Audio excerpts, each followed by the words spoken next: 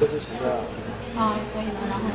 没事，你看这个03年36个国的是吧？07年注册58年，那这个哪一年？这个51年，逗号8。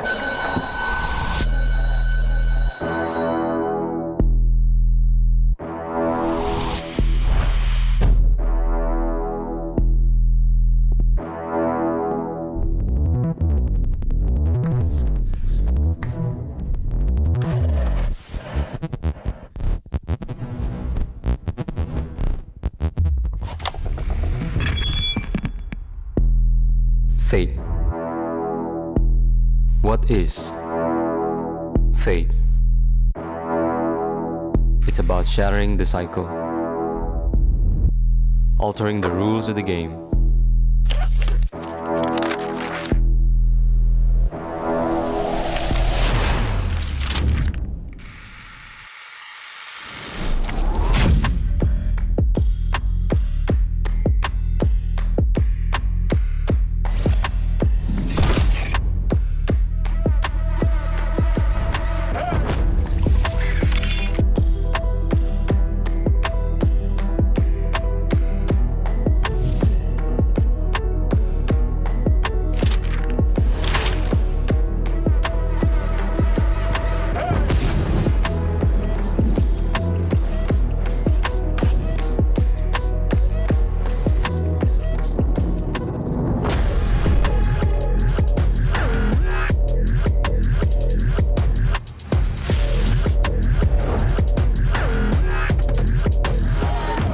New challenges will be ignited, and a new order is poised for reshaping.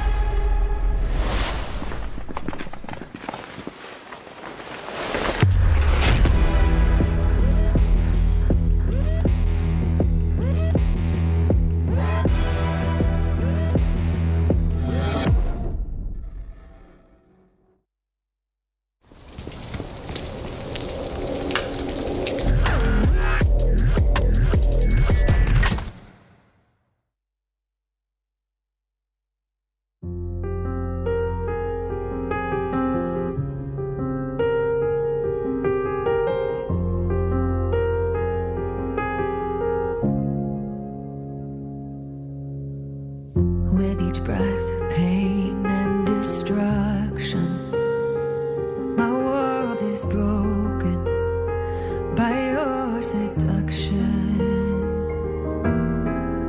Your touch, a whisper from the past, a memory that's fading fast.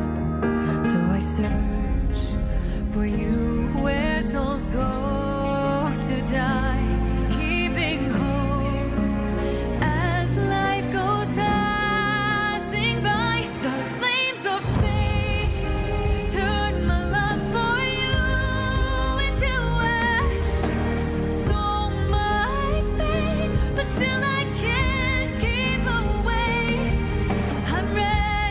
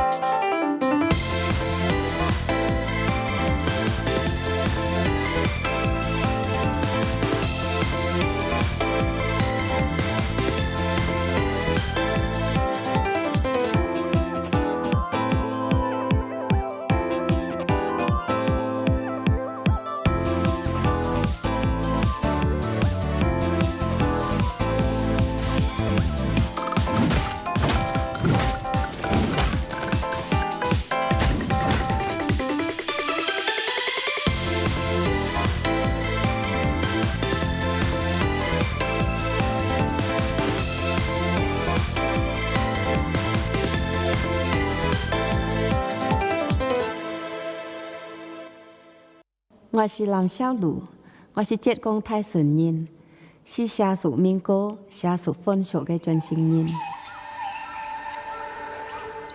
在小富的嘴巴，在最穷的你们上，小鹿也要穿凤凰装。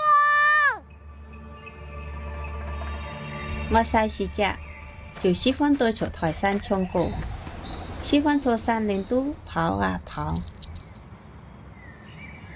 唔是只，只有老人头上嘅盘王記可以教我定路腳譜。我爺對我講，平王裝是不你在台先嚟以後將可以做嘅，所以我經常拿佢嘅平王裝對着將在看待新言。夢想地個台先嚟以後就像平王裝嘅樣子。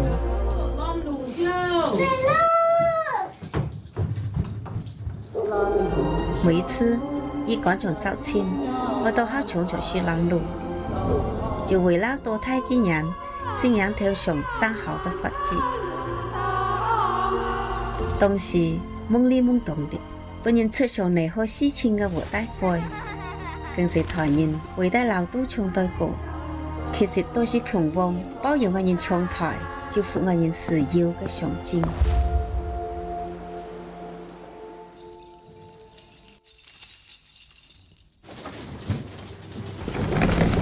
這條台先來，就像是太太外班嘅時候是先落樣子。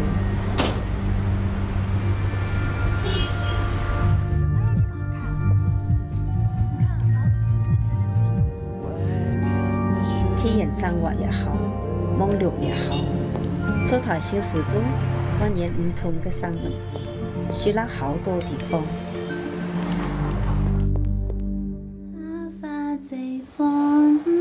妈，你干嘛老给我带这个呀？我想再唱这个。伴隨我女面面台先來，也面面教我像啲細時隻怪運對平王嘅熱愛將先落書，所以我十分堅決將頭歌上。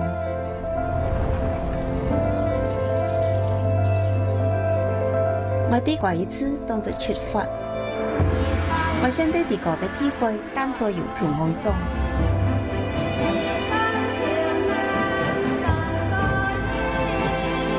山下嘅歌啊，唱了一輩子。現在我在舞台上唱出地個嘅故事，啲民俗嘅轉型都上了革新嘅色彩。革新意義上，唔只是俾你在相處嘅標誌。而是俾我人勇氣，讓我人無拘無束做啲個嘅披風弄開腳。愛來自山下，我是熱愛嘅勇氣弄英雄，我是憧憬平王嘅傳道中嘅一環。愛也是平王，愛是書記，愛心無懼。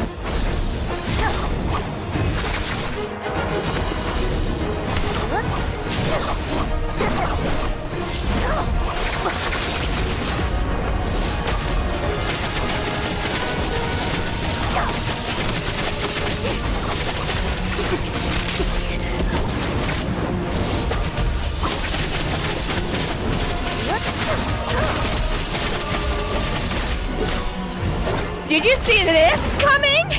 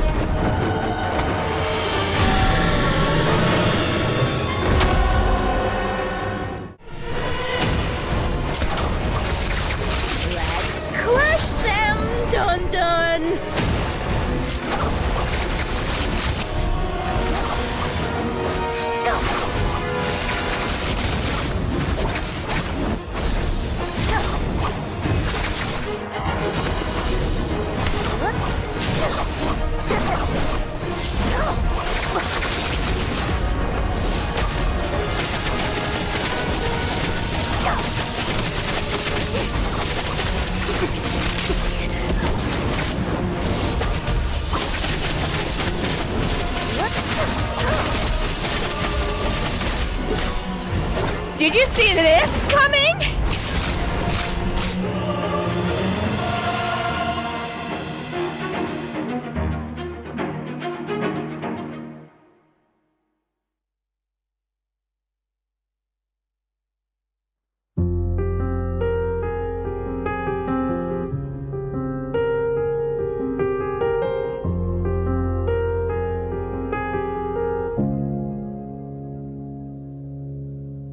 With each breath, pain and destruction, my world is broken by your seduction.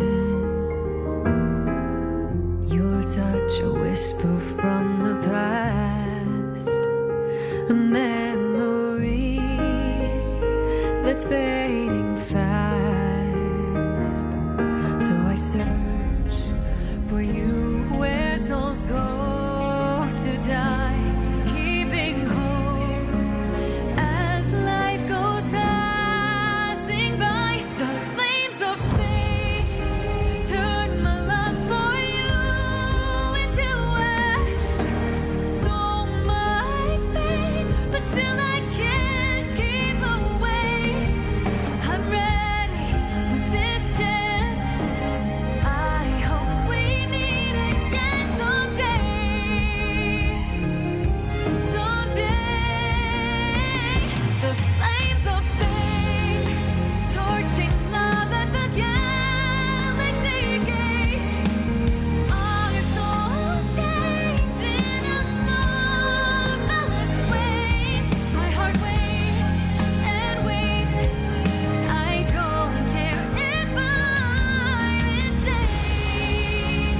I know we'll meet again someday.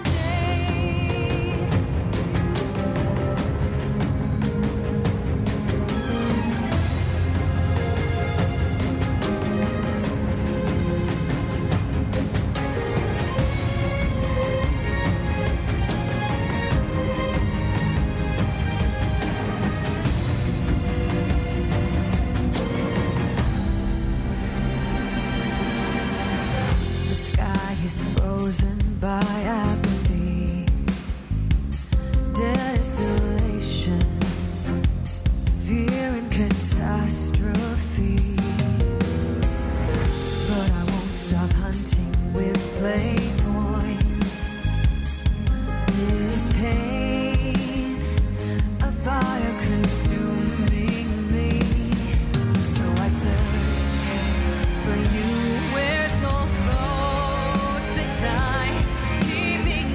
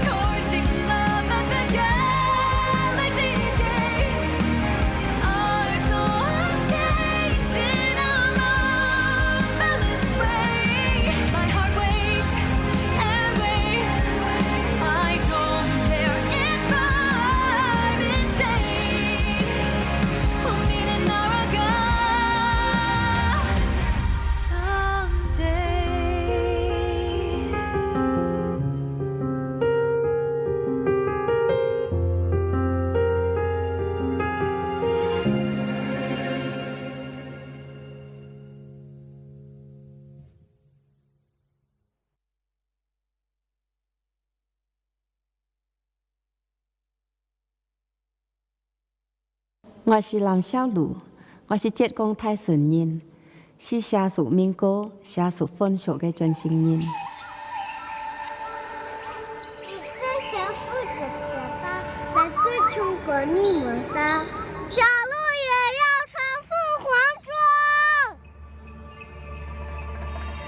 装。我细时只就喜欢对着台山唱歌，喜欢坐山林都跑啊跑。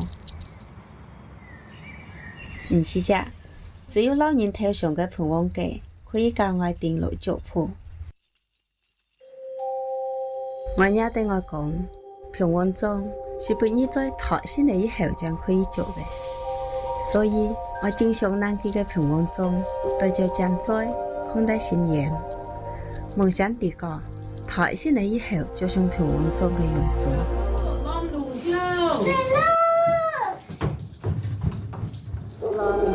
每一次一趕上早前，我都好衝着去讓路，就為了多睇幾人信仰頭上生好的法子。當時懵裡懵懂的，本人出上嚟好事情嘅活大會，更是台人為得老都唱對歌，其實都是平王包容我人唱台，就符我人需要嘅象徵。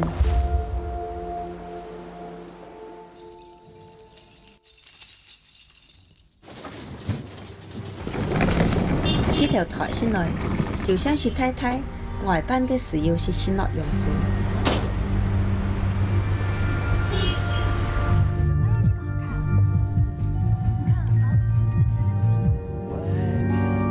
體驗生活也好，網絡也好，出台小時都當然唔同嘅生活，去了好多地方。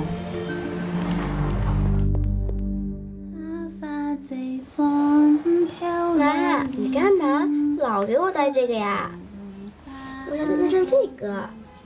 伴隨我女面面台先來，也面面教我像啲細時隻怪運對平王嘅熱愛盡顯露出，所以我十分堅決將頭歌上。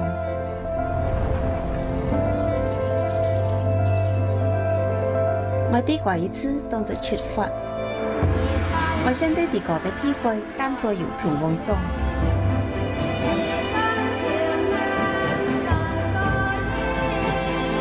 山下嘅歌啊，唱了一輩子。現在我在舞台上唱出地個嘅故事，啲民俗嘅進行都上了革新嘅色彩。革新衣裳唔只是俾你在相處嘅標誌。佢是俾我人勇氣，讓我人無拘無束做啲個嘅披風弄開角。愛來自山下，我是熱愛嘅勇氣弄勇上，我是憧憬平王嘅傳道中嘅一個。愛也是平王，愛是書記，愛心無懼。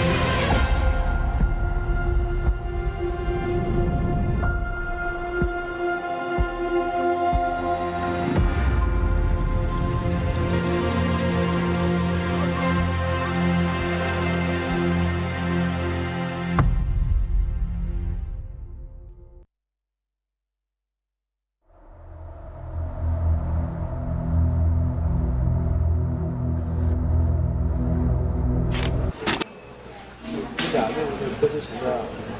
所以呢，然后呢？没事，你看这个03年、32年、5六是吧？07年、17年、58年。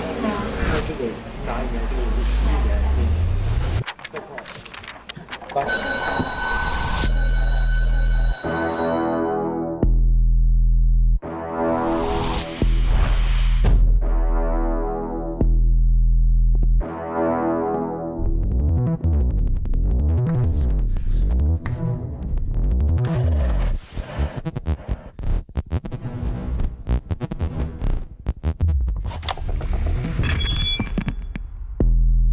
Fate. What is fate? It's about shattering the cycle, altering the rules of the game.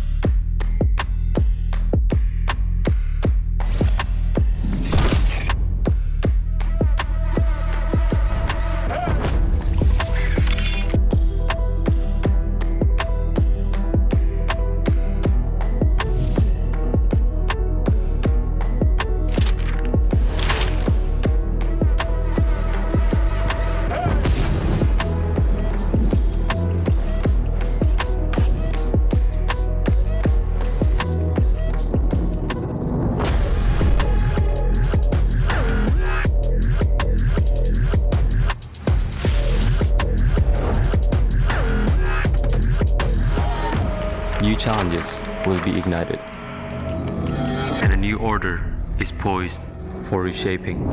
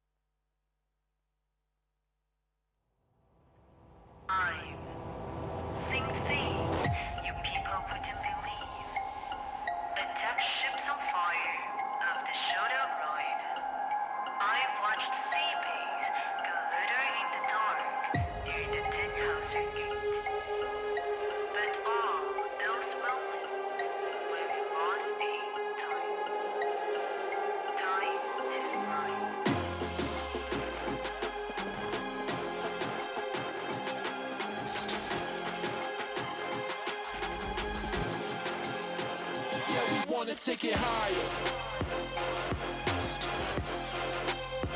Light it up like we on fire. Yeah, wanna take it higher.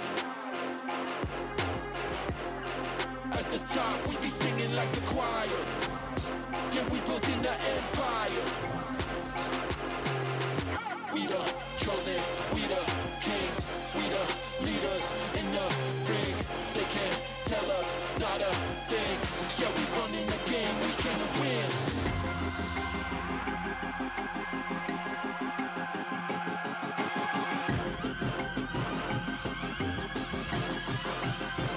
Yeah, we wanna take it higher. Light it up like we on fire. Yeah, we wanna take it higher. Yeah, we built in the empire. We the chosen, we the kings, we the leaders in the ring. They can't tell us not a thing. Yeah, we running the game, we can win.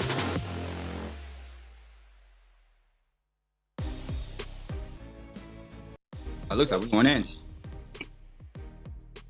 Welcome everybody to the 2024 NARAKA BLADEPOINT Spring Split. My name is Creatives, and today I'm with the man himself, Raven Please. And Raven, it's been a while since I've been in the Pro League or watched the Pro League. I think there's a lot that we got to talk about today because there's a lot of changes that has happened since last year compared to this year. And I'm very excited to see how everything pans out with these games. But it's been a while for me personally, because for me, I stopped casting for the mainland qualifiers for Worlds, and it's been a big change in the whole meta in solos. That we had 2 new heroes, we had a new weapon implemented as well, and man, Raven, there's a lot to be talking about today. Oh my gosh, I'm super excited, and we are in for a real treat today, Creatives. We got the Lobby of Death. We got all of the finalists here, with the exception of Frostivus, but pretty much 11 Chinese players and 1 foreigner. 1 5-2-1 player in here in a Lobby of Death. We still got 225 Mike gonna go at it. That heartbreaking defeat that he had at Worlds. You can get that run back finally. We're gonna see what all these guys have been working with, and just like you said, a new character, a new weapon. We got Hong Sword, and we got Xiaoyo, and we got Heaven Step everywhere. I saw Mike do a Heaven Step downhill front side angle, and I was just like, whoo. Before, Mike really wasn't a big combo on the new standard we see is that all of the players now can do all of the hardest combos. So the old days where you can just get away with having strong neutral, it's a day of the past. Everyone has to do everything now, especially with the new character. Wow.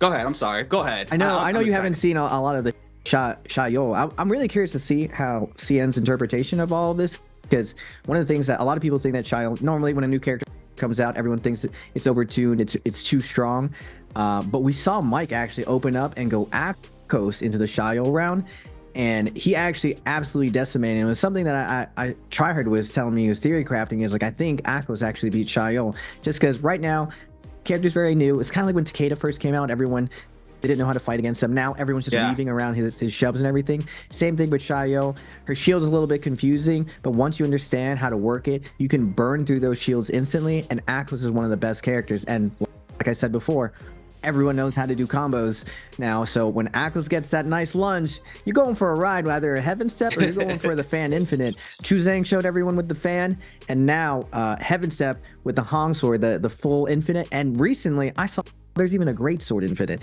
There's crazy amounts of Touch of Deaths coming out, and until that green focus comes out, everyone's in for a rough ride. Yeah. I always knew that the Pro League was a lot more structured, that neutral game was always super strong for these players, and you really didn't see those fancy combos come into play. And I personally wasn't able to catch the games too nice to go for the solos openers. So I'm coming in here blind, and you're getting me turned up right now talking about this guy. We have Heaven Steps in the games now. Everybody doing the Heaven Step, everybody doing those extensions, because it's really big damage if you're able to loop that Heaven Step over and over again. And the Hung Sword, the neutral game with that weapon is very tricky. It has big mix-ups going in for that blue, being able to catch the Prod right after with the LMB and going straight into that uppercut, into the grapple. That weapon is very strong for me personally. I think that weapon has a very, very strong potential, or I mean, it's very strong. There's not potential. We know the weapon is strong, but we're gonna take a quick look at the standings currently from the first night before, starting up from Number 7, JL's AS with 15.9, JJH's XXY with 15.8, TE Jux with 15.7, JT's PST with 13.9, and the boy Lions is Frostivus with 13.9, and BBE Bamboo Esports Rohihi with 11. And Frostivus now in the Pro League. Raven, the boy Frostivus, me and you both know this man is a demon. We've watched him play time and time again here in the North American region. We've seen him in the Southeast Asian region as well, and he's been a very dominant player. And now that he's in the Pro League, I'm super excited to see what type of player he's going to evolve to, because now these type of games here, everybody's a demon. You're gonna get really good practice in these games. He's gonna be able to evolve even better of what a player he already is right now, Raven. Yeah, and one of Frost's biggest idols is actually Mike, and we're seeing Mike continue his dominance coming from runs. We see a new name over there, Arano, and if you didn't notice, you see like an unknown like CDZ. That's Panda Man renaming himself. I still feel like he's Panda Man for life, but he did really well the first day. Even got a Tarka Infinite off, just showing that Tarka is still relevant after all the years. You can't get rid of that guy. And just like Worlds, today we're going to be opening up with 3 Holoroths. They're all going to be daytime. That means there's no Fireflies on it. Then we're going to follow up with the Morris with 2 evenings and 1 nighttime where there will be Fireflies. This greatly affects what these pro players will be choosing. Now, the phases introduced at this World and going to be continuing going in these bi-weeklies. It changes a lot, but from what I saw during week 1, there hasn't really been a solid meta established. Now, normally the way it works, if the same character is picked in one of the first phases, there are 3 phases, A, B, and C, that character will be banned. And I didn't really see a situation where the whole lobby decided, well, on a daytime Holoroth, we're going to go this. On a nighttime Morris, we're going to go this. Besides what the current meta was at Worlds. And the one person, surprisingly, that was going against the meta, usually it's Wang Lang setting the character picks, but it was actually Mike with his Akos pick against all the Shyols and his Justina pick against all the Zippings and Farias. That was something that I saw Frostivus cook up in Zero Band, showing all the Chinese pros that Justina can actually beat Faria in a fair Yang fight or a fair 1v1, and it got Mike cooking, because I know watching Frostivus Zero Band Mike, he was saucing up Mike, letting him know he's on notice. But still, that's not all the game. We saw Frostivus open up last week with a great game 1. Unfortunately, not able to get his game going the rest of the games. When you saw what the future could look like for him. Unfortunately, we don't get to see him today, but we do get to see Mike and 225. I want to see if 225 is going to bring the pain. Spider with the rebranding of red hair following Wang Lang. Last year, Wang Lang had the red hair. This time, Spider has to switch it up. He wants to take his throne back. He was dethroned by Mike, but can he bring it back this year? What do you think, creatives? Oh, I feel like Spider right now is going in that redemption arc right now. Changed his hairstyle, and we always knew. Yeah, he looking crispy here with the red hair. And I mean, it's Spider, right? At the end of the day, Spider has always been a very strong player. Super unfortunate for him at last year's Worlds. He did fall short to Mike being our new world champion right now. Currently, Spider being our previous world champion as well. So I mean, both of these players are very high caliber of players. But Mike, I mean, look at the stats right here: 4.8 average kills for Mike, and he has not slowed down from Worlds. He is still that high caliber player that he is. And I'm super excited. I'm always excited to see Mike and Spider go at it. But I'm also a T225 fan, like you mentioned, because T225, he's been that player that he falls short so close to that finish line. T225 always very showing out, especially in Worlds. He does have a little slow start during the bi-weeklies, but in Worlds he plays very well, and super unfortunate for him, he has not reached that potential to where he gets that chip for himself. But he's always under my radar. T225 always being that really strong player. And wow, I mean, I'm going in here blind, Raven. I don't know what I'm about to see. I do know we do have a new hero pick system. I'm very interested to see how all this plays out. Like you mentioned a little bit earlier, that the heroes get banned if if 2 people pick that hero, or how is that specifically works? Yeah, there's 3 phases, A, B, and C, and they're randomly selected. So right now, they're one of the lobbies is a phase with Mike, Spider, all the strongest players. So they really dictate the tempo when they go first. But basically, the simplest way of looking at it is that on every single map, so on Holoroth, generally Feria and Zipping are priority picks for people, and you either want to open up fast or slow, but you'll see those 2 characters come out. And I think in the previous week, the only character that got banned when the first lobby went up was Zipping. Everyone picked Zipping, and they wanted to play a very defensive game. So everyone went Zipping. That means that everyone in Group B can no longer pick Zipping. And the weird thing about it, as a player, we see it as viewers, but as a player, all you see is the Zipping character blacked out. You cannot pick this player or this character. And so you're able to pick up your second pick. So there's a lot of strategy that goes with this. So you have to really, really consider, do I want to start this round? What's my backup plan if I'm Group B, Group C? What's my worst pick scenario? And that's why at Worlds, we saw a lot of people pick Temmie, because Temmie doesn't really have a bad matchup, and he kind of neutralizes a lot of characters. But again, on Holoroth, there's not really much kiting paths. You get caught out in the open a lot. So generally, people like playing very defensive characters like Zipping and Feria. But we saw Mike open up with the Justina, and the one thing that's great about these pros is they adjust. So the fact that Mike opened up with a Justina on game 1, we're going to see counterplay coming out, and maybe we'll see that Takeda come out, because that's what, for the most part, going into Worlds, Takeda was kind of phasing out, but Spider and 225 kept at it, and their strongest games were actually on their Takeda pick when most of the other players kind of gave up on Takeda and went more defensive picks. So hopefully, I'm hoping to see some ingenuity. I've mainly seen these Tessas underutilized. Like Tessa has been underperforming the first week, so I'm wondering if people go back in the lab and ironed out some of the details of the last day, reviewed the VODs, and we'll see a lot cleaner Tessa. But we do know Tessa is also a very strong hero. With those 2 ultimates that she has, you get the enchantment, and then that damage just comes into play, and she can be really, really annoying to play around against.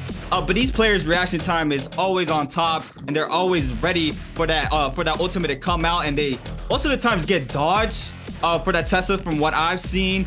But needless to say, like you said, they probably went back in the lab, started cooking up some other methods that they could for that hero, because that hero is very strong. For me personally, I think Xiaoyu is very, very strong as well. I think I only saw 1 Xiaoyu come into play for this game, but still, I know Xiaoyu is very, very strong, especially with that F. She can catch the prio, cancel it into a straight combo. I mean, it's just a very, very good hero right now. So I'm very interested to see right now how these players are going to do for this game number 1. But let's see the hot drop here for all these players. It looks like we have 1 player in Imperial Village. Plume Castle not being a drop zone for this map number 1. We have a lot of the players on the top left-hand side near the Altar of Tranquility. We also have some players by the Mice Forest. We had a couple players on the top right-hand side of the map. But this is game number 1 of the bi-weekly 1 solos for the 2024 NARAKA BLADEPOINT Spring Split. Starting off with the man himself, OUG's Mike. Now currently in another team right now, OUG Mike. It's gonna be a little taking time for me to get used to saying OUG Mike. But now we see Mike now representing OUG. Badass action as well on the Zaping.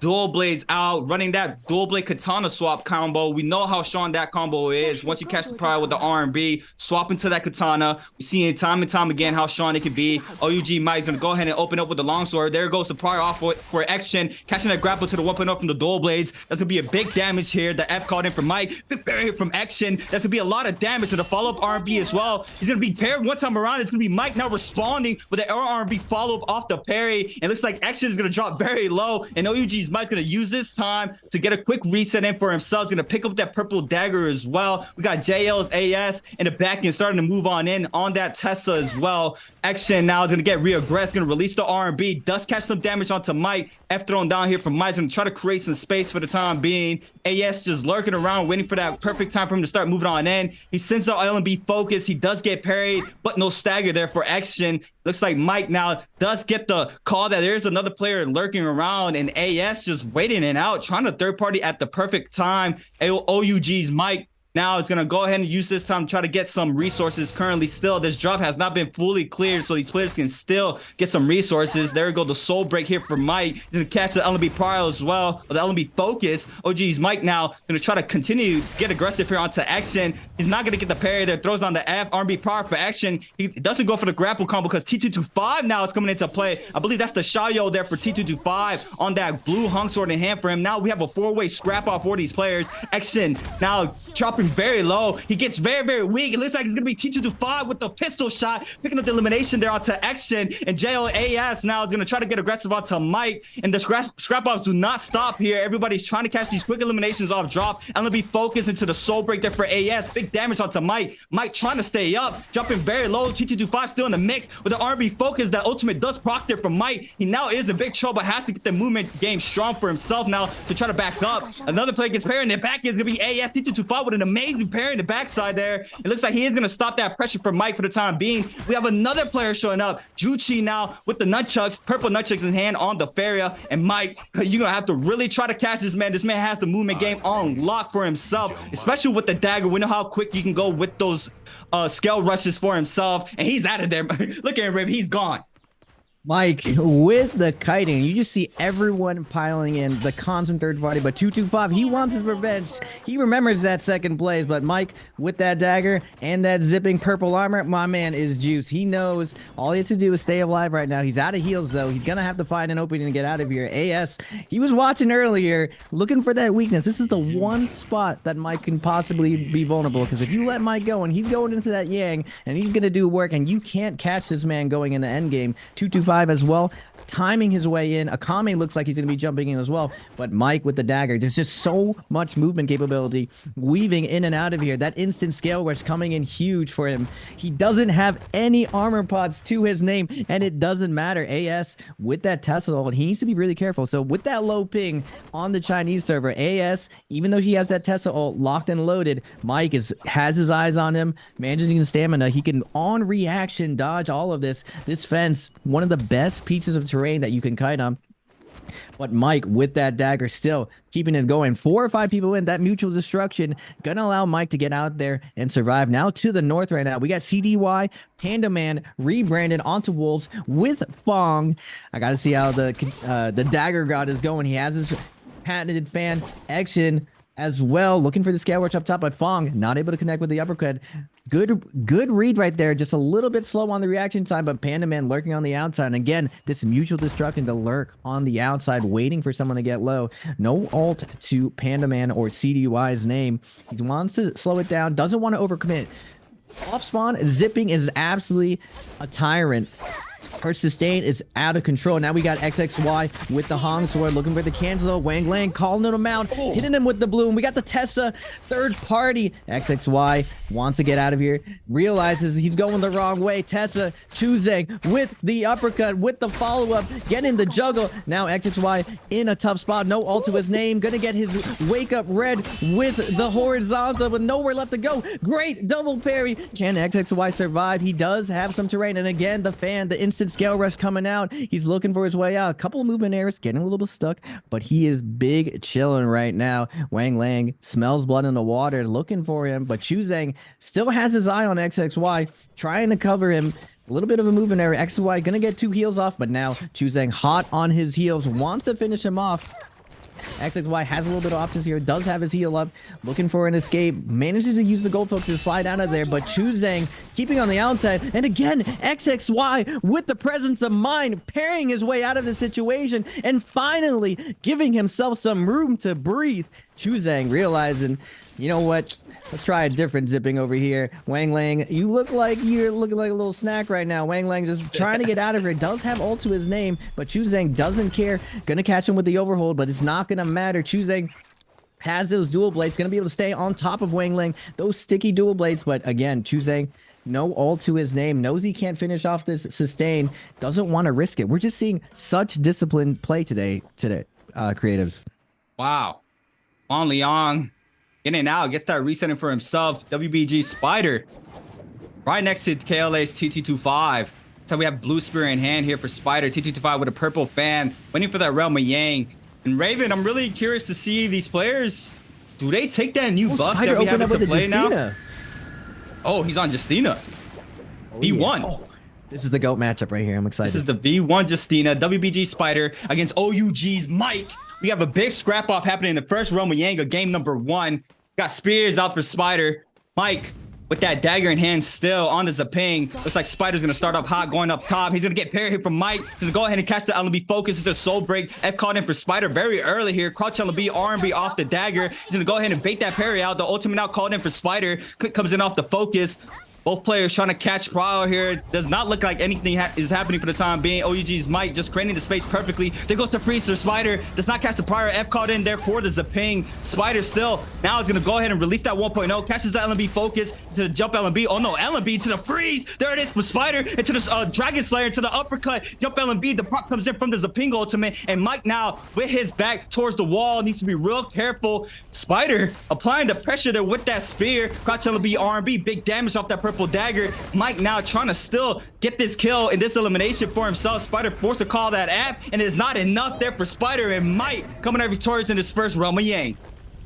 Beautiful read by Mike there. He actually perfectly times his light attack as Spider comes out of his freeze. Really hard to do because Mike mistimes that. If he guesses wrong there, Spider just instantly takes his turn back, hits him with an uppercut combo, and Mike dies instead. But this is what defines champions. Their read on other players, their memory of past situations. Mike completely reads Spider's situation that he wants to retreat there, calls him out, gets the stagger, bets it all on the light attack, and Spider goes down. Now we got Spider with that Yang depletion. Now, if you lose that Yang 1v1, you have 4.5 minutes to find a Soul Bloom on a body. So now, forced action in the mid game, Spider needs to find someone. Unfortunately for him, he finds the second strongest solo player in the world, 225, but he's hot on his heels. Now we see on the outsides, like I was saying before we went into Yang creators, I'm seeing a lot of disciplined play. We still have 12 people alive.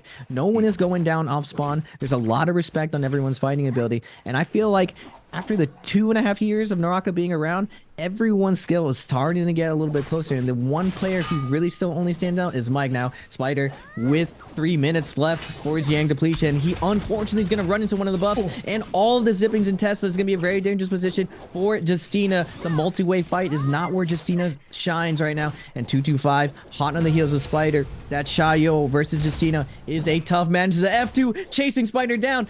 Spider weaving, getting out of there, managing to dodge that big damage from the F2, but going back to this, we got CDY and AS getting chipped down, but Spider coming in quick. Can he get the Soul Bloom? Can he do it? He cannot. Unfortunately, but still with Yang depletion, someone came in and stole a 225, able to pick up that kill, and now Spider has 2 dashes to his name, but OUG Mike with the buff, he's gonna show so much aggression. Spider down to half health, looking for a chip shot, but everyone is here. We got more than half of the lobby here. CDY inside Farrier ult. Spider just looking down, just like, who am I gonna find to kill? We're gonna just cap off here. Stay relaxed and get back in there. The water's fine. Wang Lang trying to get out of there, and Panaman in the middle of everyone. The second that Farrier ult's gonna come down, everyone's gonna pounce in on Spider. First one in, looks for the R&B, gets the bonk off. Now CDY at 1 HP, and now Akame coming out of nowhere, chasing him with the F2. What should you do? 1 HP situation, but we do have that dagger. Panda Man looking to get up within the mountain. If there's one place to kite, you want to kite here at Plume Castle.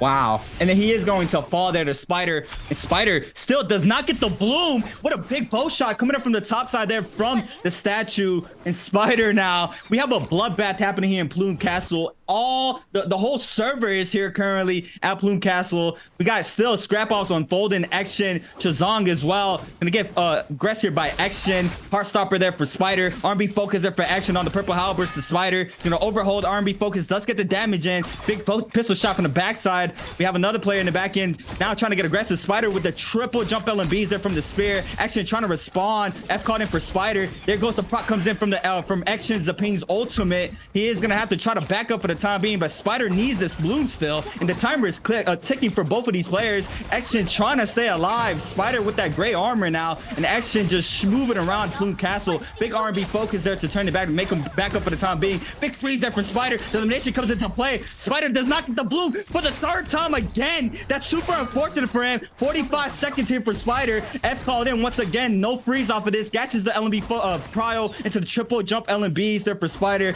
and he cannot catch a break right now. Everybody is here at Plume Castle. We have all these players still getting mad aggressive. Spider trying to take a quick reset, and no ultimate anymore here for Spider, so he's gonna just have to call his shots here and just back up. 23 seconds. He needs a miracle, and a big bow shot there from Fong from the top side. He said, give me that, get that free elimination out to Spider. And wow, Raven, what a showdown right now. This is the most aggressive Plume Castle thing I've ever seen. The amount of ferociousness of everyone chasing out, just sharks everywhere, everyone taking a little bit of hit and everyone diving in. Spider unfortunately not able to find a soul bloom and just eating a bow shot from downtown. And now we have Mike, the original Oogler, the most aggressive player inside Nbpl. He has a massive lead right now at 51.1, and he has a gold dagger. It's interesting to me that Mike actually prefers having a dagger. Normally, it was universally accepted that fan is the best weapon, but Mike is choosing to keep his dagger instead of switching it to fan. I'm wondering if we'll see more of that evolution moving forward. And we're seeing the same thing as well with Panda Man. They're choosing the mobility of having that mix-up of the soul break instead of having that nice like longsword distance of that mid-range focus attack. They're using that movement instead, but still Fong, Mike, Juchi, Chuzang, all still duking it out inside Plume Castle. And the one character that really has a huge advantage in this situation is Zipping. She can go forever, and you can't really tell which Zipping is who besides who has the ultimate. And if you're going to get out sustained, you're going to get your heals kind of mauled out of you and sieged from you. In this mid game, it is critical to keep your heals up, because going into that end game, it's Faria and Zipping who are going to win those situations. So everything in this mid game is picking your spots wisely, and we're going to get 225. KLA's 225 versus CDY of Wolves. Who is going to take it? We got the gold dual blades on the Xiaoyu. Can he find the opening for this Faria? Faria is notorious for getting that stall into a tie, but nice LMB in midair. 225 looking for the opener, baiting it out. Panda Man just sitting out for the hold. CDY has the pressure, forcing out the ult already. One shield getting get poked off. Two shields down. He's going to dive in using one of these charges. He still has two shields left, looking to dodge out, doing great damage with that cannon. Imagine an iframe everything, no stagger, still has two shields to his name. 225 gets around the corner, and with these giant pillars, it's gonna be a little bit easier to get these heals off. One shield going down, able to survive the situation. 38 seconds left, still a lot of time for 225 to make something happen. Looking with that F2 reset, third shield's gonna finally be popped. No more shield to his name. Now 225 actually taking damage, still gonna get back to full health. CDY's gonna try to close the distance to make sure he doesn't get a heal off. Unfortunately, we get a full reset. 20 seconds though. Can we find the kill? Dagger gets the focus attack, looks for the hit, able to jump over the F2. Now 225 managed to catch the tap dodge, but the gold combo break is going to come out. 225 goes for a ride again. That gold dagger just does too much damage, and CDY keeps on his reign and takes down 225. Wow. Panda Man staying composed in Aroma Yang. OUG's might. Now in the outskirts of Plume Castle this time around, gold dagger in hand. And I like this about Mike. He had his 3 kills, did not decide to go into Yang. He wants to play for this end game. He has that lead, and he's still playing very structured. So big shout out to Mike, knowing that he does not have to take those aggressions that he doesn't need to get more eliminations. He has 3 on the board already. Now KLA's T225, 3 minutes and 50 seconds. Try to pick up a soul bloom. Super unfortunate here for T225 on the Xiaoyu. Gold halberds in hand here for T225. Gonna have to wait and see if he can catch a player, unless he has a bloom stash somewhere, which a lot of the times these players do have one. Looks like he is going towards the zone, so he might have one stashed around somewhere in the zone. We're gonna have to wait and see how that goes for him. But I mean, there was just a lot of action Plume Castle. He probably does not. T225 still just falls short in that realm of Yang. Gonna have to wait this out for him. We still have 7 players remaining. A lot of these players playing the top side rocks here by Plume Castle. Got CDY coming out hot from that realm of Yang. Has that buff. Got DRG's Fong the blue fan in hand. Everybody else has a very, very high rarity weapon. T225 on the gold halberds. I think there's 2 gold daggers out. We had a purple halberds as well out. But Fong, once again, staying to his roots with that dagger slash fan. And I know he was super excited once the dagger had a different type of weapon. The congeneric weapon for the dagger, because we know him as always being that dagger guy. He's always been running a dagger. He would choose a common dagger over any type of another rarity weapon. He is just super comfortable with that weapon, and now he has a little bit of versatility for himself, having that fan in the game, so he is going to be able to switch it up.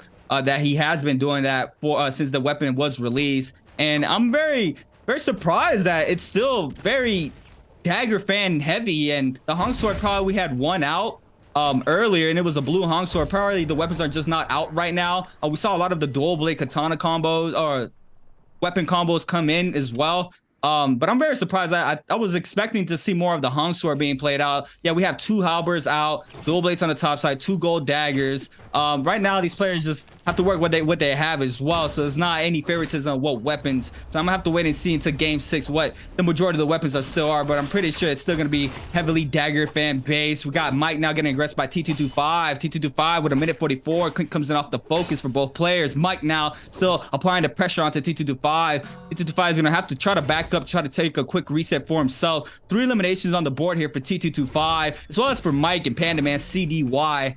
It's gonna take me some time to get used to CDY, because we know him as Panda Man, the Tarka god. Panda Man always. I'm not gonna be surprised if I see Tarka once again this for tonight. You said he ran it 2 nights ago as well, still playing that Tarka. But T225, timer his back, a minute 13. Still trying to find something for himself. Wang Liang just waiting this out. He knows if this player is getting aggressive, he did fall on Yang.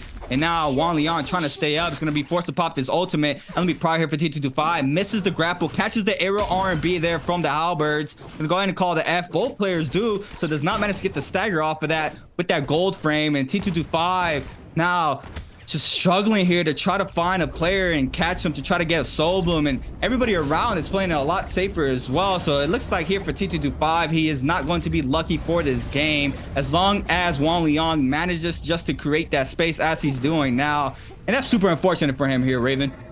This is one of the worst ways to go down. That slow death, 30 seconds left. All you see is a bunch of zippings. That plume castle, that is just tough. And now Mike, the god, zipping as a bloomer, known for his armor swaps. Mike has a crazy memory when it comes to armor swaps. Every armor on the map becomes his armor. Now XXY unfortunately gonna be running into 225. He's gonna be popping everything. He pops off the ultimate, able to get the uppercut, but unfortunately in terrain grief, the cliff ends up saving XXY's life, and now doing the drop down fake, scale rushing back up and passing 225. XXY is going to be able to pick up that kill, zipping one of the best picks on her Hallroth, and you're seeing why her ability to fight these multi-way fights is uncontested. Now Faria coming in with CDY, that gold dagger, gold halberd and gold dagger all over the place. And I'm feeling that Hong Sword, like you were saying, even though Hong Sword is really, really good in a fair 1v1, in a multi-way fight, the reach of that R&B, that vertical attack with the dual blades or dual halberds, it just goes so far. It has the furthest reach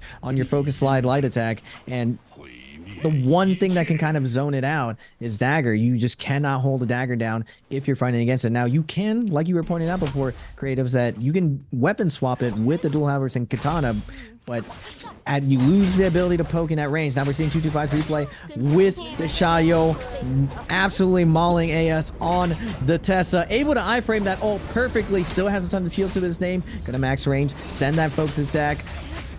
Forward in one more time. AS fighting valiantly, but the F2 is going to come out, and that does so much damage. The F2 with the weapon scaling, just an absolute nuke from the focus attack. Wow. T225 was moving in that Yang. Chazong now trying to get aggressive onto Mike.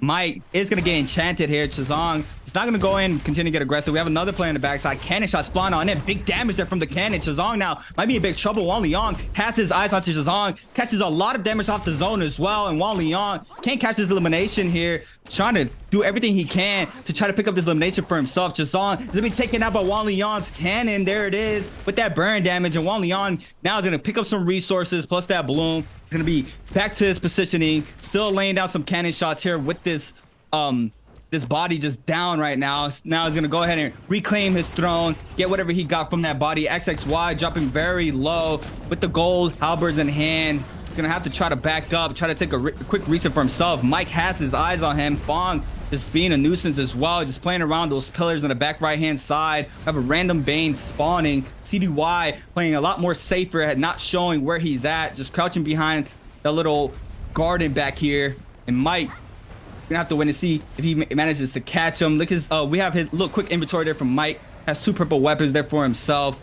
Mike in very great positioning right now, still with 3 eliminations. This is just game 1, and everybody is a lot more aggressive this time around, Raven. A lot of these players are getting a lot more aggro. We saw a crazy bloodbath in Plume Castle for this game, and I mean, that's what we like to see. We like to see the scrap-offs unfold for all these players. All these players getting a lot more aggressive, and I've been thinking of what you said, where these players have been catching up now. We did have a time period where we had that one dominant player, but these players are pretty much at an even playing field, and Mike just showing up that he is still the superior play out of everybody currently right now, especially with the point differences with everybody.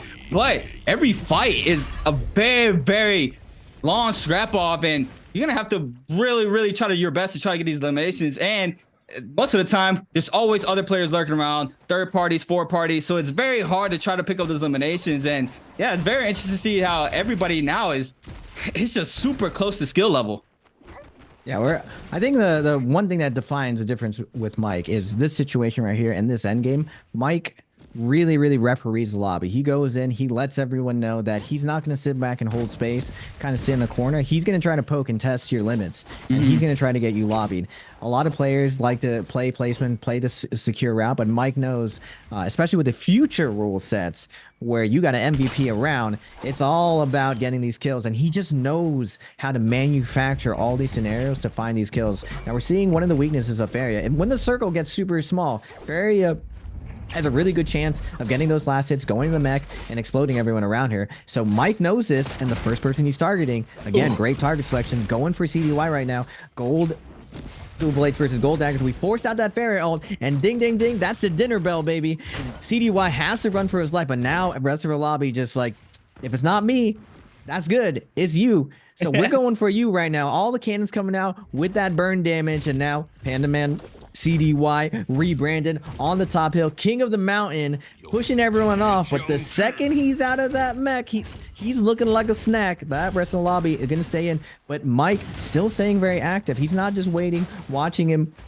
Mike probing for any amount of weakness if he can. If you make a mistake, he's going to put some pressure. We got the Dagger God Fong holding out, playing a little bit safer. Now, Fong in the past, this safe play has done wonders for him. He's actually done super well, even won some Nbpl bi-weeklies, but we're seeing at 2.2, that passive play is not going to be the future of Nbpl. You're seeing the future right now. Mike and this aggression non-stop, and we're back on CDY. No Fair ult to his name. Mike still has his ult, but again, Kratos, the big thing I noticed today, disciplined play. Mike gets half of his armor chip. We're resetting. We're chilling. We're gonna play this sound, zipping on a multi-layer end game. We got 4 layers. We can pop off that ult and survive and win this heal off, secure that first place. Wow.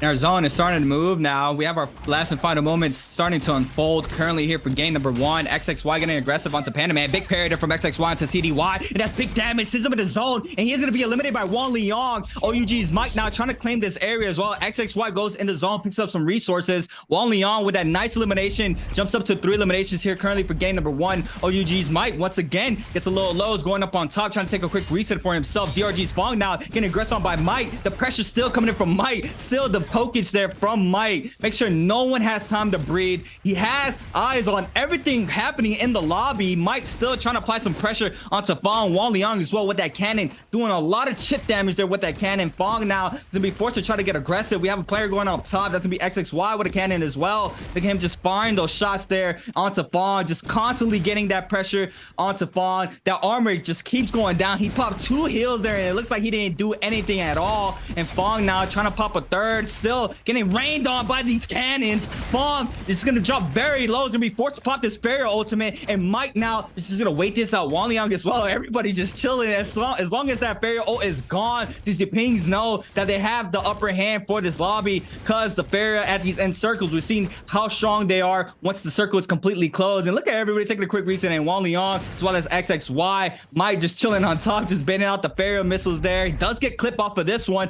but on the bottom side of that rooftop. And Mike now is going to try to take a quick reset for himself. Fong still trying to apply the pressure here. Does not manage to find anything so far after that first missile shot. Wang Liang gonna go ahead and start grappling up high. He's gonna go ahead and try to play the height game here, and Fong as well is gonna contest him on top, swapping over to that Hong sword. Mike as well now in the middle layer, drops all the way low, gets hit down. He's gonna be forced to pop the Zaping ultimate. We have our last and final moments unfolding here for game number 1. Fong with no ultimate. XXY now popping that ultimate. Wang Liang now is gonna go ahead and scale rush up. Does not have the O online. Probably already popped the XXY with half health. OUG's Mike's trying to stay up. LMB focus out to XXY for Mike. Mike now trying to apply the pressure. That player is going to fall to Wang Liang. And Wang Liang takes both eliminations there. And the third probably, no, the timer runs out. But Wang Liang, I believe, ends with 5 eliminations there on the board for Wang Liang. And that is that player that I have not mentioned. And Wang Liang still being that strong but high caliber player that he is. He's always been in that top 3. And look at him here, just chilling, smiling. He knows he had a really good game, and he is going to be our winner for game number 1. XCG's Wang Liang once again winning game number 1. Now, that end game was classic. Wang Liang, I've always looked at him and learned from him as far as his character picks and how he plays those end games. I wasn't surprised to me that Wang Liang, just like during the Yodo meta, in the early metas, he defines everything on how people play endgame. We saw Mike and Wang Liang both keeping their hit points at maximum level, using the zone as their friend. Now, the zone, people look at it as your big enemy, but it's always also your best friend as long as you stay out of it and let your opponents dig their own grave.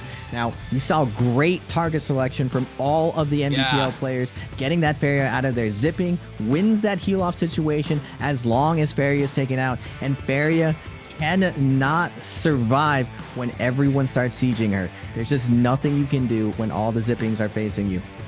And this is one of the craziest things, that being at NBPL, hanging out with all these pro players, creatives, all of them are really, really good friends. All of them are really chill. They're willing to zero ban with you as solo players, even to us casters. They're willing to play with us. But it's really, really cool to see the camaraderie between the top players and them show all of their tech and everything. But Mike, now that you've got an update, now you've seen what it kind of looks like, what do you think, creatives? What do you think's different about the pro players this season that you haven't seen since back in fall? A lot more aggression for sure. We did have these times that some bi-weekly nights that these players were getting a lot more aggro, but now but it could be one of those nights. I'm not sure. Like I said, I didn't catch the 2 nights ago opener, but off of just that game alone, we saw a crazy bloodbath there at Plume Castle. A lot of these players trying to pick up those eliminations that mid game going into that end game. And also, like you mentioned, a lot of the structure there from Mike, and a lot of these players having that target selection, which we always pretty much saw in the Pro League. A lot of these players always been really, really well with the target selection. Akuma this time around, didn't really see him go for get those third-party eliminations, because to me, Akuma always had those crazy third-party kills. He was always being there at the perfect time for him to pick up those quick eliminations for himself. Unfortunate for him this time around, he did not see any of that for himself. But I mean, just the character picks as well, Zaping being brought back into the meta for sure for these players. I don't know, like I said, still game number 1. A lot of things have changed as well. Did not really see a lot of Hong Sword, like I mentioned. Still trying to wait and see how these players play around the weapons now. Xiao Yo, it's gonna keep evolving, because like you said, we do have a new hero point system. A lot of these hero picks are gonna be different. A lot of the gameplay is gonna be different around different type of heroes as well. So we're gonna have to wait and see how the rest of the night goes. But we do have a quick answer for treasure for everybody at home. Make sure you guys are fast, answer these questions in order to win a free treasure for yourself. And the question is going to be, which hero did JJH's XXY use in game number 1? A, Zaping Yin, B, Tessa, C, Farrier, or D, Justina? For me personally, I do actually remember. I feel like I'm gonna go with B personally, but I'm actually not sure, just because, like I was saying before, on Holoroth, you mainly see Zipping, Faria, Tessa. It definitely isn't Justina. I can give you that one. Yeah. But like I was saying before, I think the first thing that kind of stood out to me, most people don't remember this, but back with the F2 Zipping meta, the one thing that counters it, because the thing that stuck out to me immediately was everyone is using Dagger right now. And it occurred to me, I was like, well, normally everything when we were at Worlds, everyone was using Fan, and we didn't see that much Fan. And even when we were at Worlds, we were already discovering different ways where you could basically deny the focus attack by moving left or right off the line at timings, and you can just catch the focus attack. And Dagger does a really good job of punishing Zipping when she tries to get away in that gold focus. It just is super impressive as long as you space out and use that LMB focus attack to launch and deny her escape. We're seeing Wang Lang taken #1 with 5 kills at 9. We didn't even get to see a lot of Wang Lang's fight. My man was slaying the lobby. We mainly saw Mike running around. We mainly saw CDY with 3 kills. No slaps themselves, getting 2nd and 3rd, keeping up their dominance. And 225, still one of the top 3 fighters within the league, still getting 3 kills. But unfortunately, that Xiaoyou, she is so dominant in that 1v1, but couldn't stay alive to get to that end game, to get that multiplier, to get a little bit more points. Bong, tried and true, playing safe, getting there, getting that 1 kill, still in the top 5, getting 1 kill. Even in these pro lobbies, you can scoff at it. Getting 1 kill is incredibly hard when the skill level is equal. If not, people are better. XXY with 1, Spider with 2. We saw him with the Justina. He was getting in there. He was getting active. Unfortunately, we saw him get robbed of every single soul bloom. The amount of greed you might have felt during that. Yeah, I mean, 100%. I mean, especially after the 3rd time, you know, you're already a little bit tilted. And then just to end it off, you just get sniped down from across the map on top. It's just super detrimental for him, but he still has time to bounce back. I'm going to take a quick look at the overall standings here. 7th place, JJH XXY with 18.6, JL's AS with 15.9, TE Just with 15.7, JTPST with 13.9, Froster with 13.9, BBE where he was 11. Now on the top of the pyramid, the man himself, OUG's Mike, with a crazy 56.5. But Wolves is a CDY. Panda Man is right below him with 41.3. All he really needs is that crazy pop-off game to really close that gap. And the gap is not even that far apart. And right in 3rd place, EWG's Arano in 3rd place. He was a newer player going in right before Worlds. That new blood. He's the new school. Yeah, he is a new cat coming into the block and currently in 3rd place. Once again, this is very exciting to see how these players move into the Pro League, and it's just what they make out of it, how they can evolve as a players. We have seen a lot of players come into the Pro League and now being able to adjust and adapt to the Pro League's pace, because this pace here, it's insane. Everything is so much more faster. This is not a pub, this is not ranked, this is structured gameplay from all of these players. And we have end games here in the Pro League, and it's beautiful to watch how these end games unfold and what type of movements and what type of things and what decisions you have to make in these specific moments here. Wang Liang staying up there with that Zaping, catches those both eliminations there. Super strong there for Wang Liang. And Zaping, the Zaping is back. Everybody who hated Zaping, y'all gonna have to go cry in the corner. I am one of those people because I'm not a Zaping fan, especially with that F2 meta when she first dropped. But that's a topic for another time. Wang Liang, XCG's Wang Liang, coming in strong here for our MVP of game #1 with 17.5k damage for the man. Dragon's Roar, Nunchuck Sap, Ocean Parter, Rapture Gale for that cannon, long handle weapon sap, and Velocity Untold for his Jade setup. Running the F1 V1 on that Zaping. Once again, Zaping Yin is back, Raven. Zipping, she was never gone. It's kind of like Tarka. She was never really gone. She's always had good end game, that solid defensive pick. And when you have such good neutral, she is a wonderful character to play. A lot of other characters, they depend on their abilities to create offense. But if you have really strong game sense, if you have really good neutral, if you have really good gambit play, or as the Chinese call it, boy yi, if you know how to get in there, Zipping is that character. And for the longest time, most people didn't know this, but one of the secrets to Zipping, since her ultimate can be canceled and you can maintain that rage, Mike was running and really limit testing using keeping like rage on his ultimate. So most people think when you play solos, you run full stamina, you're just in there, you're trying to bob and weave, but not Mike. He's trying to close the distance and force you to a decision constantly. And he has a lot of really tricky things that he does to take advantage of that. And even when he's not using max stamina, because of his understanding of neutral, he just absolutely dominates everyone. One of the curious things I saw him when he was playing Dagger is even when Dual Blades was chasing him, normally feels really oppressive. That right click, that R&B, that vertical attack is just so oppressive, sticking you down, holding you down so you can't get away. But Mike, every single time, he would precisely move away and instantly turn back, clog the lane, hit him with the R&B and let him know, like, you cannot just full chase me. I will sometimes fight back. And normally what people do is just hold blue, but Mike has found a very specific timing where he can stop you from chasing him. And that, in many situations, allowed him to get away from these dual blades. Worst case scenario, the one huge advantage that most people overlook between Fan and Dagger is when it clanks, you get reset, and the Dagger actually has an advantage. The Fan has an advantage where it can choose another attack that you can't really deal with. Soul Break, super good. The win with Fan, super good. No other weapon, you don't got an answer. Maybe Pole Sword, but that weapon's too slow. So I saw a lot of really creative plays from Mike that everyone is overlooking, and I know, hopefully, that these pros catch up. We saw Wang Lang.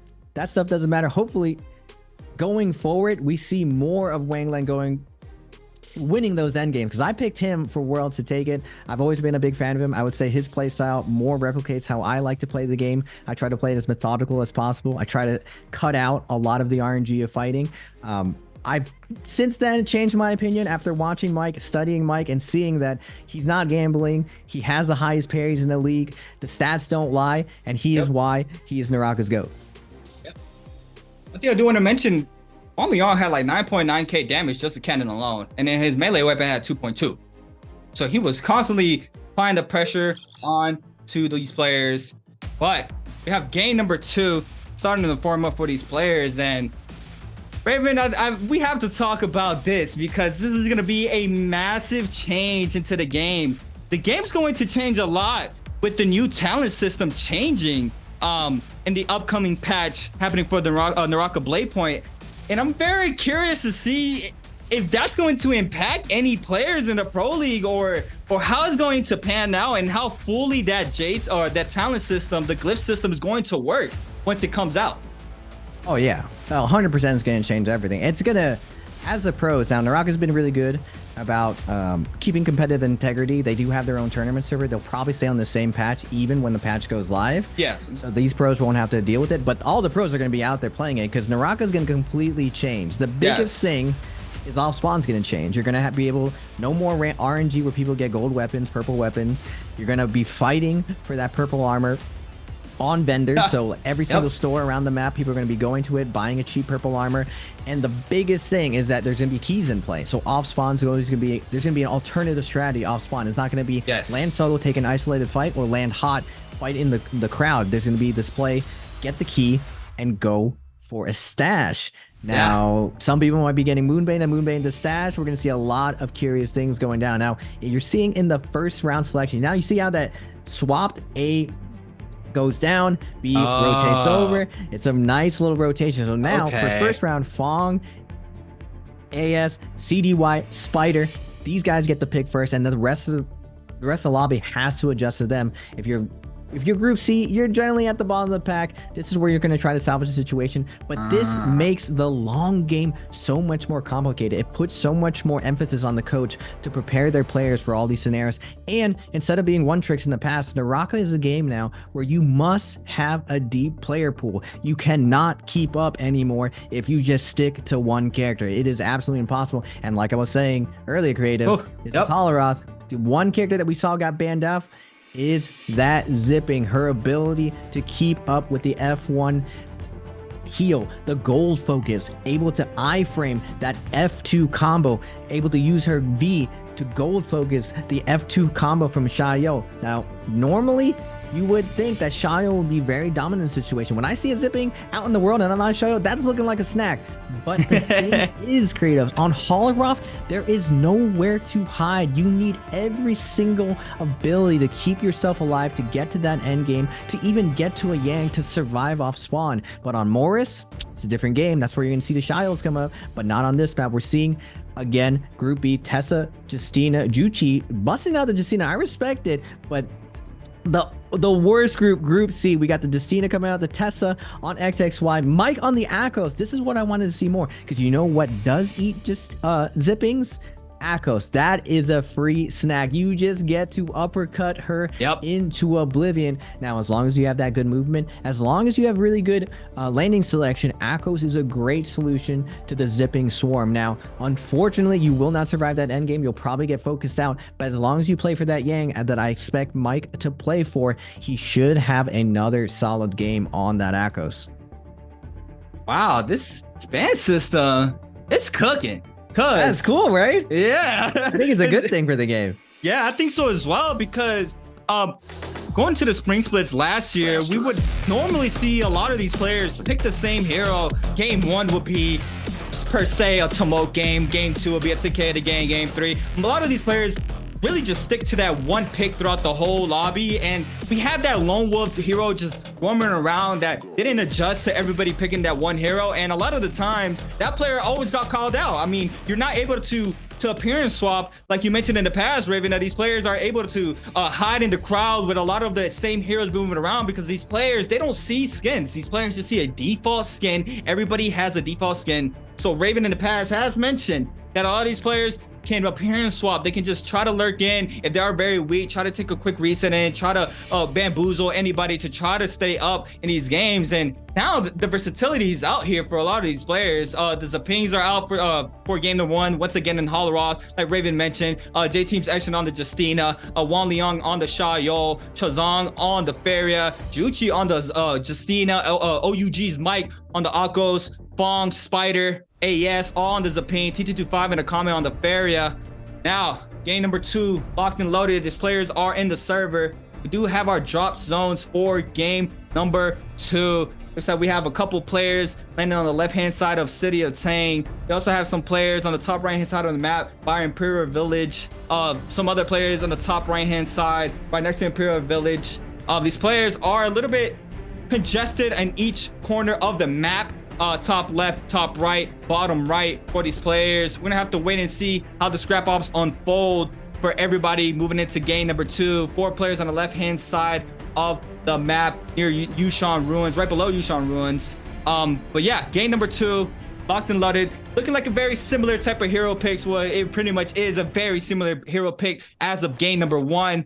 Starting off with WBG Spider, landed here at this nice little pool area, water area. The graphics look amazing in the game whenever you land here. JL's AS on the Zaping as well, has a little Christmas spirit hat on for himself, running the Zaping.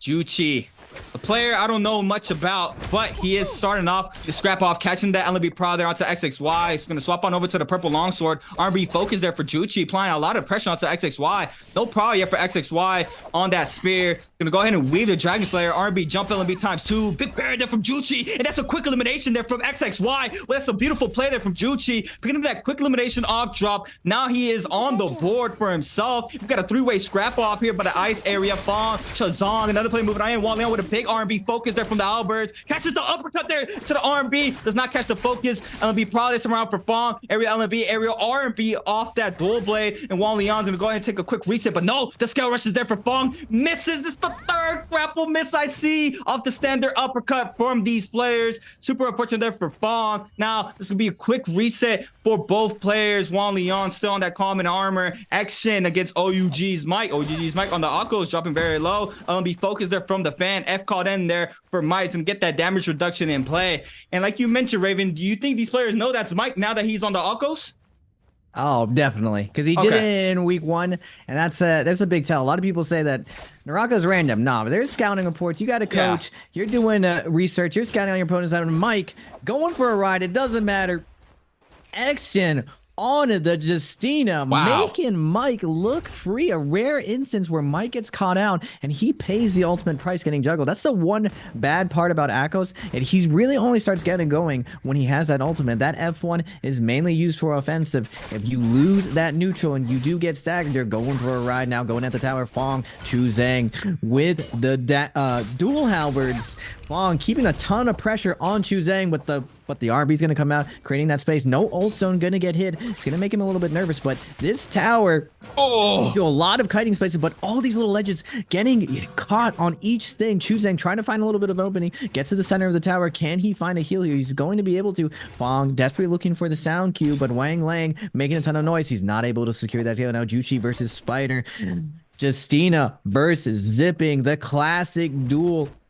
Spider with the War of Attrition, using this tower to his advantage. He already popped ult, it looks like, but that regen coming up, as long as you cancel it, you're going to be able to use that ultimate twice in a fight. Now Juchi looking for the drop down, going to get the longsword, jumping LMBs, now popping the ultimate, keeping up the pressure. F1's going to come out. Spider has to be careful here, uses the B1 to try to eye for a possible dash, not going to get him out. Juchi gonna crouch cancel, get it, but Spider able to dodge through. Only one dash left to Juchi's name. That V2 only has 2 charges. Spider looking for the overboard. Juchi denies the focus attack with a nice tap dance, but Spider just knows he has to buy some time, and as long as he can avoid this next dash, he should be able to outsee Juchi. Now another player maybe popping up, but the next V2 coming in. Juchi looking for the long range shot. A little bit of a mistake on that dash. Now not able to get the follow, but now Spider knows it's go time. Let's get in there. Unfortunately, going to get staggered on his way in. Juchi with the classic toothpick combo, able to juggle. Spider instantly throws a 1 charge, covers the wake up with the half charge, and sends Spider packing. See you later, former champion. Juchi is here to stay. Nice kill coming out from Juchi. Now we have the top 2 creatives, Mike and Panda Man, going at it, probing for some kills. Who do you think takes this fight? Oh, Akos for Mike. Blue fan in hand. CDY. Didn't catch what weapon he had. We have to wait and see how that scrap on the fold. Akame is in the mix as well. I believe that's a Vietnam player now showing up to the Pro League. I love the versatility now. We have different faces in the Pro League, and it's super exciting now. It's seeing how the Pro League is evolving. 521's Akame. Looks like he wants to aggress the Akos OUG's Mike. Super. We have to wait and see how the scrap off unfolds. But yeah, that new the longsword now, it did get nerfed a couple months ago, and now we see it in play. And the standard there is going to be 1 grapple into 2 picks there for the damage off the longsword. And before, it was just the high output damage of just continuously grappling over and over again could give you a quick elimination if that F was on cooldown for these players. And now the weapon is a lot more one-sided off of just that combo alone, but the 2 pick's still strong for the longsword. Action with blue longsword in hand. It's like he might run into T225. There it is. Feria for T225 has that ult online as well as action on the Justina. Players are just poking. Look at the timer. Yang, just waiting for that Yang to start foaming up pretty soon for these players. Couple of minutes for that to happen. AS looks like he wants to get aggressive onto Fong. Fong still on that fan. We see it there. Common fan in hand for Fong. AS with the blue Hong sword in hand. AS still wants to get very aggressive onto DRG's Fong. And Fong now does not look like he wants to have any fight or partake into any activities so far. He does have only 1 powder to his name, so he's going to have to try to get more resources for himself. But AS is not going to let him breathe. Big R&B focus there for AS. Clint comes in. The fan Gus does not get Prowl there for Fong, but does get the damage in. Gonna go ahead and armor swap to that purple armor there for Fong, having a little stash armor for himself, and AS is gonna pick that up. Gonna have to wait and see how the aggression starts for these players, or re-aggresses for these players. Fong does not want to fight right now. He wants to wait for that realm, and AS does not want to let him do that. He's going to still apply the pressure onto Fong. Mike in the mix, and we see Mike scouting around, waiting for the perfect opportunity for him to start moving on in. Looks like he is going to get aggressive onto Fong. He does know that that player is the one running away right now. Just pokes for the time being. It's just a quick little love tap there for Mike. There he goes. The Realm of Yang starting to form in for these players. Everybody going to start moving on in to try to see who has the fastest mash finger there to try to go into, that's a pause, to go into the Realm of Yang. And Mike, Mike just going to go ahead and scout it out. Frostimist told me the tech to getting into Yang is you got to crouch. Now, I've seen multiple strategies. We see Mike, if you watch his VODs, he just spins this camera and matches E. You see everyone pile in, looking for the kill, then everyone back out. Unfortunately, Mike doesn't get to go in. And what do you do on this Akos? He's going to have to salvage that situation. We see Spider going in on the zipping versus KLL225. Two juggernauts of the league. I love to see this matchup. Spider, one of the best zippings as well. Behind Mike, gonna go with the drop down focus attack, not able to catch it. The B3 gonna come out, 225 looking for that early pressure, sends the LMB on the Hong Sword, not able to get it. F2 on Spider, interesting, but 225, the classic, we're releasing the blues, we're a free bird out here, every focus attack is getting sent out. Spider's already popped, he has to choose something. 225 risks it off with that parry, able to pop his combo break to get out of there. Now can he deny Spider's heal? Woo, that pillar really fat now, not able to get the sliding shots, and he's gonna take the reset right now. Now this is gonna be a tough spot. Zipping versus Freya, we're looking for a stall situation now. There's gonna be around 20 seconds left by the time that Freya ult comes out. He does get the hit off, still no armor to Spider's name. He gets the poke out though. Now Spider in a tough position. Can 225 close the distance? Double charge in, releases the focus attack again, releases again. This time Spider calls it out. It doesn't matter, we got a combo break, and now Spider with the parry, sending him for a ride. Hong Sword combo, gonna cover the wake up with a half charge. R&B, it's looking clean. Spider is back, baby. Wow.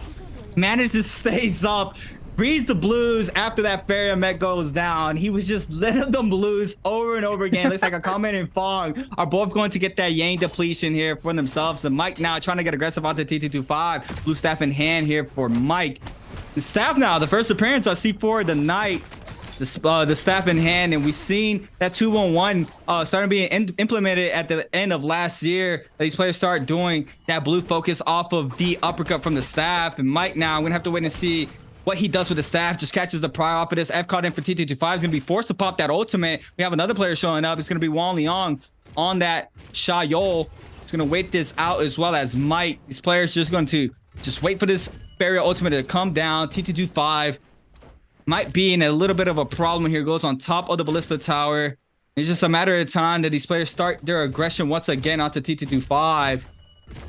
Wang Liang just waiting for the perfect opportunity, as well as OUG's Mike. Got just a little bit left for this ultimate to be up, and there it goes down. Mike now swapping on over to that pole sword. The scale rush on that does a lot of damage.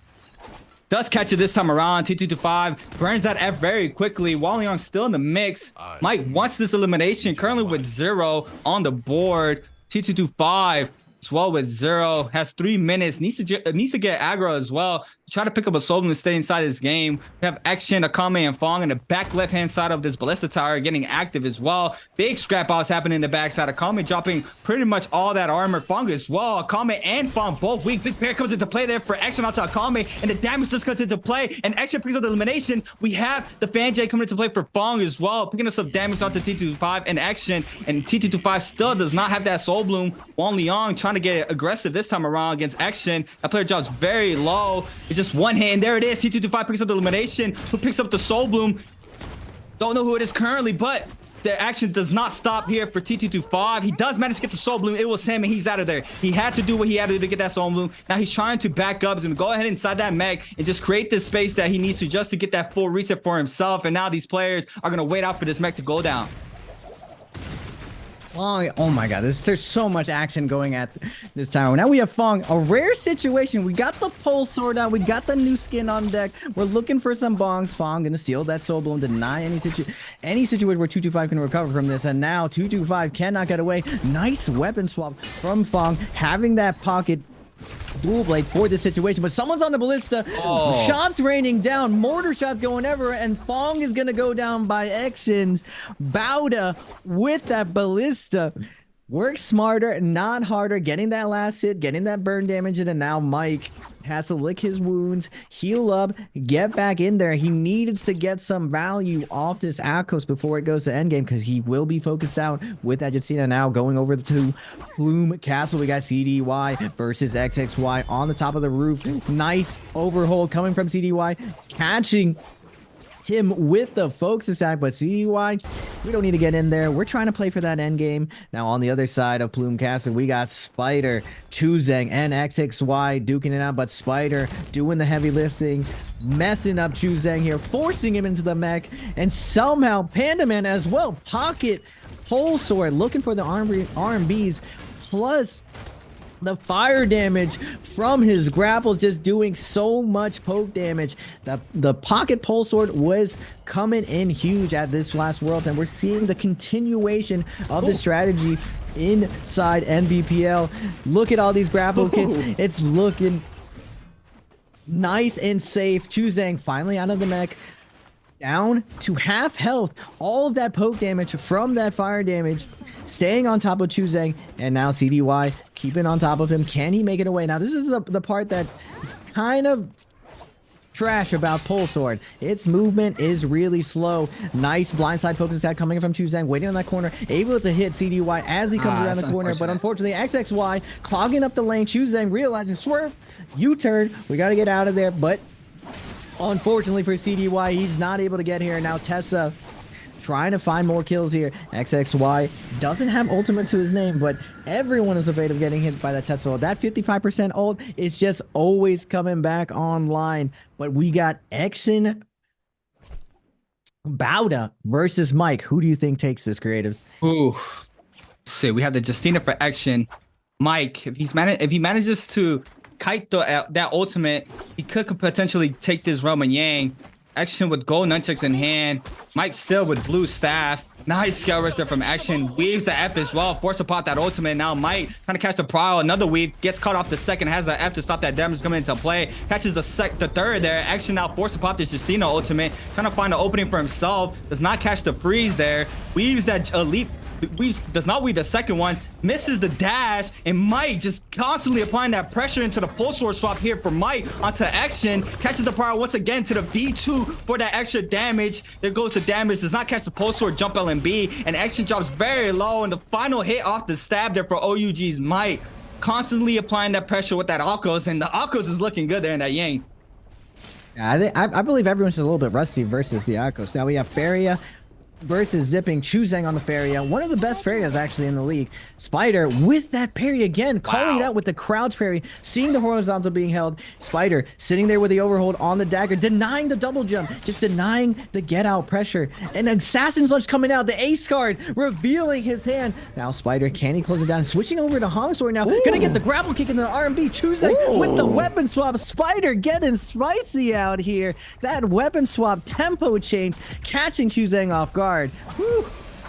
That was filthy over here.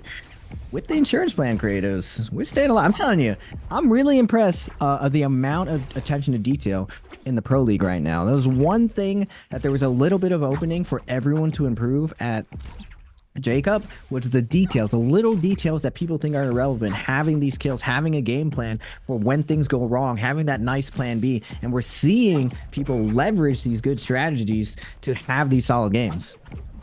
Yeah, and we had a little bit of a downtime for the Pro League, and looks like a lot of these players, they were doing their homework. A lot of these players had to go back, obviously VOD review, obviously see what these strong players are doing, trying to adjust their game, trying to be a better player for themselves, getting ready for this up and coming spring split that we're in now. And you can clearly see it for a lot of these players that they have done their homework. A lot of the pace has changed, a lot of the strategies have changed as well. WBG Spider, is that the new buff? That is the new buff, the Tiger buff. Oh, okay. I don't really know much about this buff, I'm not gonna lie. I know it constantly gives you health, and I know if you pick elimination, you have a roar that does some damage if you pick up a second one. But I've never really seen it in play, especially in the Pro League. So I'm very interested to see how it pans out. How do you feel about this buff over the Mystic Might? It's basically a Mystic Might where you don't get ESP, because the amount of heal is equates to that damage reduction. But first, Exin versus Spider.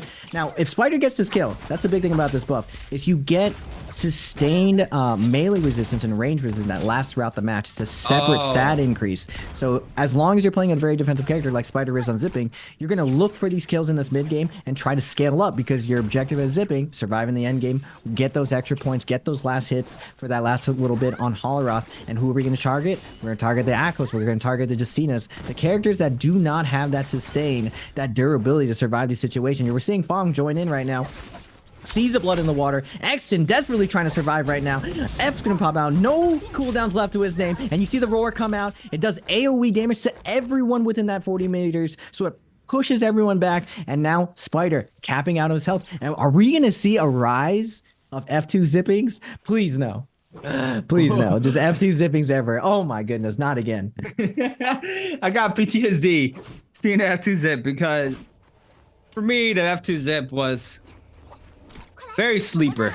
It's a very sleeper meta. I was not a big fan of Chasong against Spider. Spider now. Go ahead and apply the pressure onto Chasong. Big damage there. LNB focus there for Chasong. Cancels it into the follow-up. But big pair different Spider. Does have that F to stop that damage fully for coming in onto himself. And Spider still trying to get aggressive. Fong catches the nice scare rush off the pole sword. Both of these players now have their eyes on Chazong. The ultimate is invested there for Chazong, and Fong still applying the pressure onto the Feria. Another player showing up in the backside. That's going to be Mike, the man himself, with gold longsword in hand. Spider, Fong, probably Mike as well. Range weapon out. Chazong's going to be forced to demet because a lot of the range weapons were out there already. Fong just going to wait this out. Chazong now might get aggressed on with 58 seconds remaining here to try to pick up a soul, which is try to stay inside this game number 2. Only 4 players remain right now, Raven. The tempo is a lot faster now. A lot of players have dropped. Yeah, everyone's warming up. We're getting to the halfway point of NARAKA. Still a lot of NARAKA to be played, but with that warm up, Chuzang with the dual halberds getting in there, letting Spider know, like, you got me a little bit early. Now we know you got the assassin left. When we see Fong with the comet coming with that pole sword, just so much damage from the scale rush of the pole sword. But Chuzang staying on top of it, knows that Fong doesn't have a combo break, getting that nice grapple kick combo, looking for the wake up, does get it, denying the exit. Where can you go? Fong sends a focus attack, trying to get out of there, but now Mike with the gold Kong sword with the R&B, sees Chuzang bleeding out, wants to get this last hit, but Chuzang takes to the skies, trying to find his way out of here, throwing focus attacks, but he unfortunately runs into Fong, recovering inside the building and gets taken down. Now 3 people left. Fong getting that last kill. Now great thing for Fong. Mike's gonna be investing that ultimate against Spider, but this poor terrain, Spider's trying to hug it to deny the uppercut combo, but Mike wise enough to find the hit, getting him on the corner of it, but Spider now pop, trying to get away, gonna get sent for a ride right now. Mike gonna pop the V1, but Fong, who does he go for? Does he go for Aquas? Does he go for zipping? It looks like he chooses to take Mike between his thighs with the Starfall, letting Akos know, you cannot recover, brother. We gotta take you out of here, Mike. You're going a little bit too fast. We're gonna find you for speeding right now. The gold nunchucks hitting Mike over and over, and with the parry, that one-shot parry, Mike is gonna get taken down. And now Fong, with 3 kills, finally getting some momentum going, is gonna be going against the former champion, Mike.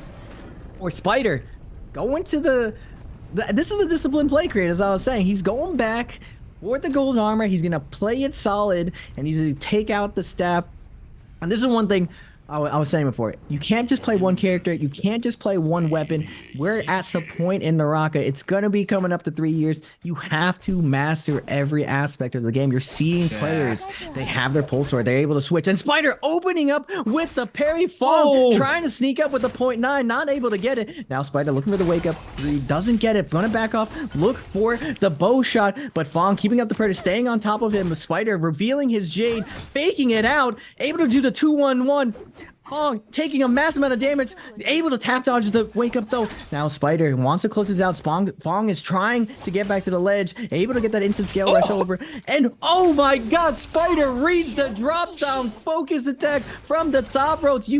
Spider is on lock with these parries right now. Fong realizing we are fighting against another beast right now, looking for the armor reset. Great play from Fong, super disciplined play. Now Spider recognizing that Fong is able to get that reset with the Advancio popping up some armor pots, and we're going for round 2. Who's gonna take round 2 right now? Fong with the overhaul, gonna get the deep fry onto Spider, breading up that deep fry as we go. Now Spider returning the favor, man, like, you're gonna fry me? We're gonna fry back right now. Get that out of here. Now Spider following up, able to get the light attack around the corner. Fong trying to deny the light attacks with the retreating light attacks, not able to get it. Jumping LMB, making the most of the movement error, again denying the light attack on the chase down. Again, Fong just not letting Spider get this stagger. Great play, but finally releases, and Spider's ready to catch that. And this time, where can you go? The Moonbane denying the exit, and the jumping LMBs are gonna secure it. Spider is gonna take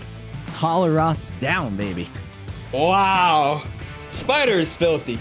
Spider is filthy. This man with the insane parries. They're just reading the dodges and the tap dodges there from Fong each time around, and never bluffed there for the focus attack. Spider just staying composed throughout that whole fight, keeping that pressure up there for himself, coming out victorious for this game. And wow, what a showing right now. We had a slower end game this time around. Everybody was pretty much already dead moving into that last and final circle. We had 4 players right before that last circle start moving on in. But wow, Raven, what a showing from everybody. The first staff of the night that I've seen for anybody right now. We had Alco's Mike playing the blue staff earlier, but just the gold staff came into play there in that blessing. Spider reclaiming his throne for game number 2, staying up, getting those points up there for himself. What a game it's been so far. What a showing. These players are going to take a quick break to move on into the following games, but wow, what a start off to these games. All these players looking different right here, Raven. These players are starting to evolve a lot more. You see Mike walking off right there. He's like, really? I had you at 1 HP and we just gonna get focus fired like that? And Spider's beside his shoulder. It's all good. You got 50 points, bro. We Mike, let me get some points right now. And he's like, true. Wow. I'd be a little bit heated if I got you zipping at 1 HP and we just gonna get focus fired like that. It's like that, Fong. It's like that. I'll remember this. Don't think I'll forget you, Fong. I know what you look like when you be running. You got a distinct style when you run away. Mike's gonna get back in there, get active.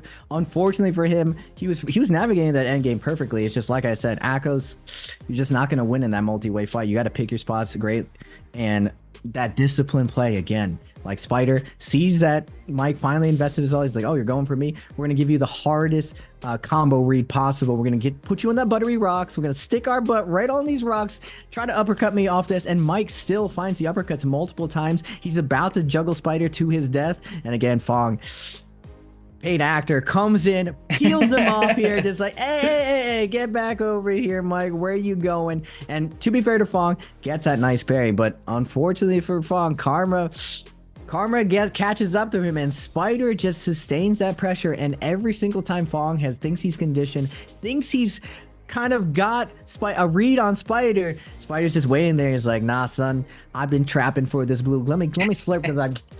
Just hits him with 3 parries in the 1v1, even round 1 parry, round 2 parry, and just constantly sauces him up. And normally, Van's looked at as the most dominant solo weapons, and I feel like there's a shift coming up right now where a lot of the annoying things about Van are being figured out. And you saw there, Fong tries to keep his space. And I think this is the one thing that Mike is doing better than everyone else, is that his timing to keep you off of him as he retreats with dagger or fan. He knows that little spot to light attack you off. You saw Fong constantly clank. When you watch Mike, he's actually getting that stagger and letting you know, if you chase me, I'm going to hit you back. Unfortunately for Fong, he doesn't got the tech. He doesn't got the read. And Spider stays on top of them.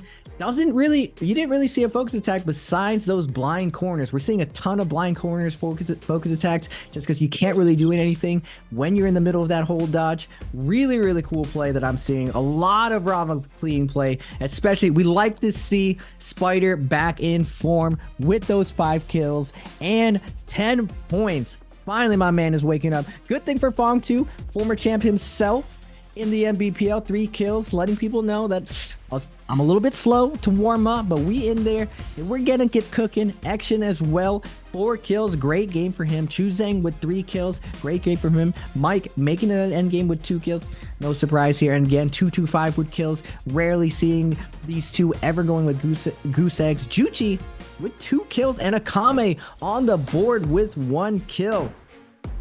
Whew. Wow, what a game. What a game. Falling on there, falling short for game number 2. Was our winner for game number 1. Got 0 eliminations going into this game number 2.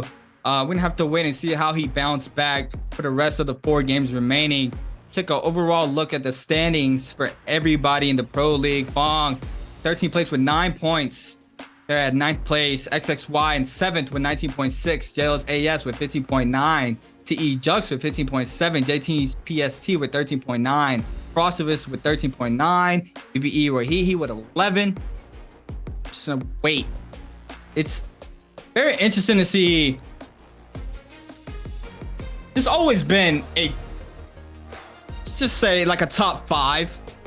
You know, we always had our top 5 players always showing up between each spring split. So very curious to see how this spring split is going to end. If we're gonna have that same top 5, has anybody stepped up their game to try to break that barrier from them being from 6th place and under, and making sure they can be that high caliber of a winning champion player that they all strive to be. But Mike with 60.6 right now, currently in 1st place. Plays CDY with 41.8. Spider in 3rd with that massive 12.7. Game 2 with 34.7. Arano with 29.5 or 29.4. Wang Liang with 28.6, and Gigi Shaw 23.7, I believe. But wow, what a showing it's been. We're gonna take a quick look at the replays for game number 2. This was disgusting here. The longsword grapple into the greatsword swap there for action. Spider against Juchi once again catches the prowl to the grapple aerial LMB ×2 in the following focus attack off that longsword. Catches the LMB jump LMB for the 2nd time around there for elimination. Chazong picks up the elimination down to CDY. Mike here with the massive pulsar swap there onto action. Catches the prowl into the V2 off of action, but action still staying up here. Make sure he does not get taken out, but it was not, unfortunately, it was not enough for him. Here goes the Tesla stun for XXY. Catches the scale rush. F called in, reads it. Gus ×2 to the upper. Oh my God. He swapped on over to the Hong Sword there, I believe, to try to go for the uppercut off of that. Weaves the V2. OUG's Mike trying to stay composed. Catches the 2nd dash or leap into the 2nd dash there for the elimination. Fong, this was the elimination here onto Mike. A massive parry there down the stairwell. Catches the damage. Mike goes down. Spider, and last and final moments of game number 2. Massive jump parry. Tries to go for the 2-1. Doesn't catch it. Guess there's a 2nd jump parry there. Jump LMB follow up there off of that. Catches the jump LMB for the damage. Clinks off of it into the jump LMB finisher there for Spider. And wow. Once again, that's a ping in Hollerod for our MVP. And I am not surprised, Raven. I'm not surprised. I mean, he's one of the GOATs. Spider. Almost 20k damage, almost 20k healing, and you just see such stellar play from him with those multi-wave fights. And zipping is, I would say zipping right now in this current meta is probably the most dominant Holleroth character, as long as you're really good at fighting. Now I always say, like, the best way to learn other characters is play them.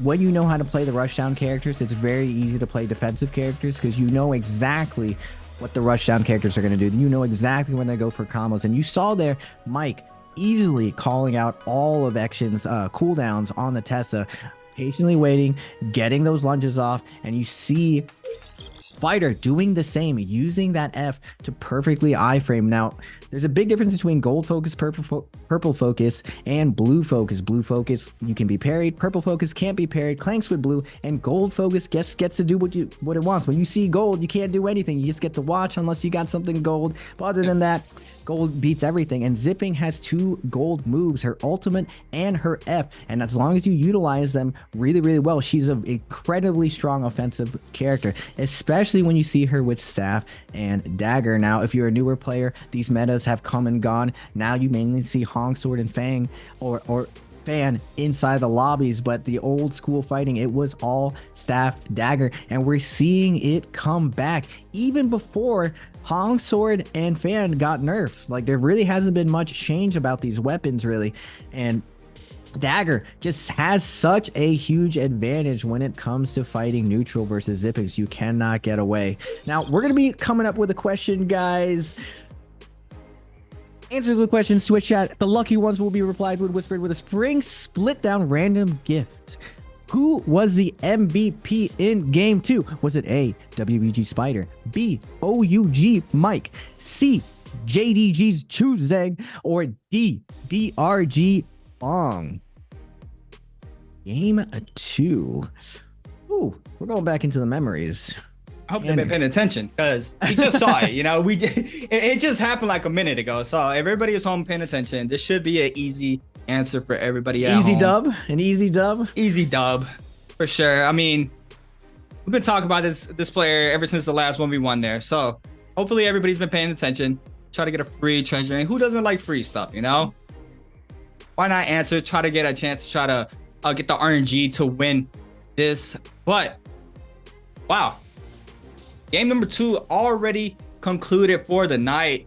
It's been a showing so far, and I'm thinking about that Morris Isle. I'm thinking about who's going to be picked in that Morris Isle. You said the Xiaoyou, so I'm very interested to see how the Xiaoyou 1v1s pan out for all these players. And these players have those dodges. And I mean, I love the Pro League, because the Pro League, they're all in that low ping server, and you can see how fast they move and how fast they catch the dodges. I mean, it's just incredible to watch low ping NARAKA in general.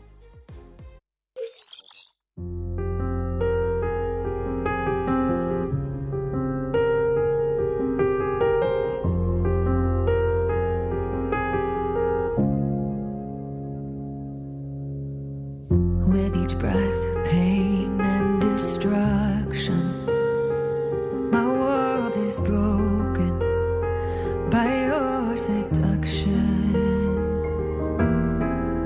Your touch, a whisper from the past.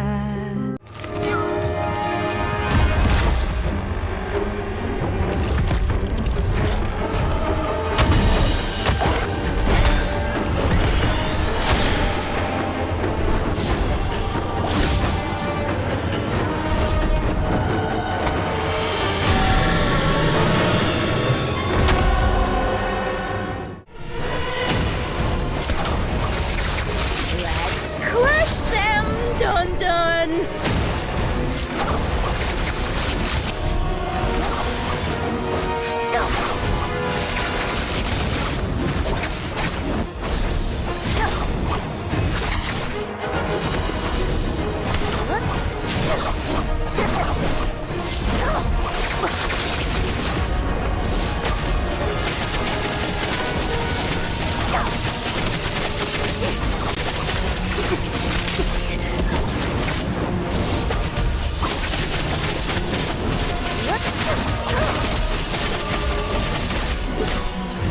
Did you see this coming?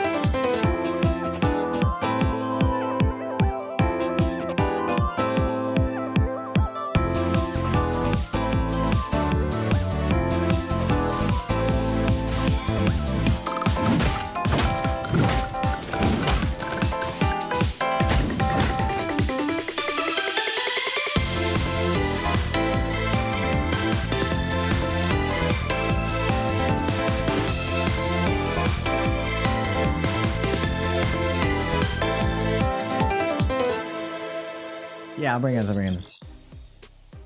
And we are back, ladies and gentlemen, for the second half of NBPL Solos. I am joined by my man, Creatives. What do you think about today, Creatives? A lot of crazy aggressive plays. What is your favorite play of today so far? Probably right now, that last 1v1 we just watched, we saw structured gameplay there from Spider, seeing how strong his neutral game is there, not bluffing on those blue focuses, making sure he stays up, trying to catch those pryos, just applying the pressure constantly there to make sure he can come up on top, which he did for game number 2. He is our winner for game number 2. Spider showing up once again for the night. Our winner for game number 1 was Juan Leong. Does unfortunately fall short there for game number 2 for himself, but there's still a lot of NARAKA to be played out. There's still time to bounce back, and I'm very interested to see what other players come up on top. We have not seen a Mike win so far. Yeah, I mean, Mike has a pretty big cushion to make it to the weekly finals. We got that huge 50-point game. He basically got the amount of points that most players are going to get within one day. He just did he did twice the work in one day. We're not going to see him slow down at all. One thing I'm happy to see, though, my favorite thing personally, is seeing Spider bring it back and show just how dominant of a player he is. Now, I love watching Mike. He's definitely my favorite player in the league, but on the opposite end as play style, the precise play from Spider where it's a little bit more reserved, but don't fool yourself, it is still extremely aggressive. You're seeing those reads come out. Now, obviously 225 is the most aggressive player. I just called it out. He's like 225, he's running up, we're throwing that blue. 0.9, we're in there, boom, one, and like, you think we're not coming back? We got to double check. We're setting another one, and unfortunately for him, Spider knows that read. All the top players, they got a good feel of how each other plays, and just that opener, Spider's back to his tried and true. He's willing to open up with red, and we see a lot of really good parry play coming out from a lot of the players. We saw Juchi. Now, one thing that came out that used to be a trade secret of all the top players is that not every parry is equal. And we saw Juchi with that longsword able to get some parries out. Now, longsword, if you didn't know this, has the fastest parry in the game. That startup animation is extremely fast, and what that really translates to is that when you see something, you can click red, go red, get that parry, and it's really easy to land. We saw him with a bunch of nice following up jumping LMBs, trapping that blue focus and that precise timings. Now, as the game progresses, more and more people are going to realize that it's not just about holding focus first. It's about when you hold focus, how long you hold focus, what does your opponent do, how to find the opening in their defenses, because right now everyone's defense is looking spectacular in the league, and the only one that I've seen who has a good answer to this is actually Mike. Mike is beyond everyone else when it comes to fighting. It's small things that are making a big difference in the game. I just wonder how long he can kind of hold out before the league catches on. You see, look at that, look at Spider, a happy Spider in satisfaction. The beautiful sight to behold. Spider showing up for game number 2, has a new look to him, still the same player, playing very well currently. We have to wait and see how he does for game number 3. T225 looking locked in right now, has a serious phase happening right now. T225, once again, T225, when I first found out about T225, I checked out his stuff on Douyin, and he had very quick range weapon usage. Like, he was a big range weapon usage in the clips he had on his page, and we saw it even in game number 2. I mean, his shot is on most of the time, and I like to see that he still has that root there, the pokage there from the range weapon. It's just a lot of chip damage over time, and it's just constantly applying the pressure there with that chip damage, especially when those players are trying to take a reset in. That chip damage is very good there for those situations. And T225, once again, just still staying to his roots in that aspect. Moving on into this spring split for the NARAKA BLADEPOINT Pro League. Now, once again, the new ban system. So there is no overall points anymore. Zaping can be played out every single game from that if the first group picks it out. Is that how that works? It's still the normal character bans where you can only pick 2 of the same character. It's just when you pick them matters a lot. Now, as you're seeing here, we got Zipping, Shayo, Zipping, Akame picking that Zipping, Yuchi on the Shayo, Chuzeng on the Zipping, 225 on the Zipping. Finally, 225 gets to pick a meta pick. Action on the Tessa, JJ Wage, XXY on the Tessa. Mike going Tessa. I'm really curious to see how Mike plays Tessa, considering, like I was saying, low ping, you're able to dodge those ultimates based on reaction. So a lot of your hits When it comes to really tough play, it has to be off confirm. You have to ult after getting an uppercut combo, after a light attack, or you punish someone who's just reaching to his hand too far in the cookie jar. You got to shut that jar up on their hand, catch them with that ultimate as they're coming in. The really cool thing I see people do, and I think Spider was one of the first players to really show the difference because he was the only player playing longsword last season.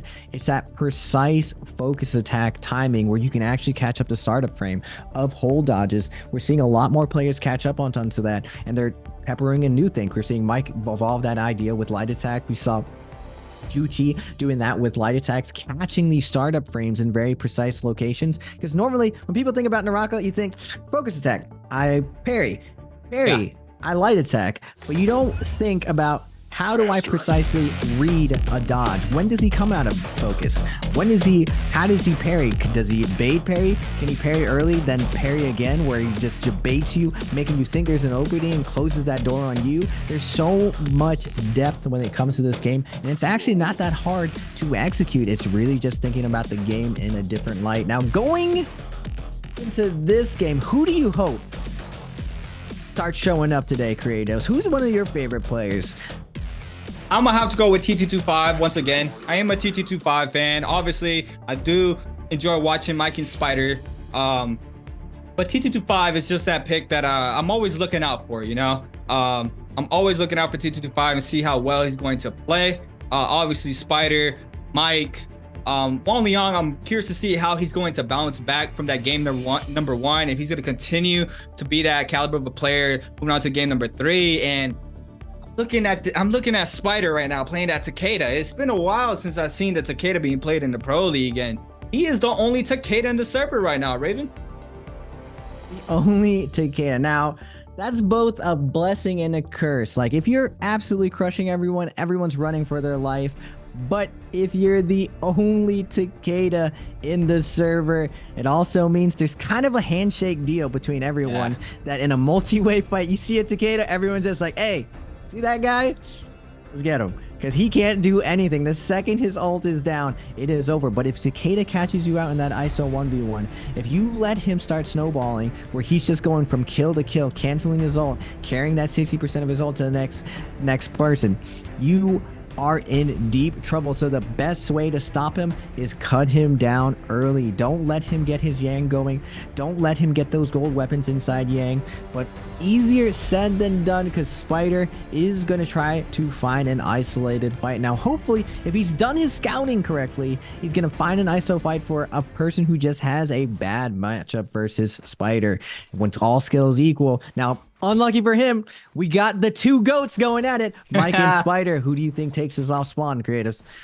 Well, Spider no armor currently for himself, and Mike already getting aggressive with that purple fan. Does have that weapon advantage onto Spider. Spider does manage to find a blue armor, and there goes the aggression from Spider. Crouch LMBs for the damage as well. Trying to catch that dodge off that crouch LMB, does not manage to do so. Overholding, cancels it to avoid getting parried. Now Mike trying to stay up, does get caught up. F caught him for the fair this time around. Spider still applying the pressure onto Mike, and Mike with that fan, we've seen how fast he can be, scale rushing around, creating that space. The movement has not stopped there for Mike. He does manage to create it. He does manage to get a little bit of a downtime for time being, but Spider might hear him pop that heal for himself. The scale rush does get avoided there from Spider. It's not catch the R&B prio there, but Spider calls in the F, Clint comes in.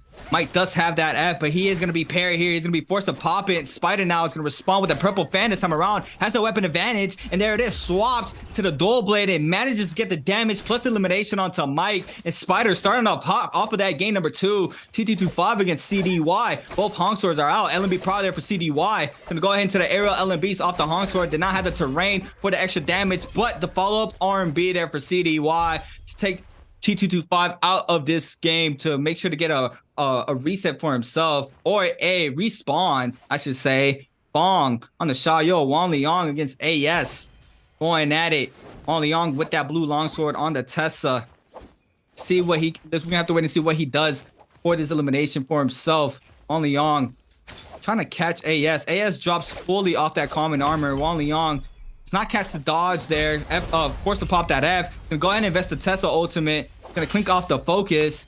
Gets parried this time around by AS, and AS has the time to interact with the enchantment orb there. Wang Liang gonna respond there with the LMB focus from the dagger. AS down very, very low. Wang Liang has the advantage right now. It drops very low, nearly catches him off that focus. Grapple him out of the skill rush. Clinks off the focus this time around, and AS just one more hit. 1-2 off the Hong Sword, weaves it, but the following hit there for the dagger for Wang Liang to come out victorious in this fight. Wow, really, really clean play from Wang Lang with that tech chase going on. But first, 225 versus XXY. 225 on his second life. Can he find the kill rate? Gets the armor reset. Nice cross up on the focus attack. XXY zoning out, waiting over, but 225 doesn't bite. Goes with the overhold, pops the F, denies the overhold from XXY, catches the whole dodge out, and XXY is going to get taken down, and 225 is bringing himself back into the game. Got the purple Hong Sword. It's looking better for 225. You see my man in the camera. He's locked in. He's ready to go. He's heard your call. He knows he's underperforming right now, but former champion, they never quit. They keep at it. Now Juchi on the Xiaoyu and the Hong Sword. We saw the Justina AS go for the as I say this, Heaven Step, but now we got Spider versus Wang Lang. Hold that thought for a second. We got the Tesla hold off, but Spider with the shove, denying, getting his soul back, denying the sun, and now Wang Lang in a 1 HP situation. Spider, this is cakewalk for him. Just needs a little one last hit. Wang Lang with a movement error, but Spider is going to capitalize on it, getting the grapple stagger on the movement error, and Wang Lang is going to take him down. Takeda already getting going. We got Spider up to 2 kills. Gonna be scaling up right now. Get some Jades to his name. He does have a purple fan and a Hong Sword. He can touch of death you in every single way possible, however you want to take it. Now we got Mike over here in Plume Castle versus XXY. XXY forced to go inside the mech, but Mike still has his mech up, has a blue Hong Sword to his name, but this castle, just so much room to work with. XXY is going to be backing off here. He has to hope that no one else in the lobby sees them, because coming out of this mech, that is the dinner bell. You are for sure getting focus fired, and XXY doesn't manage to get any heals off, chooses to start scale rushing instead, but Mike gets the max range grapple, doesn't land a stagger, gets a jumping LMB, able to magnet to XXY. Good job by XXY to get Mike off of him before he goes around the corner. Lights attacks him to deny the pure chase down, but that long sword is closing the distance. The second fastest weapon in the game,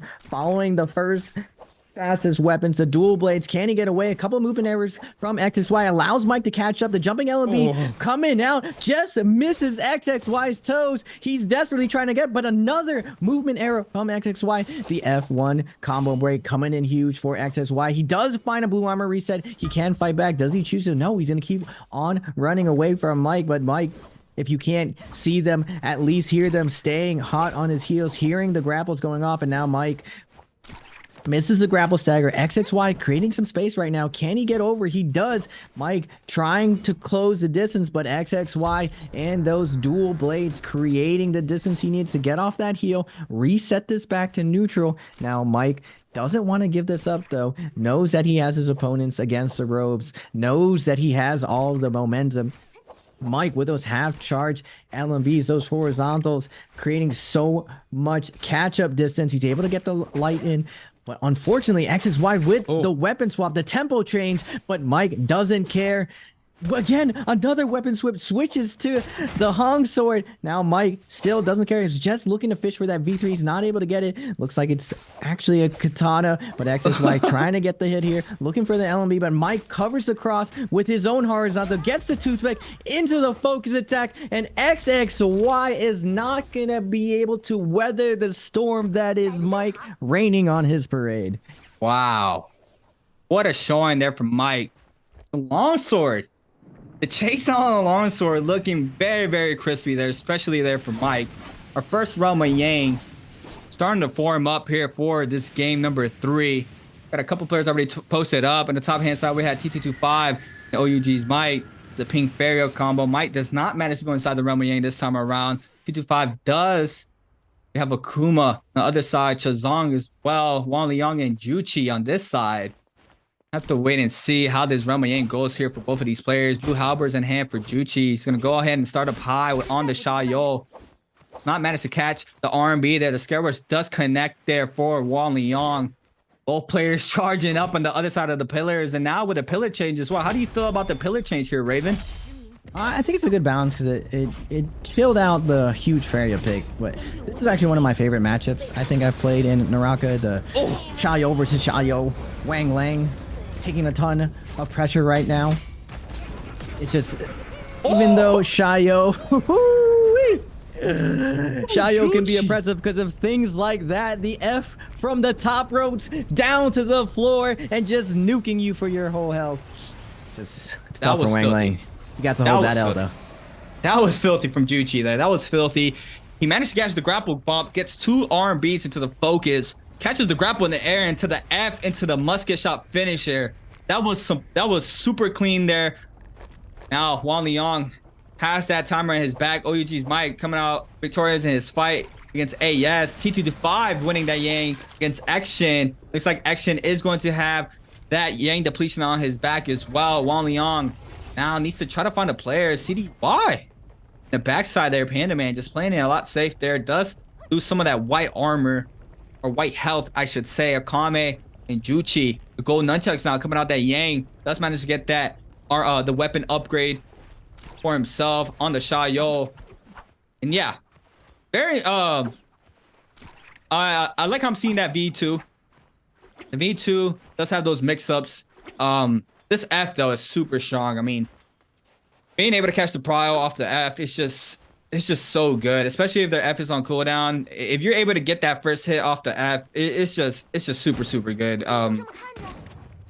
Yeah, we're gonna have to wait and see how the rest of the lobby looks for now. Juchi now. Oh my god! The heaven step here from Mike disgustingly dropped the 3rd one there off of the V3 beacon. Mike getting oogly off of this, off the Hung sword. If he would have finished that, I probably would have need, honey and tea after that, because that was filthy there from Mike. Almost got super oog there off of that F, the ultimate beacon there for Mike. Juchi now gets a full reset. Fong with that gold katana.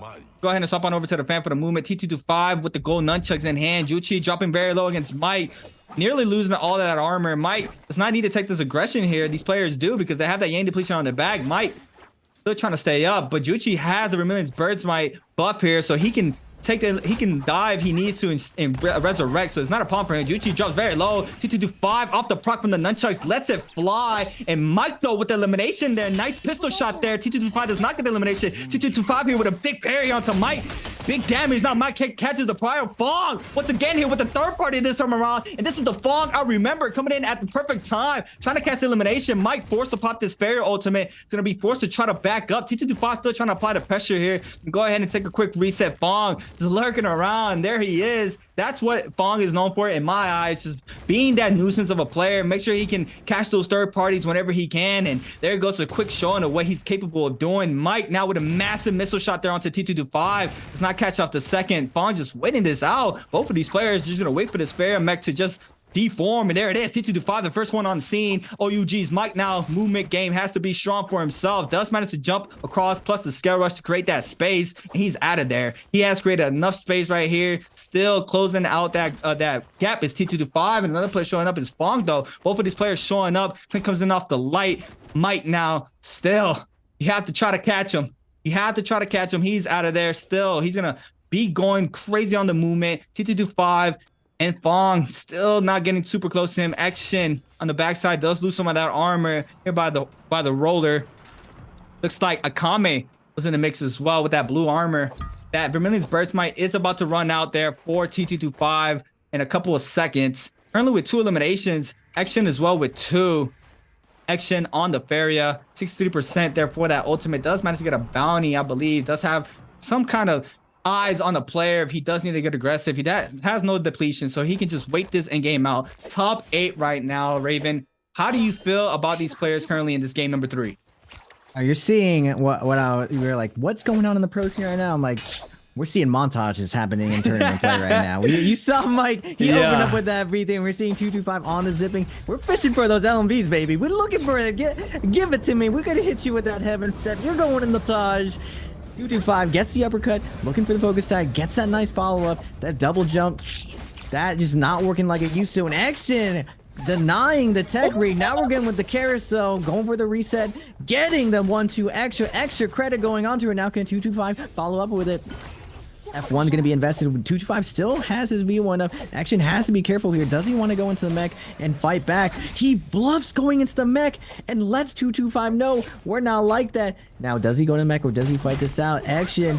Does he go for it? He does get the ultimate on, but 225 says, do you not know me, son?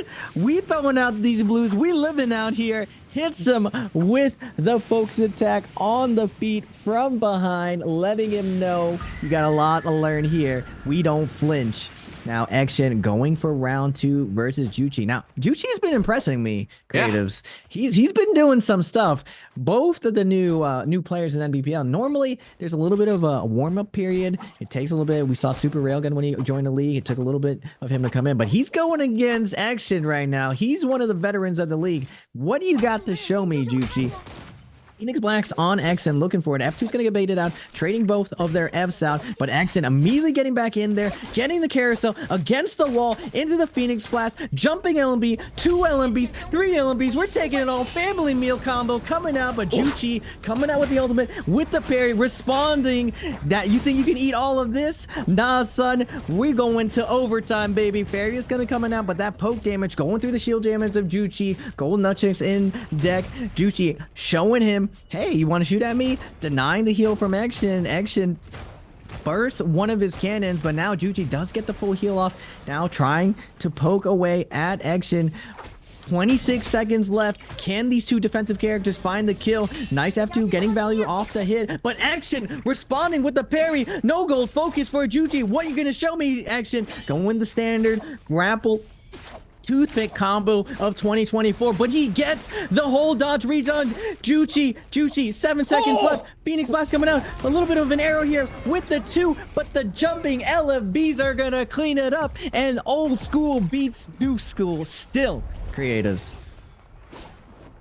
I could be wrong, but I think he just 2-on-1 there to get that focus to be true off that. I could be wrong. I'm gonna need a replay on that. I think he swapped there. I think he swapped. He got the falling focus off the second. All right. Everybody's getting Action. He had a massive carousel there earlier. He had one before as well. Mike with Heaven Step. I think I just saw 2-on from the longsword. I mean, everybody has evolved now after seeing that. We would see it a little bit here and there last year, but these players are starting to really focus on that combo game now that they know that can have a high output damage once they have that window of opportunity. Mike still getting chased down. Looks like Spider has the Mystic Might buff currently. Mike gonna be safe for the time being. Action now with gold longsword in hand. I believe that's a longsword. Yes, it is. Gold longsword in hand there for Action. Seeing what he could do off a longsword by itself. Now has that tiger buff in play. Wants to get that melee resist plus the range resist. Wow. Okay. I wasn't ready, right? I know you told me they were getting but I wasn't expecting to, see it played out like back to back like that. Tournament montages, you see it everywhere. You're seeing these combos finally making it into the league right before Green Focus gets implemented. It's almost like it's paying homage to all the hardest combos in the games. We're seeing all of the best players in the world able to execute things and going for it. Now, Juchi does have that Yang depletion. 2 minutes, 43 seconds. He has the Hong Sword. He has that F2 for the opener. Akame looking for that armor reset, trying to get in there, but Fong with the F2 hot on his heels. Whew, that looks super scary. Akame able to get out of there though, using the nice buttery rocks to his advantage. If there's one place that's safe against combos, it's against those rocks. Now Juchi still Yang depletion, 2 minutes, 18 seconds. It's ticking. The clock is ticking. He needs to find this kill. Unfortunately for him, he's following the second strongest player in the world. 225's kiting is no joke. He's going to get out of here. He's going to start transitioning to play that end game. He already got 2 kills. That's enough money in the bag that we want to secure it. He's going off into the city. No way you're going to finish off a zipping inside the city, but Juchi has to He has to do it here. There's no other choice. He's realizing the inevitable. Now he finds a different zipping. Ooh, a blueberry. This is looking a little bit doable. He finds the follow-up.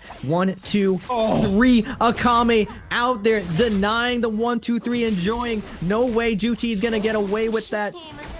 Akame, though, forced to pop his ultimate out.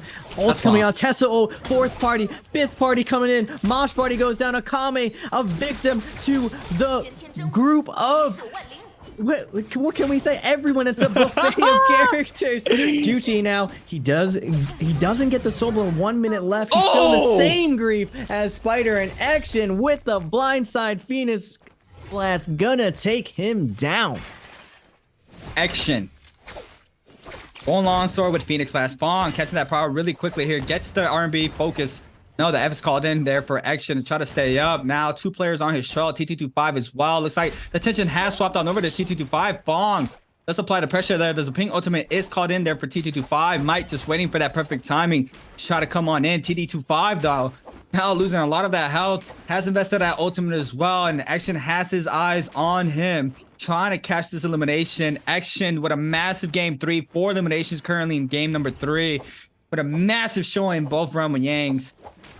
What a showing. And I did look at the replay back from the live feed, and yeah, he 2-2-1 to try to get that to get that focus off the second grapple bump. We currently, or before, you were able to do that without 2-1-1ing, but now these players have found the tech out, or they have been practicing the tech to make sure to get that extra damage in. And we saw there for Action, make sure he gets that focus attack off the second grapple. Mike trying to get some resources off this blessing. Fong as well. TT25 with an insta grapple. Spider moving on in. He said, thanks for the gold armor. You guys can fight it out. I'll take the armor plus the J's for the free. And he backs up, went grocery shopping so quick. OUG's Mike as well, trying to get whatever's left there, but Spider with an easy way to get whatever he needed, and everything is gone. The gold pole sword, the gold armor, the 2 gold jades, and he does have Dreadful Well as well. I want to see Prides fall. I want to see Prides fall. I love that Jay Prides fall. I love to see Prides fall. But right now, this is just the waiting phase, Raven. Right now, we know how hard it might be here for Spider to try to win this if he goes all the way to end circle.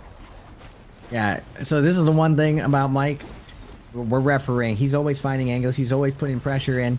His game is so well thought out. He has the heals that he needs. 4 white heals, 10 blue heals. It allows him to stay active this whole time. And Fong testing the GOAT himself, testing the beast. Fong realizing the power level is going to be backing off right now. But at this point, Mike's going to transition. He wants to play this endgame unless he still sees a snack. When I swear, when they see that Takeda, there's almost a huge agreement that poke this man down, hit him with the range attacks, get him out of here. Well, he doesn't belong. But Mike doesn't want to risk getting taken out. He realizes he's in a really, really good spot with 3 kills. That end game where he can possibly get some last hits, survive to that last little circle if these players are willing to take it. And he has multiple areas to play off of right now. Bowdo's Exin on Fairy as well with the Phoenix Blast, able to hold his ground. It's really up to the Shayols zipping 225 and Spider to kind of slim this down. CDY Panaman waiting to third party is just really, really dangerous in these end games. That's why you see the slowdown period. Most people think like, oh, this is boring. Why don't they just get in there? It's just the mutual destruction. There is almost nowhere to kite here reliably. All these players have excellent chase downs in these caves. It's not enough.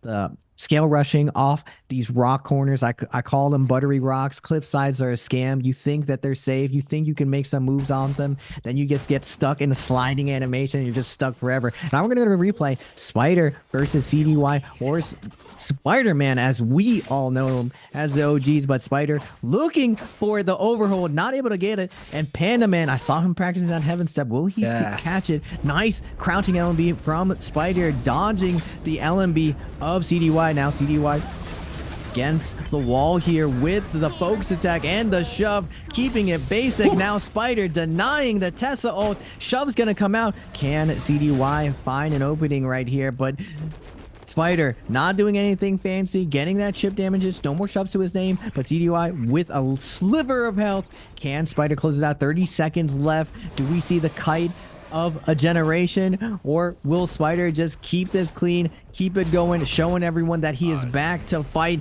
And like I thought, Spider is back, baby. That spacing was impeccable, getting that light attack to close out CDY.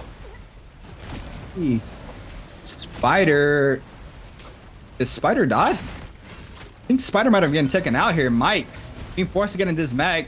I don't see Spider anywhere. I think that Takeda got called Spider out. got squished. Yeah, instantly was called out there. Mike, this Feria ultimate does get one hit off onto T225. Panda Man in the backside just playing a lot more safer, nowhere near the other congestion of players right now. Everybody trying to scatter around. Action eats a missile. Fong as well. The double hit on the ground as well. Fong be forced to try to back up, and look where it is. It's Panda Man trying to show up and apply the pressure onto Fong. Make sure he does not get that reset in. T225 though, trying to apply the pressure onto Mike off that ultimate. Looks like he does have dead rounds as well. So this might be a little bit of a nuisance there for Mike. CDY, Panda Man is going to pop that the Tesla ultimate onto Fong, and Fong does manage to get enchanted there as well. Looks like no focus attack coming from any directions. Fong does manage to get another powder in, so he is going to be back to full health pretty soon. Was forced to pop that Xiaoyo ultimate though, so he's going to have to wait for that rage to go to accumulate back up for him to get it again. CDY still playing a lot slower. I see him there in the bush. Mike still getting applied the pressure there by two players. Phoenix blasting it backhand from Action. T225 dagger in hand, applying the pressure onto Mike. Drops nearly all that purple armor there for Mike. We have to wait and see how he comes out of this. LMB focus into the follow-up as well there from the fan. And Mike now back towards the wall, but looks like their aggression is now happening onto T225. He's going to be forced to pop that Zaping ultimate. Action is going to get hit by that Tesla ultimate from CDY. Mike now has some time to breathe, but T225 does not now. He's going to have to see how he can bounce back from this. T225 finding a little bit of a safe spot here. He's going to have time to maybe...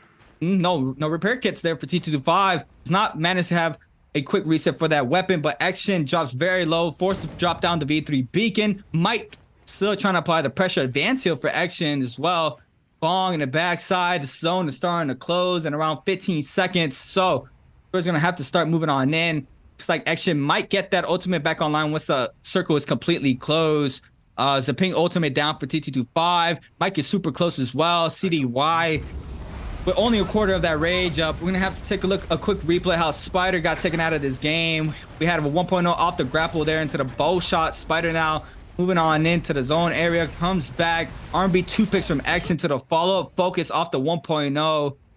With a quick elimination down to Spider. Super unfortunate for himself there. Does get taken out by Action. And what a game here for Action, Raven. He's been playing very, very well game number 3. Takes out Spider with just 2 uppercuts. That's the name of the game. Everyone has crazy advantage stage. 50% combos on deck. Mike, we're seeing a little bit slower action from him. He just wants a solid game. Continue the look. Knows that he can close it out. 3 kills is a lot of kills in this lobby. This is by far the hardest solo lobby possible to make right now. A lot of the top 5 all in this lobby. Action, Fong, Mike, all veterans of the game, surviving to this end game. And we know that if Mike gets to that last little bit, he's going to play this perfectly and use that Fairy Mech to his advantage. But Fong does have his ultimate popped out.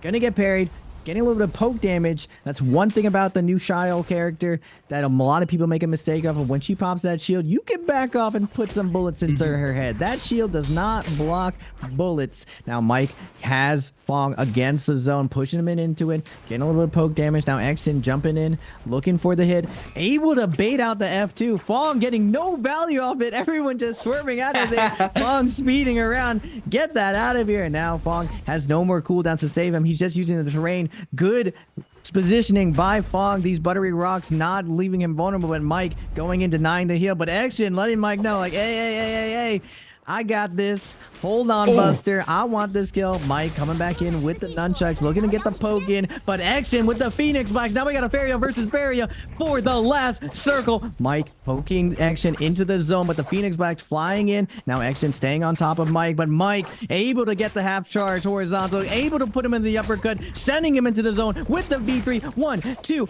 Action's gonna be able to pop his V3, and he doesn't go into the mech. He's gonna take the fight right here. What? Action going in at the last second, but Knight's gonna push him into zone. What can Action do right now? We're playing keep out game, and Mike ends up taking it. Woo. What a duel at the end there, creatives. Wow, what a scrap off there to close out game number 3.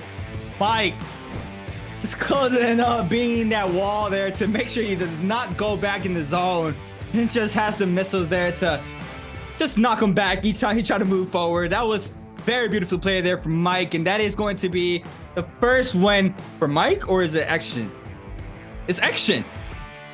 Action is going to be our winner. Crazy. Yeah, Action was going crazy this whole game. Yes, he had an amazing game number 3. Mike was last one standing, but our winner will be Action for this game. And what a showing has been for this game number 3. I mean, we saw a lot of things unfolding there, from everybody switching up their play styles. Just started off with Action and that Roman Yang. Every time he caught the 2-pick towards the wall, that was a free carousel for the man each time, consistently outputting that damage that he was looking for. And we saw it time and time again. Each time the bodies were flying towards the Yang wall, he was getting that carousel. When it was not, he was going for the jump LBs ×2. He was getting very ooh. Mike as well at Plume Castle, throwing down that V3 beacon. He also did it at the end moments there to extend that nunchuck combo to get more damage in onto Action. And what a showing for game number 3, Raven. It's been insane to watch, and these players are getting ooh for sure. Oh yeah, and you see OUG Oog Mike, the top of the Ooglers out there, just combo game. Normally we didn't really see combos in pro play. Like, you really only saw it in the montages, and now you just see that homage of all the crazy tech, the 2-1-1s coming out everywhere. Now, I know everyone isn't looking forward to green focus, but you're seeing the future. You must know 2-1-1 on every single weapon. That is useful everywhere. For them to nerf out combos everywhere is absolutely impossible. The skill expression in NARAKA, the ceiling is incredible, and we saw so much of this at Worlds. Now, looking at the pro, like, ooh, it's giving me flashbacks of being back there at Worlds. The intensity of this lobby, the amount of clean play. I only see beautiful things for NARAKA moving forward, especially with the patches coming up, the new two new characters still, plus the reworks of Matari and Wu Chen, plus the new map. Whew. We're going to be playing pretty much a brand new game, and I'm excited to share that with everyone and see it moving forward. Hopefully, we'll see Spider come back and contest Mike. That's one of my favorite matchups right now. The dynamic between 225, Spider, Wang Lang, and Mike. It's just 4 different play styles, and you see 4 very unique ways of approaching the game. So it doesn't matter how you play the game. It just matters how you can perform on these big stages, the bright lights. A lot of people shy away from this, and you're seeing how well these players are performing. Like, one of the things I love about the player cams, you can see people's reactions. Action, after he fought Mike, like, he had every advantage. He had Phoenix Blast. He had the momentum of the game, and Mike just outplays him in that last little bit. And you see him like look up to the sky, to the sky, and he's just like, wait a second, I trolled this fight. Like, I had Mike against the wall, and I was greedy. I didn't take my mech. I could have gone in my mech first and pushed Mike out, and he's just like, geez, but well played from Mike, and that's why he's the best NARAKA player. He doesn't just beat you in fighting, he beats you in the clutch. But Action, 7 kills. My man was pumping out kills, baby. Spider with 3 kills on the Takeda. Unfortunately, not able to survive that endgame, but getting a ton of value inside Yang and that off spawn. Fong is warming up. We're getting that slow play style still doing work. 225, that fast play style, getting 2 kills. Not able to make it to that end game though. He's still losing in that middle game area. Any surprises this game now that Holoroth is done? What do you think is different between what you saw in fall, creatives? For sure, the combo game. Oh yeah, baby. I knew you would love it. I was like, I got creative tonight. We're gonna see some combos tonight, baby. Well, you're like, we're about to plug. We're about to plug. I have to resist it every time, bro. Every time I see someone, I saw the heaven step off the V3. I was like, I bit my tongue. I bit my tongue. Oh my god. Yeah. That's a little bit different. Yeah. I mean, Action in the realm of Yang. I think in the realm you have that free will to do what you want with that flat terrain across the board. The pillars do get in the way here and there. But when you're around the map, terrain is a big factor in these combos. Wherever you have flat terrain, yeah, these players can go for those extensions. The time is not always there for them. And I think you told me Mike went for a heaven step down the hill. It's very hard to try to adapt to the terrain. And that's a thing a lot of players don't understand, that having knowledge on terrain for combos is very, very important. Regardless of that playbook is deep. I know the combo warriors, they're out there, bro. They're practicing their butts off to get those things down. It's not easy to fish for combos. It's not. And a lot of people are not a fan of those extension TODs. But it takes a long time, and these players who are very consistent of outputting those damages like that, they're in the lab a lot of the times. I mean, they live in the free training. A lot of the things you have to learn just over and over, just practicing. And a lot of players don't understand how complex combos are. But we can take a quick look at the replays for game number 3. Spider off drop here, eliminating Mike here with the fan that he picked up off that parry. Chazong happening as well, getting parried or catching the parry onto Akame with the air R&B follow. Spider against Juan Leon, grapple LB for the finish there for Spider. OUG's Mike. This was a crazy chase down game here from Mike, just constantly applying the pressure with that longsword chase down. Action hiding in the corner, and this is how Spider gets taken out. He thought he was safe, but Action was waiting, lurking in the shadows, waiting for the window opportunity, and he catches it with double prio back-to-back. 1.0 finishes off that gold longsword Phoenix Blast. CDY catching a massive parry onto T225. F call then. T225 was trying to stay up, but he gets caught off the R&B focus there from Fong on the top of the rocks to the finisher as well. And this was our last scrap off here for game number 3. Mike with the V3 beacon extension. Action trying to respond, jumps in the mag instantly. Action very, very scared, was forced to jump inside the mag, and Mike knew at this timing, back up.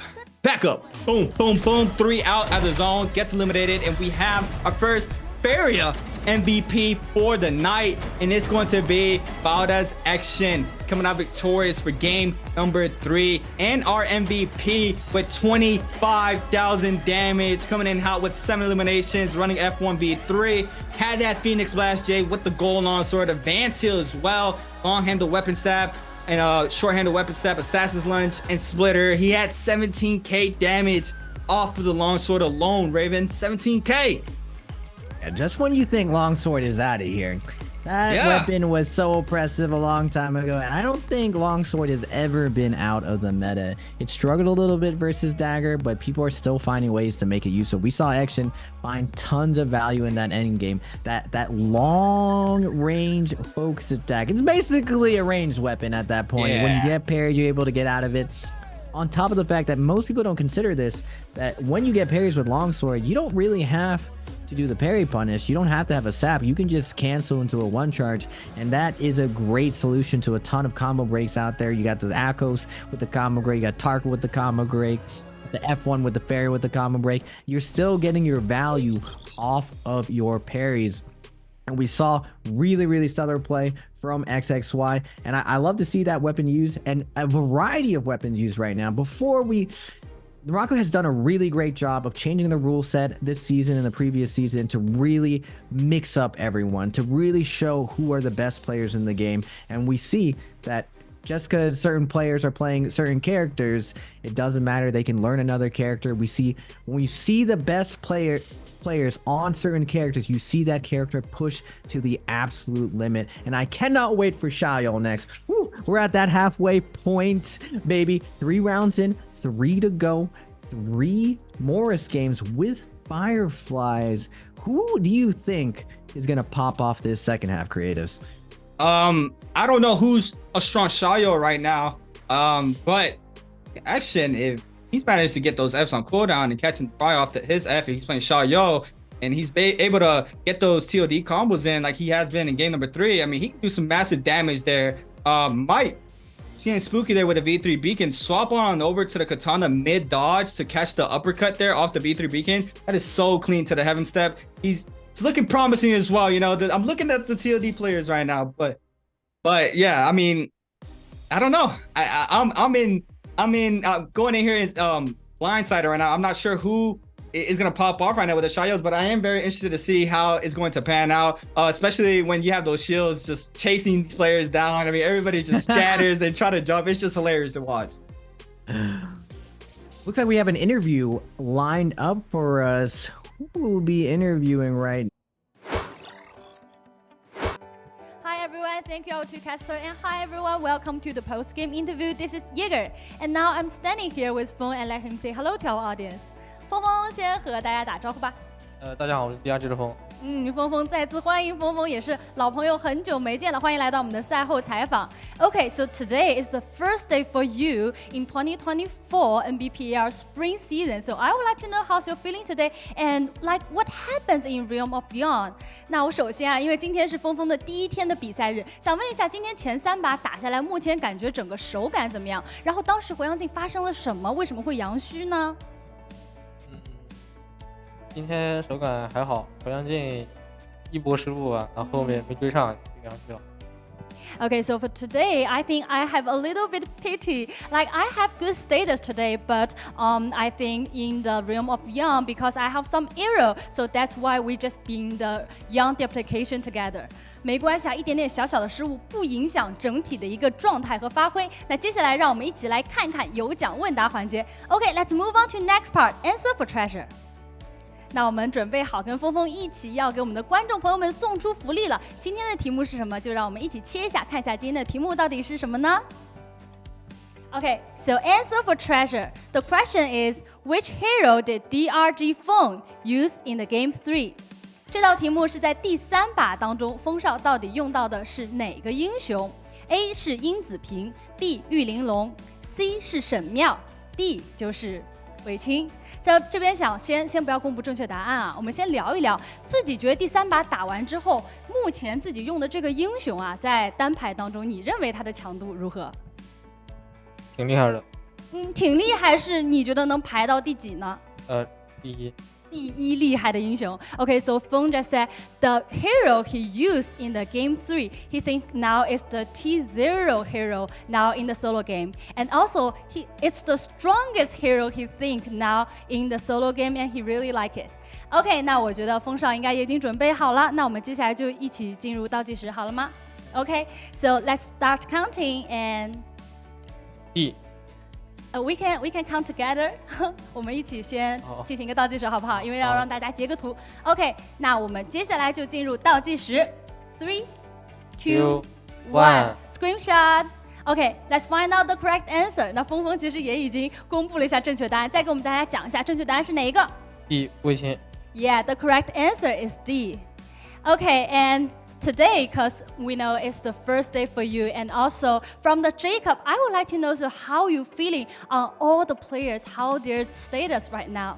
那经过了一个漫长的休赛期我相信很多观众朋友们也非常期待选手们的表现。那风少目前第一天打下来，或者说其实第一天已经看过比赛了，应该在我们的单排首日，感觉这个赛季兄弟们的表现和状态如何呢？都挺厉害的。大家都很厉害，在休赛期都有很努力，对不对 ？Okay, so he think all the players now is really strong and better than the Jacob last year, and really looking forward to your performance. Okay, 那我们就非常期待这个赛季风少的一个征程。好的，再次感谢风少来到我们赛后采访，让我们再次跟镜头打招呼，然后我们就要一起稍事休息了。Okay, so thank you for the interview today, and we will take a break and be right back later.2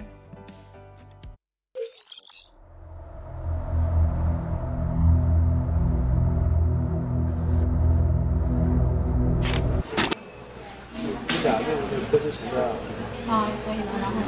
没事，你看这个03年31个国的是吧？07年注册58年，那这个哪一年？这个51年，豆泡8。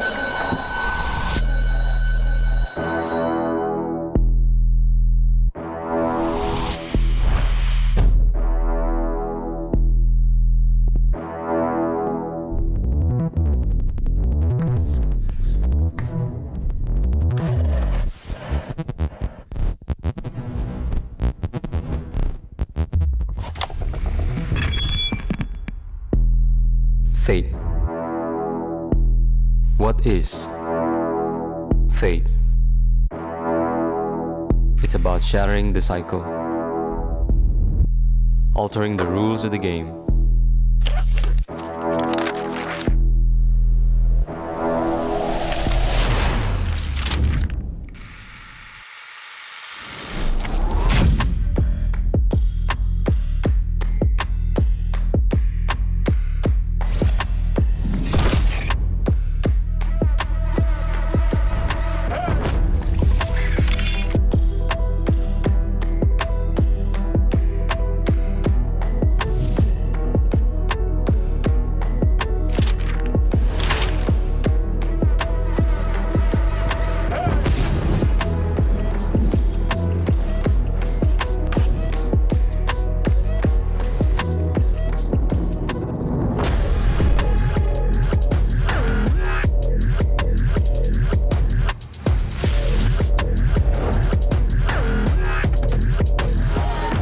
New challenges will be ignited, and a new order is poised for reshaping.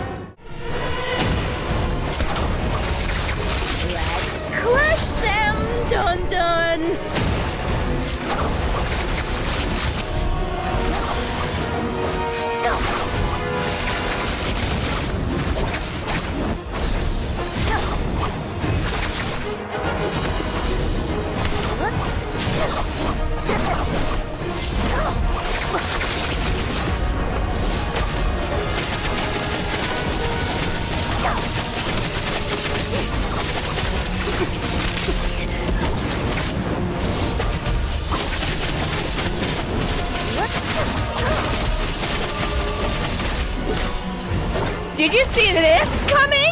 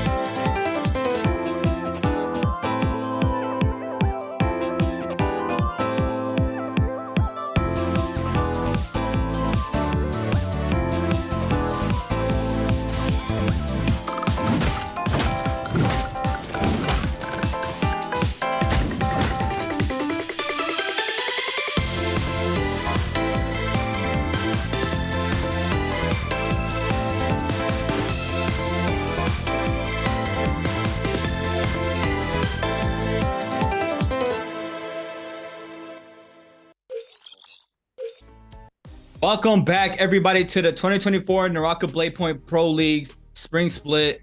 My name is Creatives, and I'm with Raven. And we just saw 3 games being played out in the Pro League solos. We got 3 more to go, but Raven, we had a crazy showing so far in our first 3 games. We have not had a back-to-back winner yet, and we still have 3 more games. You think we're gonna get a back-to-back win in these upcoming games? Back-to-back win. It's gonna be tough with the likes of this lobby. Like the top 5, anyone can win any of these lobbies right now, but I have to go with Mike. After all the times, he's just everything that he does, he just looks like he's ahead of everyone. Now, there's a little bit something special that everyone brings. Spider is showing his prowess in fighting. He's been adjusting to Mike's play. One of the things that surprised me about Spider, he would constantly tell us at Worlds, he hit all of his VODs. And we would ask him, was like, why are you hiding the VODs, man? Why are you gatekeeping? And he would always joke with us and be like, why are you watching me? Watch Mike. He's perfect. So now the whole league is put on notice that and what's surprising to me is that every time I watch Mike, I learn something new, something about his camera placement, something about his timing, and even his weapon selection. The first thing I notice off rip when we go into these games is his dagger selection. So I got to give it to Mike. If anyone's going to show more dominance, Mike doesn't slow down. My man is a machine. You see him unfazed every single round. You never see him tilted. You can see on the player cameras when a player is not having the best game that they know and they need to dial in. Even during Fong's interview right there, Fong finally had a great game. He's starting to warm up, but he knows the first thing he's thinking about is like, I kind of messed up in that realm of Yang. That's why I've been playing slow. And you see him contemplating that. You see none of that look on Mike's face. My man is just locked in, ready to go. He's just looking out here to farm, plowing some hills, planting some seeds, and he's still impressing me to this day. It's been 2 years since Mike's been in the league, and he's still impressing me to this day. So I'm looking for Mike to take some more wins down, especially on this more. I hope my man shows you that he's been in the lab, he's been comboing, because I was surprised when he hit Frostivus with a heaven step. I was just like, wait a second, don't do it to him. No. Oh my goodness. And he did the stare down. He didn't move after he did it. He just stood there and looked at him. I was like, oh my god, that's a red card. Red card for Thompson. Mike staring down his opponent. Oh, he did Frost dirty. I was like, not to my boy. Not the boy. Not like this. Oh, no. I mean, Mike, it's crazy. I mean, Mike, he was not in the league for a whole year when Spider had the upper hand, and he came in last year and he said, hello, it's me. I'm here. Ever since he came to the Pro League and stayed, he's just been a big problem to all of these players. And before Mike was in the Pro League, a lot of the tempo was pretty much set there by Spider. Spider had free will to do whatever he wanted. I mean, if he wanted to aggress a player and get somebody lobbied, he was pretty much always the staple of doing that a lot of the times. But now with Mike in the server, I mean, you quickly figured out that Mike is a problem. And Mike, you got to be careful when he's around, because he will get you lobbied if he wants to. He will apply the pressure. He'll get these eliminations. He'll kill you off spawn. He just has it all in the bag. And now that he has moving into his 2nd year in the Pro League, I mean, he's not slowing down. He just won game number 3. Still showing up how much of a strong player he is, and he's just getting better and better by the day. And it looks like Panda Man, or previously Panda Man CDY, gonna bring out that Tarka for game number 4. We have a couple Justinas. I believe Tessas are still in the mix as always. Farias, I mean, that's pretty much standard for solos. Tessa Farias. Waiting to see the Xiaoyo game. Might be played out throughout the last 2 games more. That a lot of these hero picks have been already double chosen. Clearly see that a lot of these players are favoring that Faria Zip, or Faria Tessa, sorry, as always. Got these players, I don't know, looking at each other, laughing, having a good time as always. These players always just showing up. CDY, Tarka man himself. At Worlds, that's the thing. At Worlds, it was a lot different. At Worlds, we had just Hadi had came out, and Hadi was being played out a lot at Worlds. And I don't think Hadi's going to make an appearance at all for these games, because Hadi did get heavily nerfed. But CDY, Panda Man, I mean, he had a disgusting people's elbow I saw in the realm of Yang. where he read that 3 charge off of a hottie, and that was probably the cleanest people's elbow I've ever seen from a Tarka, and we don't really see Tarkas being played out anymore. Before, when Tarka was a lot stronger, where he had that R&B into the people's elbows punch tech that a lot of these Tarkas figured out, he was being played, but now it's very rare to see a Tarka being played out in these games, especially at a high level like the Pro League. But I mean, if anybody can do it, it's obviously CDY. I mean, he's done it time and time again, and he has those pop-ups games with Tarka as well. And I believe you said this is Firefly maps, Raven? Yeah, just like Worlds, the first half was all daytime cloudy. Second half, a combination of evening and night. So we're seeing all Fireflies. And you saw the first group, everyone's just like, Shayo, let's get it out of here. And then now you're seeing everyone's reaction to it. Now, the way the matchups play out, initially when Shayo came out, everyone's like, oh, Justina V2. It beats it, right? Then F2, V2 beats Justina. And then what beats F2 V2? The only opening you really have is that off spawn situation. Tessa off spawn gets her ultimate really quickly, can third party really well, because Shayo is extremely durable when it comes to multi-way fighting. She's basically an offensive zipping, and especially unlike Holoroth, where there's a lot of wide open spaces, you can get caught out, can't really kite. Morris, this is home. This is our backyard. We know how to play here. We know so many different kiting spots on every spot of the map. So Shayo has a lot better time of surviving those situations, and he can play a lot more aggressive. Plus the Fireflies. Shayo is only vulnerable when she doesn't have a Firefly. So now that there are Fireflies all the map, you can rotate around, fight toe to toe, then go grab a Firefly, and you're gonna see these players churn out kills like no one's business. Now off spawn, we're gonna get a cave situation, Panda Man on that Tarka. Man, this skin doesn't even look like Tarka. I would be like, is that a Wu Chen? What is that? All the new skins, they're beautiful and everything, but it's hard to figure out who people are. Chuzang with no armor, gonna get caught up with Spider, looking for those light attacks, and we're switching from longsword to dual halberds, going for the tech chase, looking for the 1-2-3, the S tier 1-2-3 coming from the dual halberds by Chuzang, going to the pole sword, trying to find a white armor. Lots of loot around here. He's looking for it, but a little bit of a movement error ends up getting stuck on it, and Spider is just gonna close it out with that constriction right in that spider web of chase down. I actually got to be chased down by Spider when I was playing on Immortal War. I gotta say, I was impressed. I could not get away. My man was on top of me, nowhere to go. Now we got Mike Fong AS on the other Firefly location, looking for the opener. Mike chilling. This looks like a Justina skin. That's Shayo.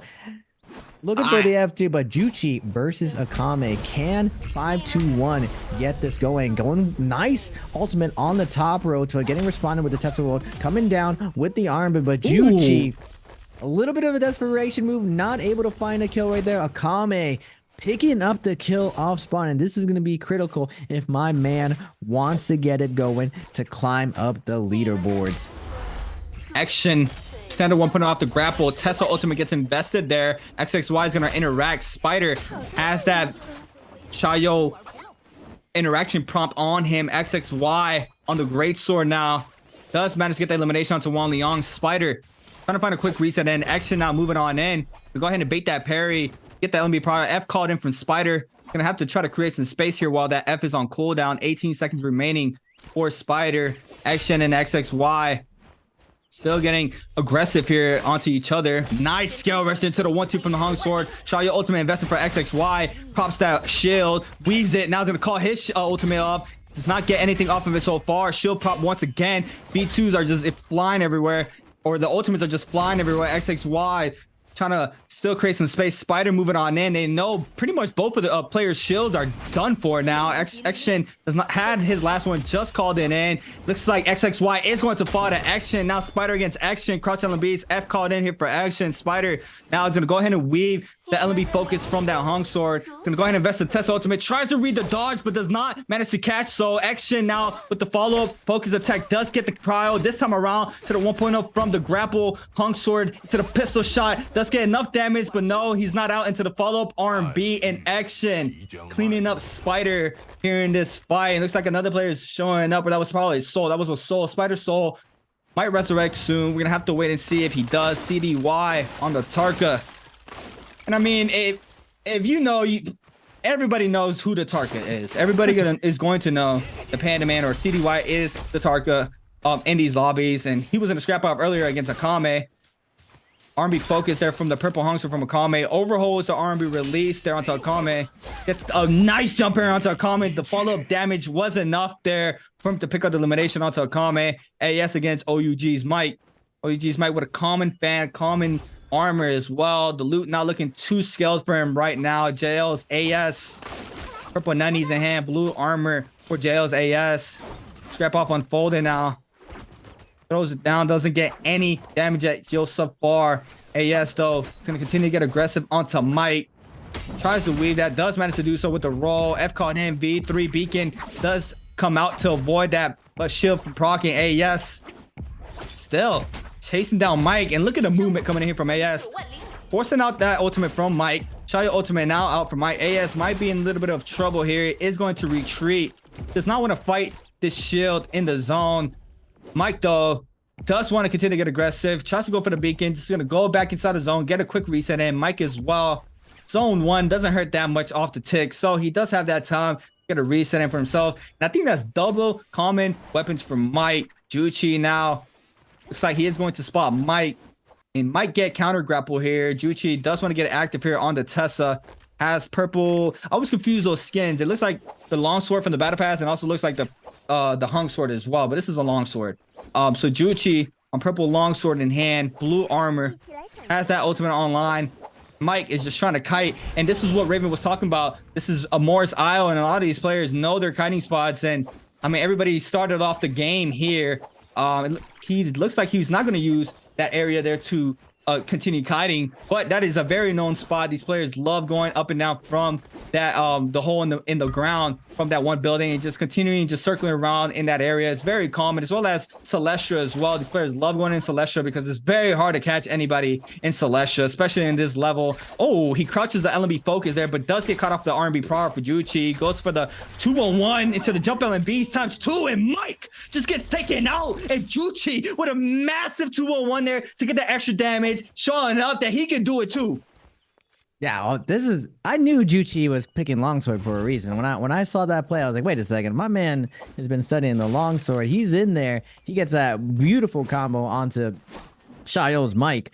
Now, Shayo is a lot of things, but what she doesn't have is a combo break. Mike out of no resource, and you pointed out he's still running in.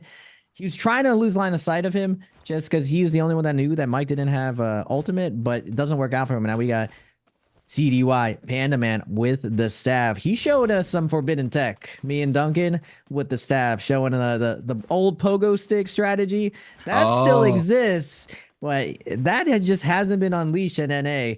Panda Man showed me some unholy stuff with that staff where I was like, please God, not again. if that tech got let out into NA, everyone would just do it. It's just not very hard to execute, and just really, really reliable, able to lock people down. I hope he doesn't show us today. Everyone's gonna be watching this right now. Panda Man, please, for the love of God, we don't have Tarka right now. Please don't do it. Oh, he doesn't get in. Thank God. No. Nah, get out of here, Panda Man. Go somewhere else. Now, instead, we got JL's AS versus Spider. Now, you saw Tessa versus Shayo. It's probably like a 40-60 matchup. Tessa has to do everything perfectly in order to win. Spider going to the skies, getting to go for that bow shot. 1-2, doesn't get the focus attack. His opponent in the air. Spider's been landing the parries versus overhold when his opponent tries to land on top of him. Looks for the ultimate, not able to get it. Now AS putting up the pressure, and again Spider with the parry. Do we go for a ride? Are we gonna get the 4-piece? We're going all the way to the edge with the jumping R&B, and it's clean. Mwah! Spider showing us how it's done. My man is back. Mechanics are looking clean. They're nice and oiled up. Spider at Worlds, man, it was heartbreaking seeing how he's performing. I know he was feeling a little bit under the weather, but now healthy Spider with the red hair, showing everyone that he's ascending. He still has another gear above it, going with the red buff. Now, you were asking me before, tiger buff, red buff. From what I've seen in CN so far, is that red buff first, just because it's really, really safe, and then tiger buff second, because technically you're not going to really hunt people, But there is always that option of Draco Storm in trios, and solos is not an option. So if we have to go red versus Tiger, Tiger is definitely really, really good, and it allows you to really poke someone down. You're going to out-sustain someone in the poke battle and really win this. Now, who we got hiding over here? AS just looking around, has that Yang depletion, and it's like, wait a second, did I just see someone? And she's just like, hey.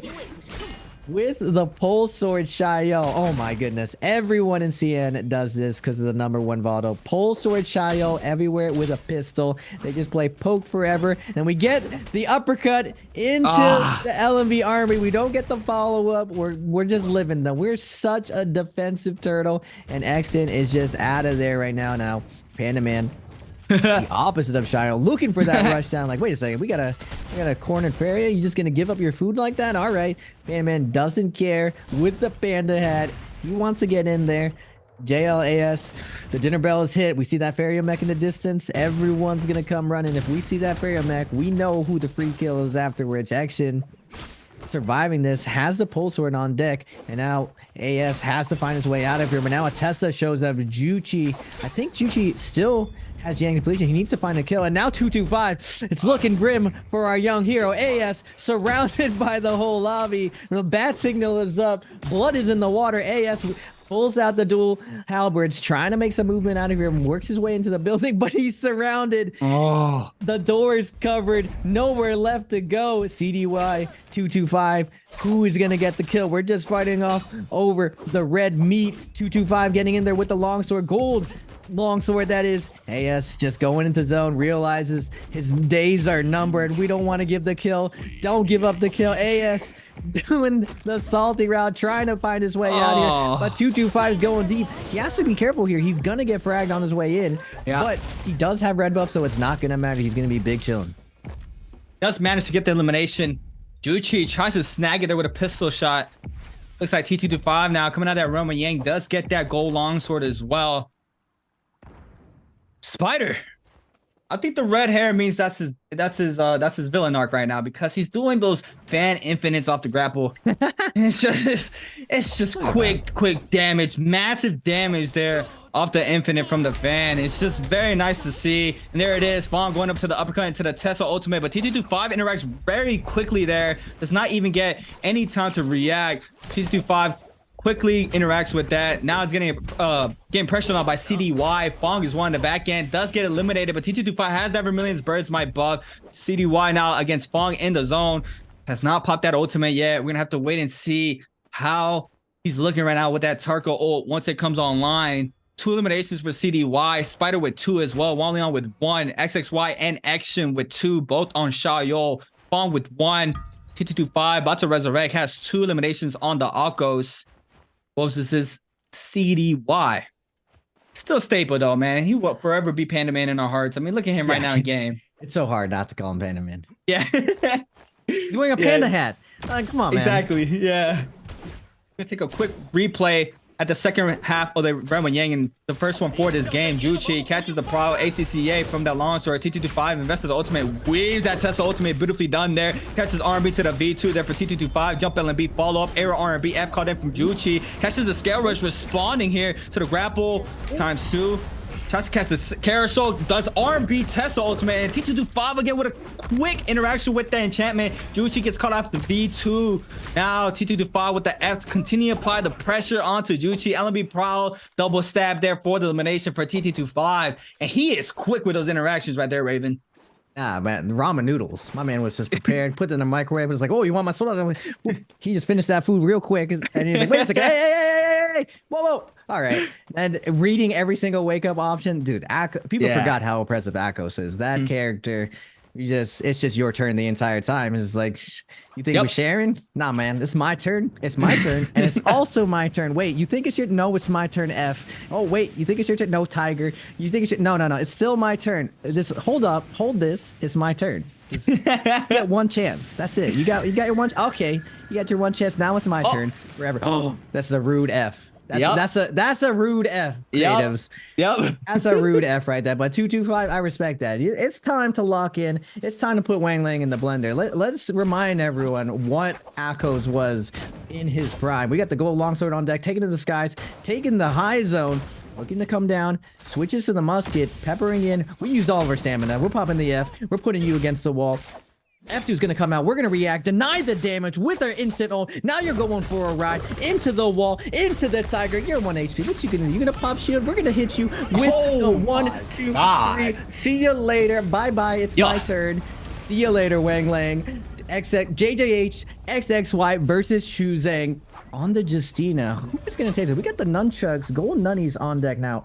I've seen Mike do wonderful things with nunchucks. What can you show me, XXY? We got Chu Zhang going for a ride into the uppercut, into the follow-up focus attack. Now Chu Zhang in the last hit point situation. F2's gonna come out. He has to invest his ult. He still has ult to himself. I think we're saving it for NARAKA 2 right now. He's taking chip damage right now. Shield is coming out. We're taking poke damage. We finally popped that shield. It's NARAKA 2 right now. What are we gonna do with this? We're just gonna look at it, look pretty for a second. We're taking a chip damage. We finally get a hit. Can we do the heaven step for the win? We can't because we got the shield up. Nothing left to do. We do get the stagger and nowhere left to go. Great job by XXY letting Chu Zhang know that NARAKA 2 is not coming out. We probably should hope. XXY, what a nice showing there off the Shy Yo. And I mean, if you continue applying the pressure there and just weaving those Justina dashes, and it's just hard once that ultimate's up. I mean, you need a weapon like Pulse Sword or Great Sword to get that heavy damage output out for 1 hit. Anything else is double hit. You're not gonna get that full damage off the freeze while that shield is up, and we saw it there against the Hong Sword. I mean, you don't really get that much of damage if you do connect with a freeze if that ultimate is up for the Xiaoyu. And even at that, if the Xiaoyu is not, if the ultimate for the Xiaoyu is not up, you could potentially TOD in around, especially off the Justina freeze, where you can go ahead and catch that Nbpl for whatever weapon you're using, katana, halberds, Hong Sword, whatever the case will be. To try to get that extension damage in. But wow, T225 with a clean showing with the aerial LMBs there, showing up how he can put a lot of damage there with a pretty much standard combo there, showing up really clean. That was a massive F2 there from XXY onto Chazong. He does not get any damage follow-up though. T225 gold dual blades now this time around, or T225 also has gold longsword, so double gold weapons there for T225. Bong, the mix, Spider, Chazong, everybody here at Celestra, the middle building. It's like cannons are going to be flying out. That beautiful skin there with the meteor, it looks very, very clean. Chazong, purple dual blades in hand for himself. Bong, backside with a fan. We are not surprised. Got all these players showing up. Who is going to be picked out here? It looks like Chazong might be. XXY catches the F there onto Chazong. And look at everybody showing up, applying the pressure. Spider trying to get the elimination, but it does not manage to do so. Chazong is forced to pop the Justina defensively just to back up. Uses the dashes, all 3 of them, to back up completely. Has no ult online. Now he does not get full health and armor back as well, so he's gonna have to keep moving, try to find a safe spot, which he does. Spider with that gold pulse sword might be a big nuisance there with the pulse sword, just scale rushing around. You can see him there in the middle, the top of the middle building there, just trying to find an opening. XXY as well with a gold pulse sword. Chazong with purple longsword, just waiting out right now. Does have 1 more repair kit for that cannon if he needs it. I believe the longsword was very weak too, so he's coming out pretty close to limited resources here. 2-5 on the heels. Mystic Might buff for XXY about to run out. 3 eliminations there for XXY. Chazong, just a little bit of a waiting period now. 10 players still remain here. It's just gonna be pokage until that the zone fully closes. Action with a massive uppercut off the pulsar onto Juchi. Juchi now is going to be forced to swap off that blue armor for the common armor. Trying to find anything else. Chazong against CDY. There goes the target ultimate. Let's see what CDY can do against Chazong here with no ultimate on the Justina. So he's just going to play it safe. He's going to cancel that, save some of that rage there. Chazong 41%. Somewhere around the same for CDY as well. 38. Therefore, that target ultimate to come back online. Like you mentioned, Raven, this skin does look like a Wu-Chen. Yeah, it's like Wu-Shen or a Yushan. Man, I'm getting mixed up by people's skins so much these days. And this is what I'm saying. On this map, Morris, if you were an OG player, Celestia is home. It's just, yes, there's such a gap difference in knowledge, and you're never catching some of the veteran players on this map. All the different drop down situations. We got Chu Zhang able to survive, has 53%. XXY on the Xiaoyu is gonna get that F2 off, but nice iframe from Chuzang, denying the damage, but now back to the neutral. What are we going to do here? Max range doesn't get the shift parry off of this, looking for the chip damage, trying to get the LMB, not able to get it. Now XXY forced to pop his ultimate. Now inside Celestra, Shayo is safe. We're big chilling. And on Holorough, no. You're going to get caught out. That's how Chuzang is surviving on this season. That's how XXY should be able to survive on this Shayo. But Fong, this is his MO. My man is the assassin. You got someone to clean up? We're going to go, we're the janitor business. We got 1 HP, guys. Let me just clean that up real quick right here. We'll take that. We'll take that 1 point right now. We're trying to ladder up right now. Fong not able to find Chuzang, and Chuzang, oh, hate to see it, going out to Yang depletion. That has to be the most painful way to die. Just going out, not able to find his skill. Now we got the box, a little bit of tags. Do have extra moonbanes. That's one thing they added, creatives. Extra moonbanes. I don't know why they did this, but now we're seeing 225 all coming in for this box. Everyone looking for the chest, not letting anyone get it. And look, Spider, my man got Sari. He got some notes. We're cheating on the test. We got double gold armor. I saw my man come in last time. Just sneaking in the hit. Now Juti, unfortunately, getting hit by the Moonbane, and 225 on a roll on that Akos, picking up that kill, following up with that paid acting Moonbait, that hot breath from the mid-air, the random hot breath, just smelling that. Ugh, it's a disgusting way to go out. Now Spider smelling that hot breath from the dragon in the sky. Oh, and then we get hit by the Tesla and the bow shot. Just so much paid acting. We do get the armor reset. Can we survive right now? We try to pop all, but Fong, the janitor, cleaning up the 1 HP situation, getting the kill. Let's go, Fong. Able to get that armor swap on the Tesla, 70%. Gonna keep this safe, and I love it. I love these Celestra endgames creatives. It just brings so much nostalgia, seeing everyone on the rooftops, danger at every corner, scale rushes coming from everywhere, and now we got everyone on deck with the F2 Shiles looking to combo you to the moon.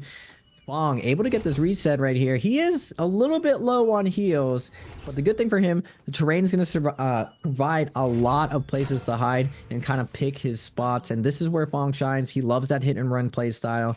Akame struggling to get something going, but he finally, I saw him in the kill feed. He's having some momentum. We do have purple armor. Let's see how Akame is able to show what 521 is made up of in this endgame, being the only foreigner with these 11 Chinese veterans. 2 new Chinese players, but mainly veterans in this live. We got Panda Man, one of the crowd favorites, the OGs of OGs on the Tarka. How does he play? What do you think Tarka's win condition here is in Celestra, creatives? How does Panda Man take the W here?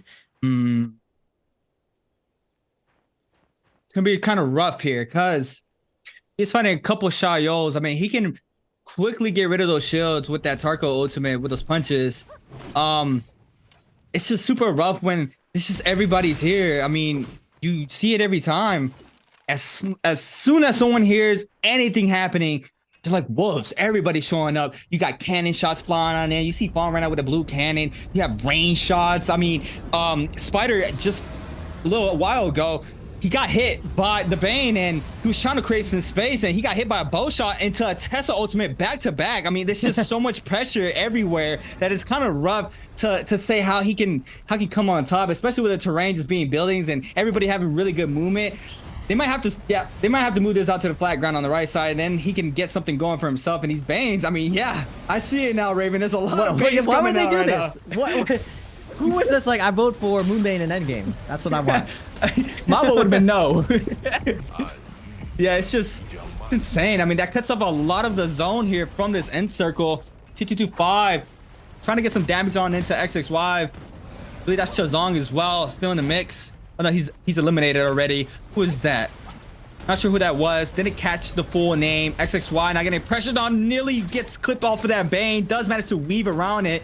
XXY now trying to keep the movement game strong for himself and still playing around his Bane. I mean, the Bane is everywhere in this circle. Zone 5. He has to start moving on in pretty soon as well. There it is. The zone starting to move on forward. T225, CDY. Action drops very low. Cannon shots flying on in. There goes double hits, triple hits there. Action drops very low. He has to be real careful. Oh, the movement. He double tap dodged that there with a repair kit or a Vitality powder. He can boom dodge that. Looking very clean for Action, but he drops too low. There's not enough. T225 does get the elimination there. Look at him smiling. He's like, yeah, we just griefed you. And we picked up the elimination off of Cannon Fireburn alone. And that's super unfortunate there. But T225, look at that, Raven. We haven't really, well, I haven't really been looking that out, but T225 has 5 eliminations right now. Yeah, we're at the halfway point. There's a lot of NARAKA to play. 225 is heating up right now. And like I said, people were sleeping on Akos. He is a decent answer to F2V2 Shiloh. He needs a lot of work, and 225 is willing to put in that work. Now Wang Lang getting Cannon down. What can he do? Oh my goodness. My man was surrounded. The gang rolled up and was just like, you on our turf. Xiaoyu, get out of here. Just cannonballs everywhere. They just straight raided Wang Lang. What can he do? Now Panda Man weaving. He's finding the way. And I think the answer to Panda Man finding his way out of these end games, it's always style, baby. Panda Man always goes out with a burst of flame. If you start hitting him, we're not going out like that. You're coming with us. We're drowning you with us. You're going into the infinite. We're just putting everything into you the second you look at us. And they're giving Panda Man a lot of respect here on the edge. They're just like, all right, you know what? You can go first. I don't want to go first. You want to go first? And my man, he's gonna sit there and drown me with you. Akame on the low ground. Rookie mistake right now. The cannons can come out. 225 doing a really good job of refereeing this end game, looking for the picks. When you have flame breath, the amount of pressure you can put and dictate the pacing of the end game is so huge, and you're seeing that from 225. Normally Akos, not a very good end game character because he lacks sustain, but as long as you win those Yangs and you get the gold weapons, you get the great Jades, you can do a lot in these end games and kind of pick apart the lobby so that you can come out on top. We're seeing XXY on the low ground. This is not where you want to be. The cannon shots are coming out. Now he's poking the bear. Panda Man doesn't want to get hit by these cannon shots, but it looks like all the Xiaoyos are just getting picked out.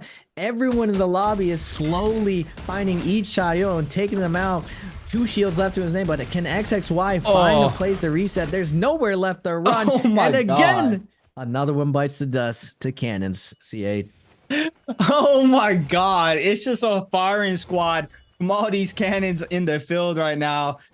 And it's super unfortunate. Once you drop super low, you know that burn is just going to come into play from everybody.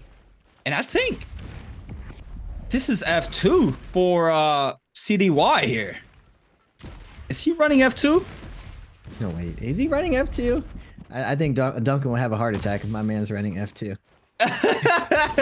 I'm not sure what F that was because I saw the animation earlier. I could have caught it wrong. But Fong still fully healthy. CDY gets let out for the free right now, getting a full reset behind his hut. Inside, he has to be real careful because that burn damage does go through the splash damage from the cannon. Just have one in hand. Gonna go ahead and repair it. T225 with Tuna. If anybody's hungry, hit up T225. He has the Tuna on deck. It's going to be having that constant healing over time for a little bit of a period of time. Fong with that gold pole sword. CDY just claiming his area right now. Top 4. We have a Tarka and the Akos, a Tessa, and I don't see the last one. I think it's 2 Tessas. Yeah, Akame on the Tessa. So 2 Tessas, and Akos, and a Tarka for this last and final circle for game number 4. CDY, Panda Man, gonna go ahead and just play the high ground. T225, gold halberds, blue dagger for Akame. There goes the cannon shots. Tessa ultimate invested inside the zone there onto T225. This might be bad for him. It's gonna go ahead and get staggered pretty soon. Oh, tries to iframe it, but does not. I'm not sure you can iframe that. Can you? Not sure. B2 now called in for T225. Does manage to get out pretty freely there. Another Tesla ultimate invested there from Fong to CDY. Akame playing the high ground right now. Does not have a lot of health. Gets stunned there. Akame drops very low. No odds on him. He's going to die to the zone. T225 gets eliminated by Fong, and CDY still not out as well. And looks like it's going to be Fong, our winner for game number 4. Playing it perfectly there for himself. Being a really good shot there at the end circles to remain the last one standing for himself. And he does manage to take the dub for game number 4. But wow, the amount of cannons that are out now. I mean, I don't really watch trios like that, but I do know that trios is a staple for canon. I mean, if you throw a cannon at a trio player, I mean, it's like cookies in the silver plate, you know, like a golden plate. Everybody loves a cannon in trios, and now seeing it in solos is very interesting, Raven.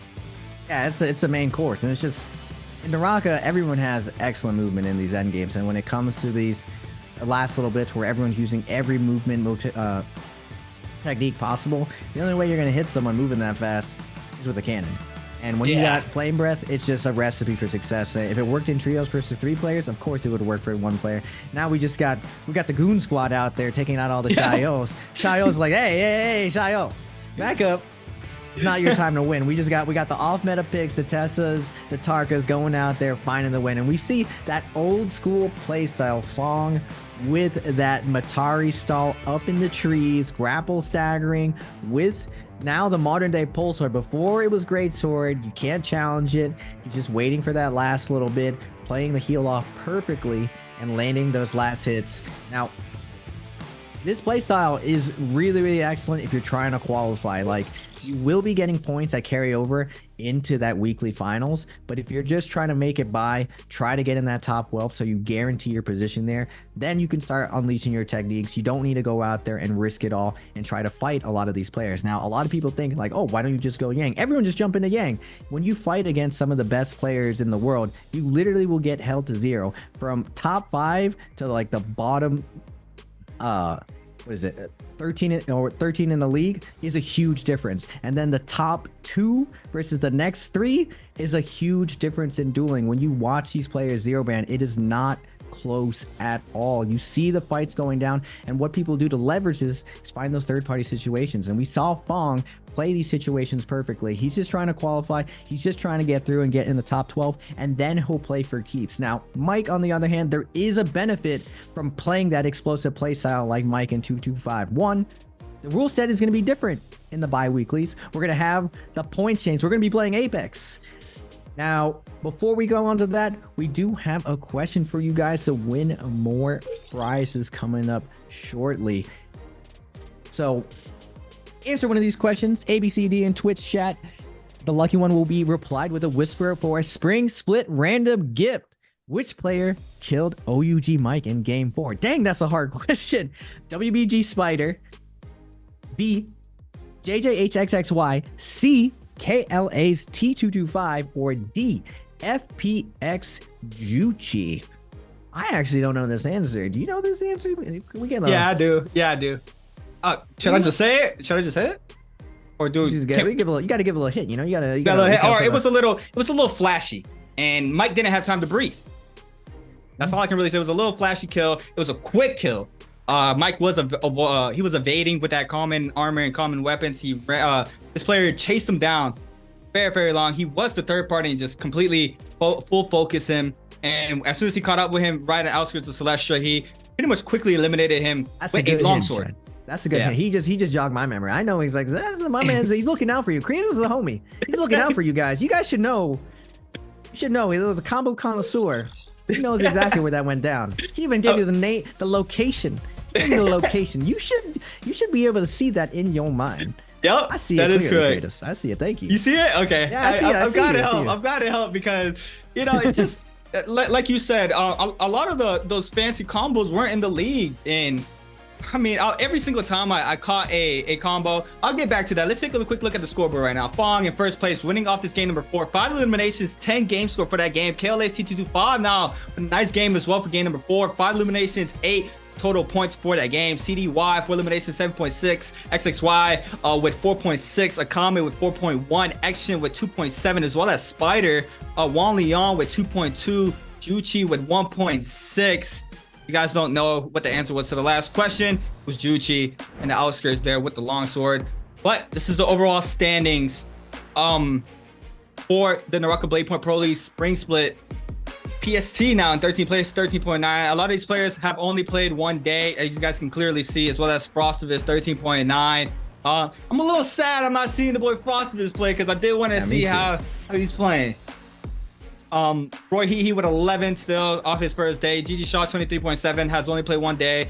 Fong now with his first day 23.1. Action 20.3. T225 his first day 17.9. AS with 15.9. Jux with 15.7. I believe Spider Mike's group has those double days now going in right now with his day. I believe that's Group B. I could be wrong, but I think outside was Group B.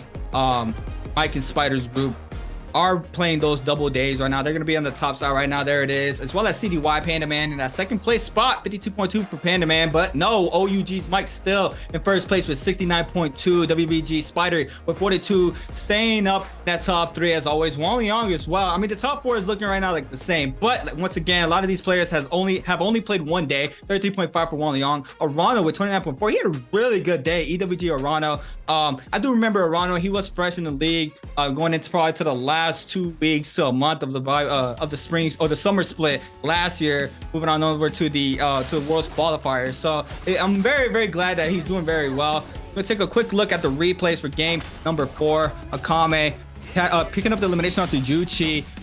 With that Tesla stun, CDY catching this massive parry onto Akame here. The jump parry to stop that damage coming on in, just completely fries him here. Goes the release to the jump parry. Akame just gets deleted off of that alone. Mike weaves it, and there it is, guys. The answer for the treasure was 2 grapples into the 2-1-1 jump LMB times 2. Very, very nice there from Juchi. CDY in the zone against T225. Had to have Vermilion's Burst Bite, so he was safe. And this was just detrimental here for Spider. He gets hit with the Tesla ultimate. Got hit with a bow shot in the back end. Just weaves down into the follow-up R&B from the spear. T225 hit with a firing squad. Gets the elimination onto Action. Falling in the last and final moments. And I can't believe they didn't put the fan infinite from the realm from Spider off that game, because that was disgusting. The 3, or I think that was 4 bunks off the grapple there for Spider in the realm of Yang. That's a highlight reel for me in my eyes.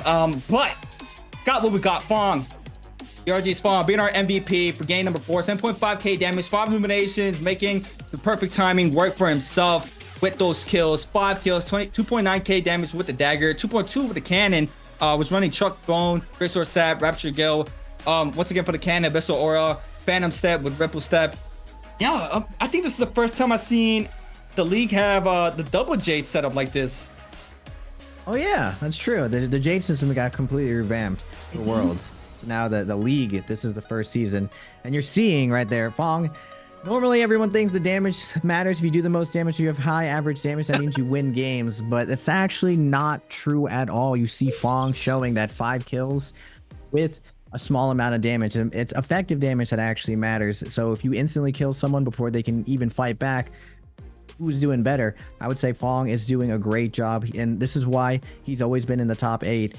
His play style is really, really effective. Now, that doesn't mean that the top 3 can't play the same way that he does. They just play that way and then some. So Fong has to find his spots correctly to make it happen. And now that longsword combo, the combos that you're seeing, creatives, dude, there's just so much more out there, and I'm excited. I want to see a Heaven Step. Now, I remember Moxie saying the fan infinite was holding W key, and a lot of people didn't know this. The second Chu Zhang did it at Worlds, all of us were like, wait a second, we thought we could only do 2. How did he do this? And the way we figured it out in the West was actually because of TJ. I asked TJ, I was like, how do you do this? And the trick is the walk key and holding W. If you use those 2 things, you have to rebind your walk key to make it available. And you can, I think most people can do the fan infinite. It's just really, really awkward holding walk key the whole time. But if you can figure out how to do it, there's still a little bit of time before that green focus. Enjoy it while you can, because you can just take people around the racetrack. We call it the Lightning McQueen ka-chow when we catch you. But as Tessa, as Justina, as Shayo, if you don't have that on deck, you're just a mile behind, because a parry leads into infinite, an F2 leads into infinite, a mistake on you parrying leads into an infinite. There's just touch of death around every single corner, but you need to put in the work and the time, because Heaven Step, extremely hard to do. Chu Zhang's fan infinite, extremely hard to do. There are videos out there on how to do this. It's really just putting in the work, and you're seeing that beautiful dedication. Now, I've always loved combos. I just knew that it's really hard to practice them, and then on top of that, the pressure in tournaments, the terrain situations, like There's so much nuance when it comes to where you grapple, whether or not you're going up and down terrain when it comes to these combos. And we've seen it, Juchi with the longsword, the 2-1-1, some of the new technology out there that, hey, everyone's kind of sleeping on longsword. Everyone wants to use the dual halberds into katana or hongsword or fan. Nah, longsword is still the tried and true. We still got a lot of combos in deck, especially taking a little bit of work like out of Tekken, where we're putting people into walls and extending combos inside Yang. I see you guys using the wall, closing the distance, getting those combos off. It's a lot of beautiful play that we're seeing in the modern day NARAKA, and I hope to see more. But we saw this lobby's Shayo. I'm still curious to see what Mike can do in Shayo. And like I said, Akos is a good counter. So if you're struggling versus Shayo, load up that Akos, wipe off the rust, because he's a little bit of answer of all the modern day Shayo. If you're sick of playing that character or want something a little bit different, we saw 225 roll everyone. That it's Akos' turn. When you play that character, it's just a more oppressive Tarka, I'd say. It's just always his turn. Every time he lunges, he's purple or gold. You're seeing people catch wake-ups left and right. And again, leads to touch of death. Like, if you can do an uppercut combo, you can heaven step off an Akos lunge. You can ban infinite off of it. But we're going in the game 5. I like to call this championship round. This is day 2 for some of the players. They're halfway point. This is where it matters. Game 11 technically for them. What can they do to secure their spawn? Because after this round, their destiny is not in their hands, creatives. They need to put their best foot forward, close it out, not give up, because on day 3, they are going to be sitting on the sidelines watching, and you never really want to root for someone's downfall. I mean, it's a bad spot. You want to be rooting for yourself right now. You want to dig deep. You can't be hoping that someone has an off day. It's time for you to have an on day, ladies and gentlemen. Yeah, I typically see that around game 3. Like around game 3, you should be warmed already. You should be having those pop-up games moving on forward after game 3. NARAKA is a very technical game. Around game 3, a lot of these players, you clearly see that. I mean, now as we saw at game 4, the combos are coming out. I mean, we saw some earlier too around game 3, but everybody's pretty much up to par going on over to game 4, 5, 6. They've been in the server already. They have their head in the game at that point. So that's what I see around game 3. Game 5, like you said, it's a very, very, very important game as well. We see sometimes around game 6s that these players, especially if you have your 2 days out, their mental starts falling around game 5. They know they can't qualify, and a lot of the kills go left and right, especially those players on the bottom hand side of the leaderboard. Once those 2 full days are played out by everybody in the pro league, so 5s and 6 do determine a lot. But right now, just because there's another group that still has another day to be played out for their games, it could determine a lot. Like right now, these players, like Raven just stated, want to be cheering for yourself. You want to be putting out as much points as you can.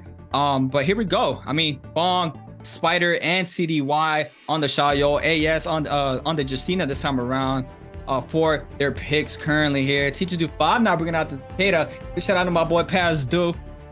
And Pazdu would have fun in these lobbies now, where all these combos are being played out right now. I mean, I can't wait to see an extension. He was ahead of his time, CA. Yeah, he was ahead of the time. I mean, if you know, you know.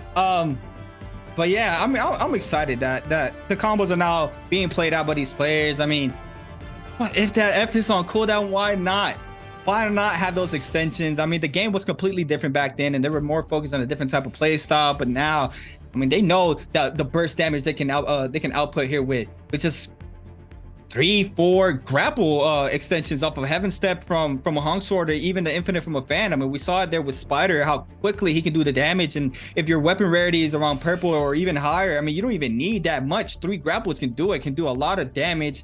And I mean, we're seeing it here play it out, especially with affairs as well. You can extend off of any Heaven Step with a V3. I mean, just anything. You have a lot of ways to implement, and that's the beauty of NARAKA. I mean, it's a very, very different game. I've never played a game like this where you have the free will to be creative as how you want with your fighting style. And now we're starting to see that players are respecting that grind of learning these combos. And I mean, Raven give you guys the tech where you have to do the walk key, and a lot of people don't understand that each combo is different, and it all varies with a lot of things. I mean, just talking about like our side, the North American region, varies with FPS, ping, just all these things come into consideration when you're trying to do these combos. And just off of that alone, you know it's a lot different in the Pro League as well when everybody's on the same FPS, everybody's on the same ping as well. Low ping's gonna be, everything's gonna be a lot more faster. A lot of things don't work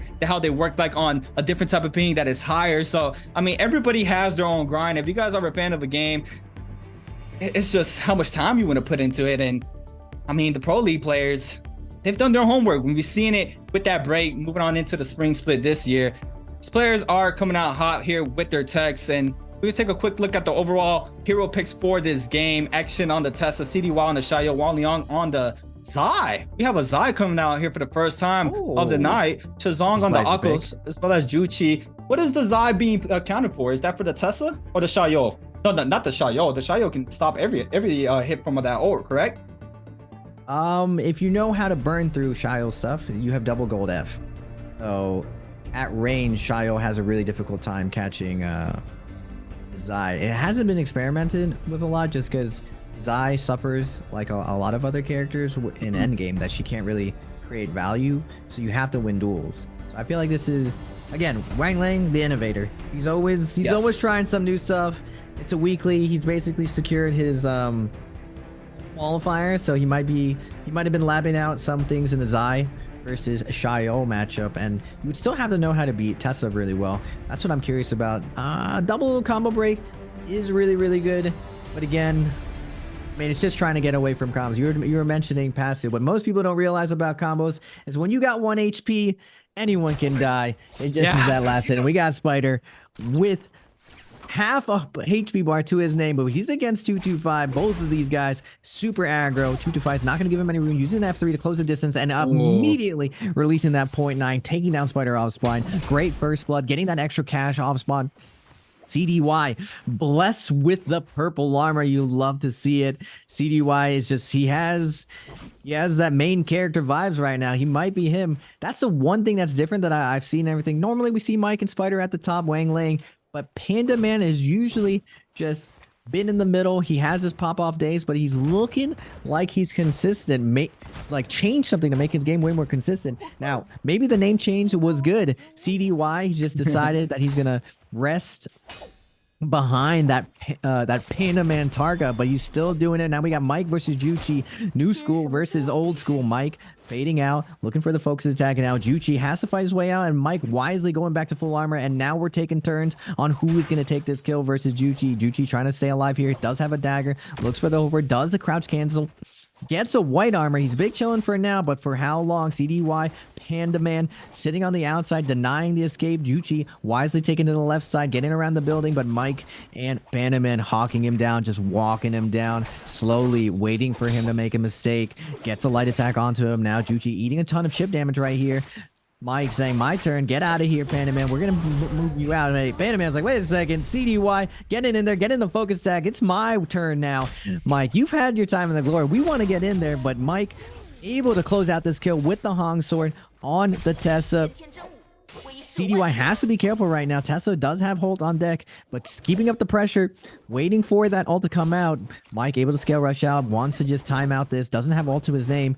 Gonna be backing off, switch to that fan for that instant scale rush, and we're out of here. Everyone's piling in here, though. We got XXY, Akame, Fong, CDY, all chilling, looking to make some moves right here off spawn. Now XXY forcing out the F2 with the pole sword, looking for the LB hold up. He decides to get out of there, but nowhere left to go. Wang Lang denying the exit and taking down XXY. Now Akame getting in the mix. Wang Lang eating that Tessa hold, has to pop the Zion. Will the Zai be working here in this multi-wave fight? He's gonna get eat a pole sword scale rush from behind, and now Wang Lang decides to back off here, but everyone sees it. Look at this squad, the 4-man squad chasing down Wang Lang, getting shipped to death, and from downtown, Fong with the long range attack. Oh baby, Fong doing work now, warming up, and he's gonna be getting through this qualifying round. C8 Fong once again, the perfect time with a musket shot for the finisher,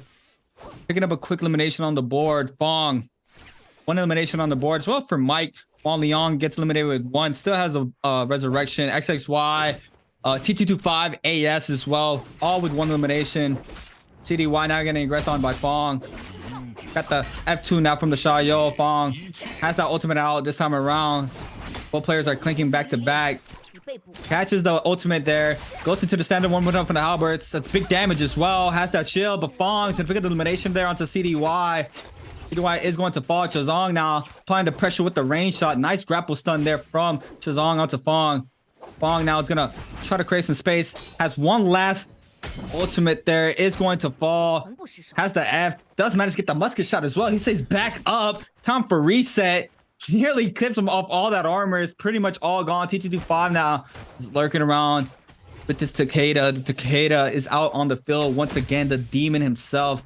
Takeda back in the Pro League. T225 with a nice F there to avoid the scare rush. Shazam catches the prio. The standard 1.0. Oh no, goes for the double jump LMBs. Gotta get that out of my mind. Going for the extension. T225 catches LMB prio. Goes for the jump LMB follow up. Goes ahead and invests his Furin. T225 now overholding. Weaves that jump, that lead. Cakes calls out the second. Calls in Furin. Does not get the stagger off of this. Jump LMB does not connect for Chazon. Catches this time or goes to the slide uppercut. Gets the elimination there onto Chazon. And that's what's really strong for the Takeda. If you do manage to get the Furin connection, you can go into the slide uppercut, grapple instantly off of that. Spider now. Looks like he wants to get in the mix with that purple staff. T225 is going to get aggressed on. T225 does not have that armor. There might be still some Fireflies, though. They probably got all picked up in the beginning of the game. T225 responding with some massive musket shots. Spider now is going to go ahead and invest his ultimate F into the uppercut. 2-1-1. Big damage. Jump LMB finisher for Spider. T225 getting taken out by Spider. And I was, man, when this tech first came out earlier in at the late of last year, these players were trying to do it, and we would see it get messed up a lot. But now that some time has passed by, this player's like very consistent with that, and it's just so much damage going into the uppercut focus. There's slide uppercut for action onto XXY. Is gonna go ahead and use this time to throw down the ping ultimate here just to get this enchantment pretty soon onto XXY. Still applying the pressure. RB follow up, not enough damage, and Mike at perfect timing there to get the elimination. And Action is not happy about that. Now needs to retreat, but no, Mike gonna go ahead and invest this Tesla ultimate this time around once again. From action onto Mike, that's big damage. And Chance at a perfect time catches LMB par as well to the 1.0. No, goes for the uppercut, messes it up. Mike still up for the time being. Has another ultimate online. Action now. Might throw it down. Gets weaved by Mike. Has eyes at the back of his head. Now trying to get a quick reset, but the bow shot finisher for Action there to take out Mike. And he said, "You wouldn't snag my kill. I'm gonna eliminate you this time around." Wow, Action gets his revenge right there. And again, in the 1 HP situation, my man Action does not flinch. We're just all in. We're in there. Mike backs off. Was not willing to throw that focus attack to risk getting parried by Action. And Action's like, you know what? You're getting held in zone. You held me in zone last time? Bet. We got you this time, Mike. We're holding you in zone. He takes down the GOAT himself. Action is here to compete, baby. He wants his W. He's not okay with following up Mike. He wants to take those fights as much as he can. Now we see the Yangs popping up with Akame Action and the South and everyone else to the north. Just everyone piling in. Are we going to play nice? Are we going to go in here? No one mashes F and we get Spider in there versus CDY, aka Panda Man. One of my favorite matchups right here. Xiaoyou Spider versus Panda Man. I believe he's on Xiaoyou as well. We're taking to the skies right now with the purple Hong sword. Now, Spider has done this every single time. He's peppered in with the range attack. Doesn't really like dropping in with an attack. Both of them take to the pillar. Nice drop down focus attack onto CDY. CDY, both of them pop the F2, trade it out, and now Panda Man takes his turn back perfectly. Both of them crouch cancel right now. And now CDY looking to cover it. Pops his ultimate quickly, but Spider's going to try to get a little bit of time on here. Pop his ult a little bit later. Spider kiting here with a dagger. Good play by Spider, not forcing out his ult. But now it's looking like a tie right now. Unless Spider starts proccing this, Panda Man can return the favor and kite himself. But for now, Panda Man does have an opportunity to finish off. Spider's going to use his F2 to just kite this instead. Nice. Looks like Spider's choosing the kiting path completely. We got 26 seconds. That's enough time for CDY to find this answer. Spider showing the movement, showing his sneakers, getting the tracks on. Can he live though? F2's gonna come out. Big damage on to Panaman or CDY. He needs to pop his ultimate. He doesn't, and he pays the ultimate price with that max range scale rush. Spider is able to take it, but Panaman smiles on his face. He's just like, ah, well played. I'll get you next time, like a true villain. Panaman knows that the fight is still on. He still has that Yang depletion with 4 minutes and 30 seconds to go. One thing I love about Panaman, he does not forget. He does not forget. We saw him get a little frustrated right there. He's not going to forget. And once he gets to you, catches you lacking, he's going to let you know when he eliminates you. We've seen it time and time again. Panaman, he be talking his talk. So Panaman, he has that. He wrote that down on his death note. He knows who he needs to go for whenever he sees him or spots him. So Spider now with that target on his back does manage to get the elimination onto Panaman. Wang Leon not going to aggress on by Fong. Nice effort to the... Ooh, tries to go for the triple jump Olympics off the spear. Nice musket shot swap there from Fong onto Wang Liang. And Wang Liang's going to fall this time around. He's completely out of game number 5. Ends his run with 34.5 overall points for game number 5. WBG Spider still in the mix with 44.7. DRG's Fong with 4 eliminations, 28 points. Action against Shazong, and Action's mechanics are clean. Action is looking clean, I'm not gonna lie. Does manage to interact with that. V2 weaves it with a roll. Beautifully done there. Clinks off the leave. Does get cut off the second one here. Tries to weave the second one. Does get caught up this time around. F to avoid the damage. Counter grapper there from Chazong. V2 called in here for Chazong onto Action. That's a lot of damage coming into play for Action. 4 more % for the ultimate coming online for Action. Tries to weave it, gets caught up. 2-on-1, doesn't go for the blue, gets the damage in, but Spider now moving on in. Action has to invest his ultimate. Might use it to back up. Yeah, he's gonna grapple away. The pressure still being applied from Chazong. Spider interacts. Chazong stops, does not manage to catch up, and now Spider's going to use this time, get the free elimination onto Chazong, and Chazong is not happy about that one. He did fall there. Super unfortunate for him. Now Action trying to come right back. Spider has that ultimate in play with a gold fan as well. He comes to aggression from Spider this time around. Grapple LMB into the aerial R&B. Action now going to get caught up to F. Both F's invested for both players. Both on cooldown. Overhold and catches the LMB focus of Spider. Clinks off this light this time around. He's gonna go ahead and invest the ultimate. Crouch LMB's R&B. Clinks off the second. Here goes the shield. What's the mix up? It's not call it up yet. Uses it at the perfect time to pick up the elimination. And Action does have the Vermilion's Bird's Might. He is going to stay inside this game for the time being. T225 still in the mix. Has AS very, very low. Just seen the ultimate already called in for AS. T225 as well. Has Furrin out. Ready to try to catch this Pyro anywhere. There goes the freeze. B2 does not catch the Pyro though. F caught it for AS. Furrin still might be called down here pretty soon. Does manage to get it. Gets the R&B focus off it. Is no more Furrins online no more. R&B focus back to back to the musket shot. Does connect. Jump LMB gets caught off. R&B LMB I believe there on the ground. But the whole charge there for T225 to pick up the elimination onto AES. They're quickly done. Akame as well picks the elimination onto Juchi. And everybody's falling right now, Raven. Look, there's only 6 players remaining inside game number 5. Yeah, game 5, everyone's trying to rush down. You want to make it past this qualifying point. It looks like around 14 points to be an average day, but we got Pandaman versus Fong right now in a tight space. Fong pops the ult into the parry. Fong, nice play. CDY never saw it coming. The chances of some Xiaoyu parrying once he has ult up, not looking for the attack, thinks he can get that shield proc, but unfortunately pays the ultimate price. Now Spider doing work. I'm happy for my man that he's looking in form right now at 47.8. He's catching up. Panaman still up there as well. Wang Lang, tried and true, steady up. But also Fong showing up big. Now Exen, most people don't know this about Exen, but he's been playing Tesla for a while. Out of all the really strong fighters, he was one of the first to invest in Tesla while everyone thought the character was trash. Now he's going to take a V2 from this Justina. How does he recover? He's looking for the scale rush right now. Going max range, fishing for the LMB cancels, not able to connect with it. Now Justina, both of them, stalemate, looking at each other through the wall. Ooh. Getting staggered a little bit, but what can he do right here? Looks for the actual LMB into the follow-up LMB. Gets a nice ship berry staff, forcing out the F2 though. Manages to miss his ultimate, but delays it perfectly. And gets again the same ship berry. What kind of combo are we going to show us, Exen? 1, 2, 3? We got a 4. We don't need 4. We got a little bit more.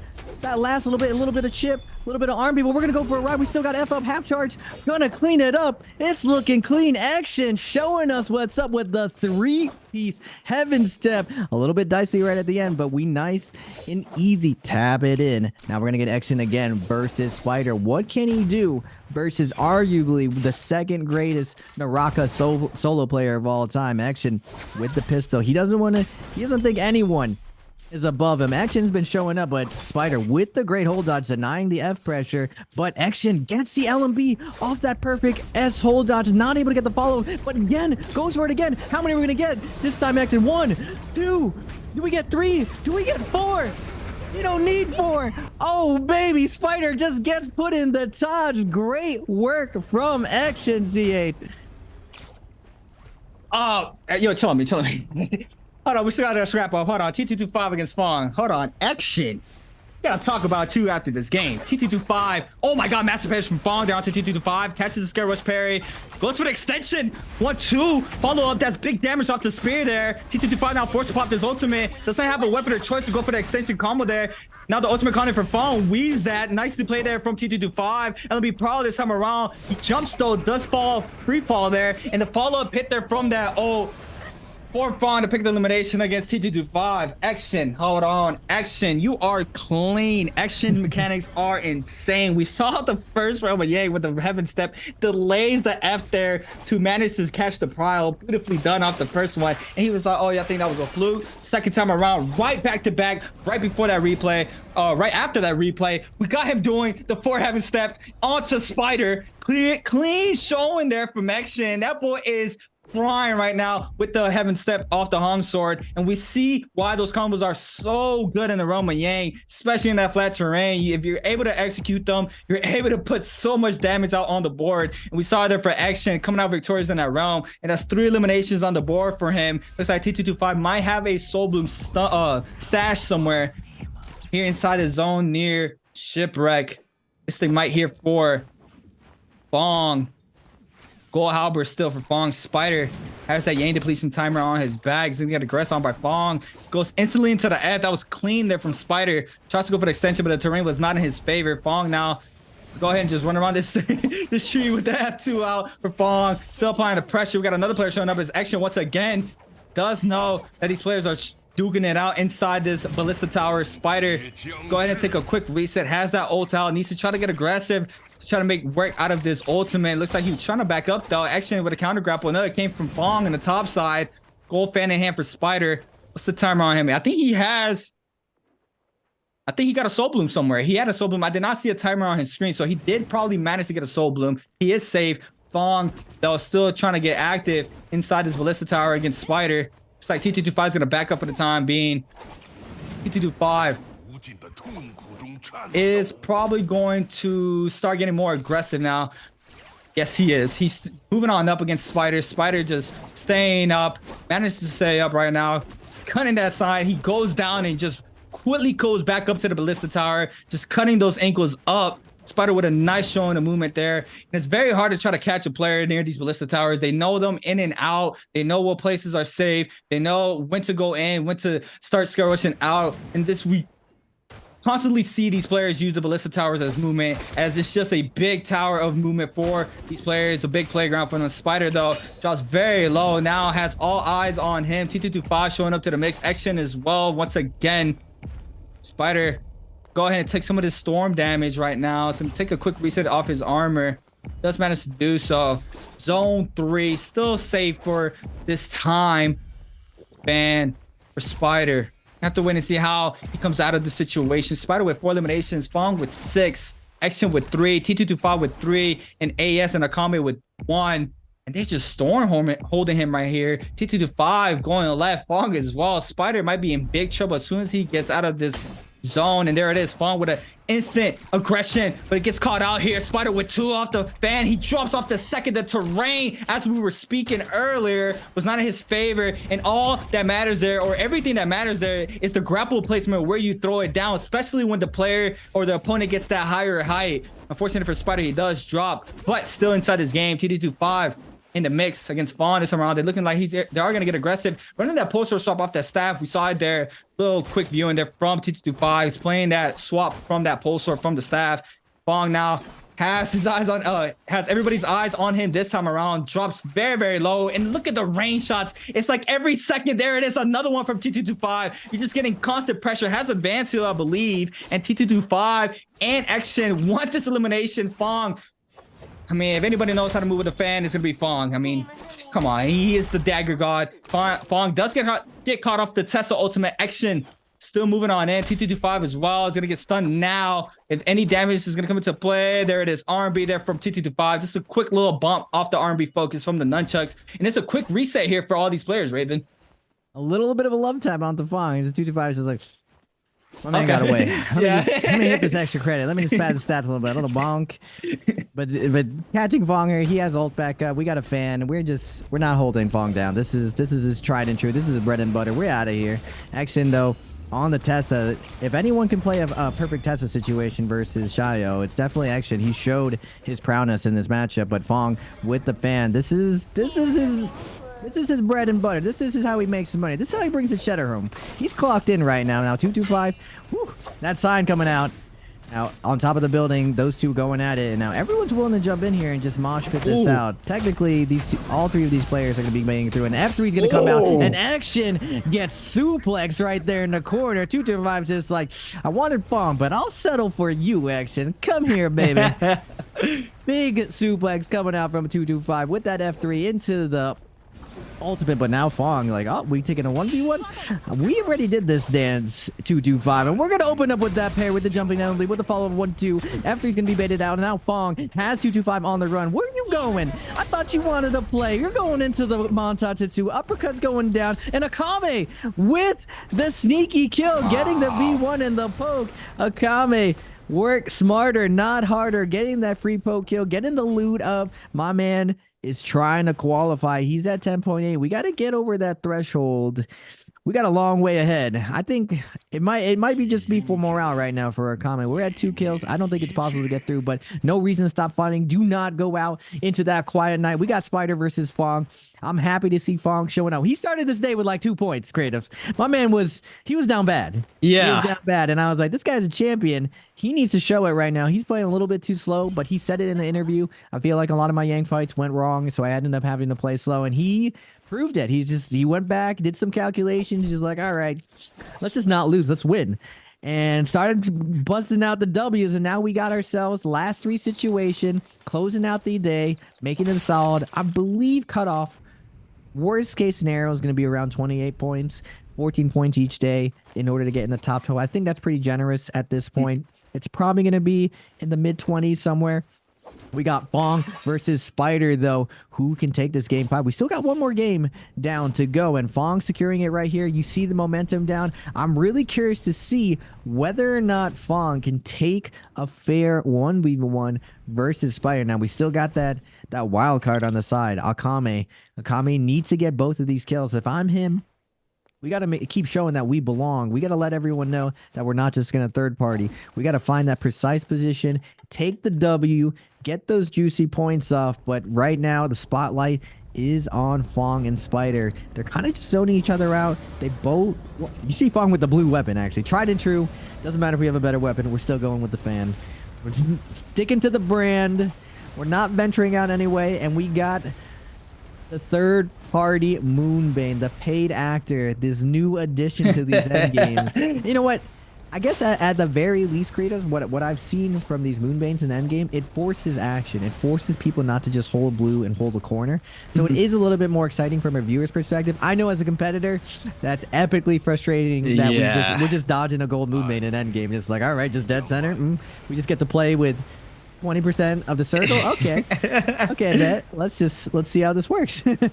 Yeah, I mean, right now, you don't really see it do its justice right now, the Moonbane, because there's only 3 players remaining. But, I mean, when everybody's still up, around 9 to 10 players are up, when the circle is this small and the zone is completely taking the majority of this end circle, I mean, I see some heartbreaks happen already, Raven. I see them in my mind right now, just like somebody having a crazy run and just falling to the Bane, and you just see the body just deplete from the Bane breath. I mean, that would just hurt happening. I mean, we saw it kind of happening to Spider.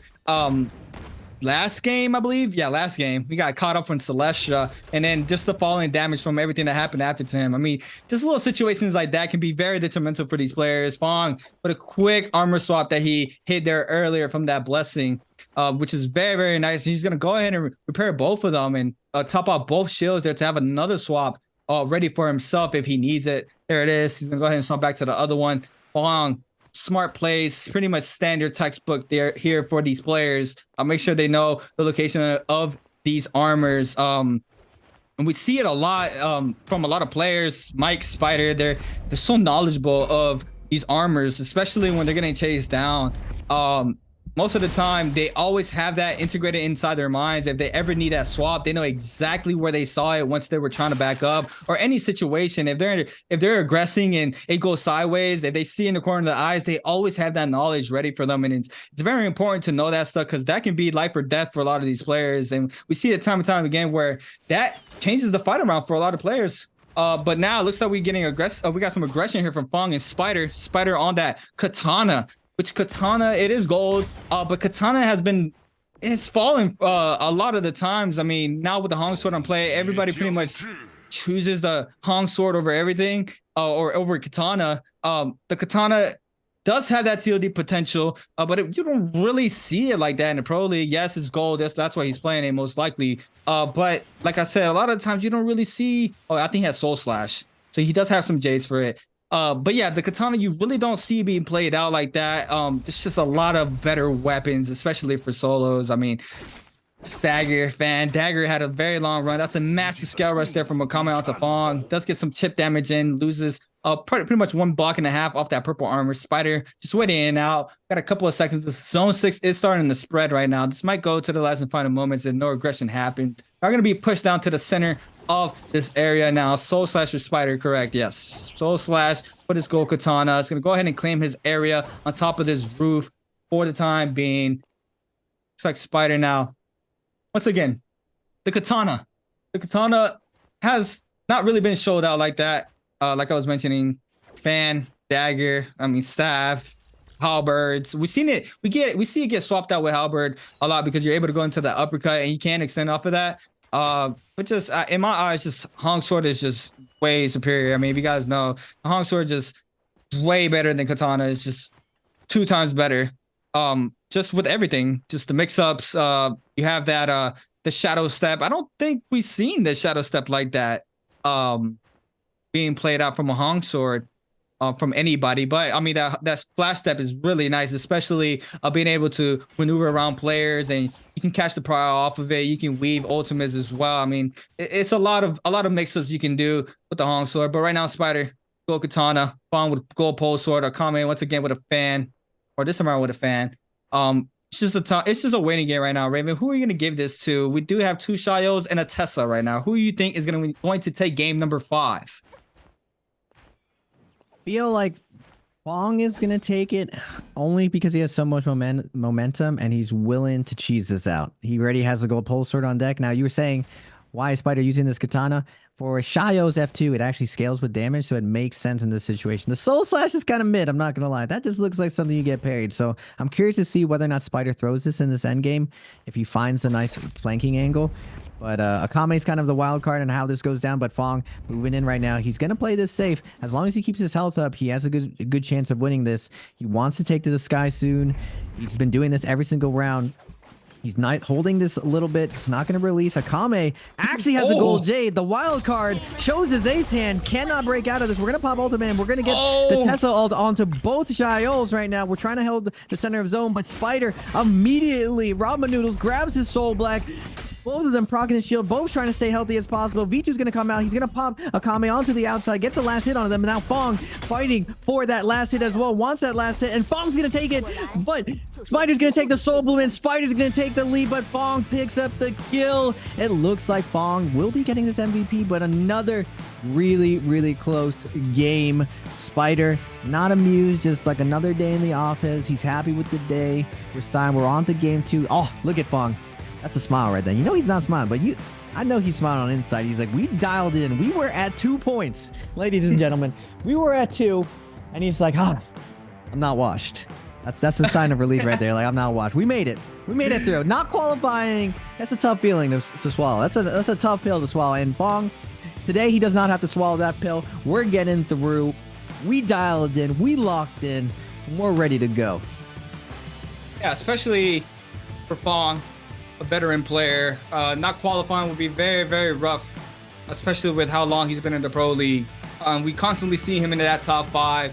And like he mentioned in his interview, like you said, his Yangs fights weren't going how they wanted to. And to me, Fong has always been that player that's that third-party master. I'm not going to lie. Fong has a really, really good third party. We constantly see it, and we started seeing a lot more from him game number 3. I'm not sure. I didn't really pay attention how aggressive he was getting game 1 and 2.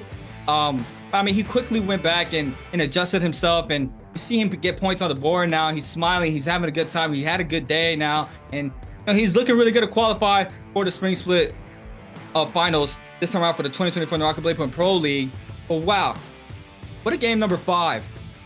Action with 2 disgusting heaven steps in both Yangs, showing out really, really clean mechanics, especially holding on that gold frame, catching the prog, going to the heaven step, and then doing it right back on the second time around, catching the heaven step and just completely putting out that damage out there to get that elimination. It's just super clean. T225. I did like how he caught that the scale rush, gets the F takedown, and just he did invest the ultimate to secure the kill. And super unfortunate the third party was lurking around, so that did backfire on him there. But I'm very glad that he's not greedy with that ultimate. And I mean, it's very rough, especially if you're alone with Takeda in any server, to even get anything out. But he did put out some eliminations on the board for himself. But we do have a question for everybody at home.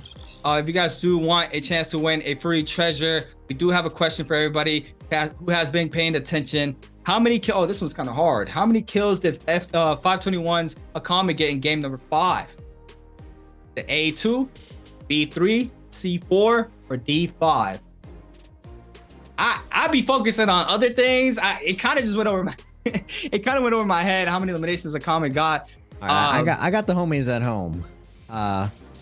He's basically playing for moral support, so he needed to do something in order to get there. He needed to show everyone what's up in order to make this win. Unfortunately for him, he's going against 2 of the best endgame players in the top 5. So was he successful at taking it home? Just ask yourself that. You should know. As long as you remember how many kills you went into going into that endgame, that is your answer. I hope you guys have been paying attention. Apparently I have not. I have not been, but let me take a quick look at the overall scoreboard for game number 5. Massive game 5 here for Fong. 7 eliminations, 11.8. Big game there from Fong. Spider, second place with 5 eliminations, 5 eliminations, 10 points for game number 5. T225 still in that top 3 with 4 eliminations, 6.7. Valdez Action, 3 eliminations, 4.6 with clean style kills. Action showing out. Akame, here it is, our answer. He had 2 eliminations in that game number 5. We're gonna take another quick look at our overall standings for the NARAKA BLADEPOINT Pro League Spring Split. PSC from J Team, 13.9 and 13th place. Still has another day to be played out, as well as Alliances is Frostavis with 13.9, BBE Rohihi with 11, still another day to be played out. All these players down here still have another day to be played out. Akame with 10.8, Tazon with 7.9, Juchi with 6.2. Juchi has had some clean kills tonight, but unfortunately enough, he has not been stacking up those points. He is on the bottom of the leaderboard currently. JJH XXY with 25.2, Valdez Action with 24.9, KLX T225 with 24.6, GG Shaw 23.7, JL's AS with 17.5, TE Jux with 15.7 for 7 through 12. T225 24.6, Action 24.9.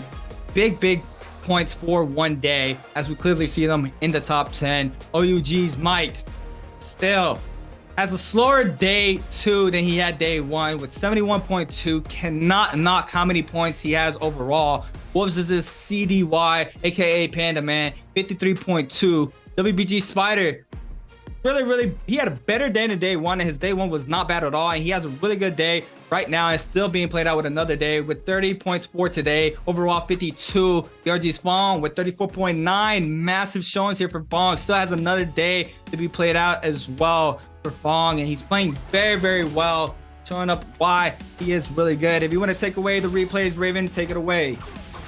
Fong with the follow-up, this 7-piece game. I can't believe I felt a little bit of doubt on Fong, but my man locked in to close his skills. Now we have Spider as well, doing very solid, showing exactly why he was a world champion for a long time, able to beat out 225 at his own game, rushing him down, popping the we could pop cooldowns too. 225, what's up? Action with the Hong Sword tutorial, showing everyone the masterclass, taking everyone for a ride, including the GOAT himself, Mike, getting put in the zone. And unlike before, we don't shy from these moments. We're in there. Exton follows up that 1 HP situation. Now Exton unfortunately eating the suplex from 225, and now we get this end game and the replay for you got boys and girls at home. Akame just gets sent to the side and fought over like a snack, getting that last little bit. Double Shio, nowhere, nothing he can do except get eaten alive by Spider and Fong. Now Fong with that MVP, my man, when you're a champion, you're a champion. If you've been at the top, you know what it takes to get in the shop, and he just locked in. He literally just said, my Yangs weren't going right. That's the only thing. My Yang goes right, we win. That was just a missing component. He tidied up, found the matchups that he wanted, picks paid off, and showed exactly why he is a former champion. Now, that Hong Sword coming out, something that I noticed just watching from the Nbpl. Normally on our server when we do Heaven Step, it's very inconsistent for players with above 40 ping from behind or the side, but up front is one of the hardest variations. So it's pretty much impossible.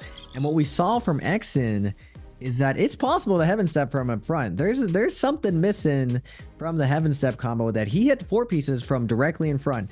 And when you hit someone from up front with an uppercut, they do fly way higher. And we're trying to grapple cancel over and over. That timing becomes incredibly difficult because they get higher and higher and higher. And Exin didn't care. He carried each player against the wall. I thought it was a fluke the first time. Maybe he can only get 3, but he extended that to a 4-piece. We hit him with the 4-piece chicken McNugget to the focus attack, to the jumping LMB with the follow-up half charge RMB, and it was looking clean. And I was like, wait a second. There's something different right here. The same way that I saw Chuzang do that fan infinite, there's something here with the Hong Sword that most people don't realize. And Exin is definitely ahead of the curve because we don't really see anyone else doing it like that. I know I saw Mike previously do this down the hill, so I'm wondering which mechanic that these players are abusing. And either it's holding the walk key, maybe delaying their hold dodge a little bit in it. Maybe it might be low ping, but that's never a limitation right now. Now, before that, we still have one more game of NARAKA to go. That clutch round. Some of these players, it's their game 2. Other players, it's their game 1. But we'll be right back, folks, for this last game of NARAKA Blade Point Solos.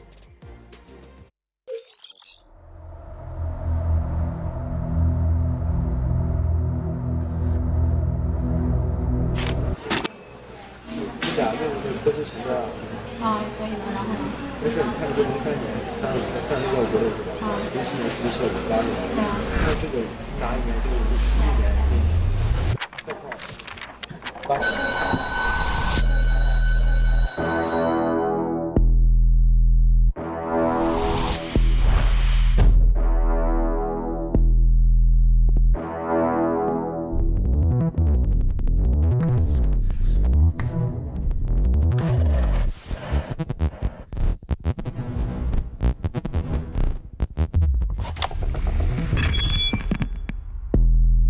Fate.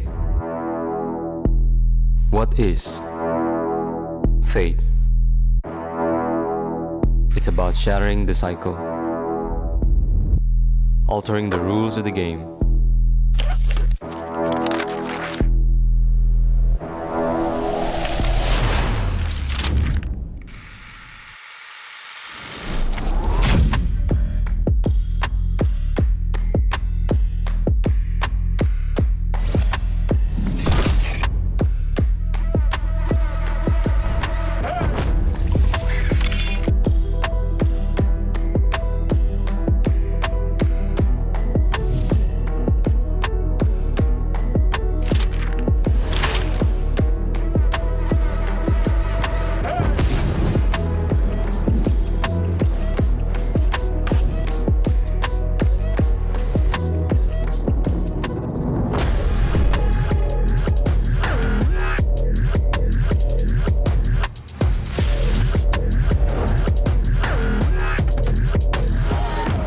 New challenges will be ignited, and a new order is poised for reshaping.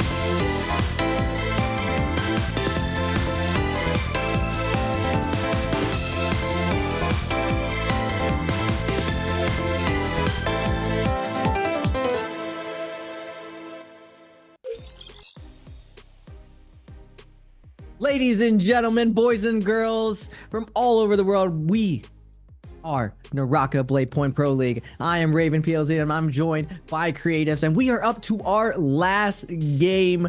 So much action has happened. I'm loving the fast play of the Firefly Days, the combo game coming out. We still got one more day going up. I can't believe I doubted my man Fong. I didn't realize it was day one. Fong, my bad, OG. Didn't realize that it was your day when you're just warming up. You were just big chilling. You dialed in. You showed us what you're made out of. Heart of a champion. Now, creatives, anything that you've seen so far that gets you excited? You wanna dabble in there and get in there with the combos? Because right now, Green Focus is about to come out, and I'm not gonna lie, it's like the past 2 days, like you said. Yeah, I'm not gonna lie. Like, starting off with NARAKA, I've always been a fan of the combo. So everything I pretty much did was straight custom. Like, I never really played the BR like that. I was always in 0 bands, 3 bands, majority of 3 bands, but always in training as well. Seeing new tech come out every single time, and now it has slowed down a lot because everything's pretty much discovered now, and a lot of things have gotten patched as well. But in the earlier days of NARAKA, I mean, that's all a lot of people live for, that I know. You know, a lot of us just straight wanted to be combo masters of whatever you want to call it. But yeah, that right there being showed out here in the Pro League is amazing, and I'm very sad if Green Focus confirmed it. That's coming out. Is that a confirmed thing? It's been up in the air. I mean, it's in Showdown, and they have it in Showdown. I think Quick Play. It is in Quick Play. Yes, it's coming. I feel like I've been told that it was supposed to be actually in Pro League, so I don't know anymore. I think they're getting a little pushback for it. But I always think it's a good thing, just because unless they take out 2-1-1, there's still a lot of optimizations out there, and there's still a wake up situation. Plus, we still got 2 new weapons, and I'm not gonna lie, getting Touch of Death, now that it's optimal and like top tippity top, can actually work on those things, and it's not based on an actual character. Because normally we saw touch of death as like Takeda, Tarka. Yeah. Now like multiple characters can do it. Justina can do it, Akos can do it, and now it's not even character based, it's just weapon based. Now longsword used to be a really easy touch of death that anyone can get into and just hit it and just hit it and quit it. That's just nothing you can do. Very simple combo to get off. A lot of the touch of deaths right now, the only reason I don't see them nerfed is because they're really difficult to learn. I personally put 100 hours into them. There's not a lot of nuance, like you said, depending on ping, depending on terrain, depending on FPS. So like explaining it to someone is very difficult. Even if you know the button sequences, it's still really hard to build up that muscle memory. The frames that you have to be able to do it, it's a little bit more generous if you have higher FPS, but still, I've still seen lower FPS players pull it off.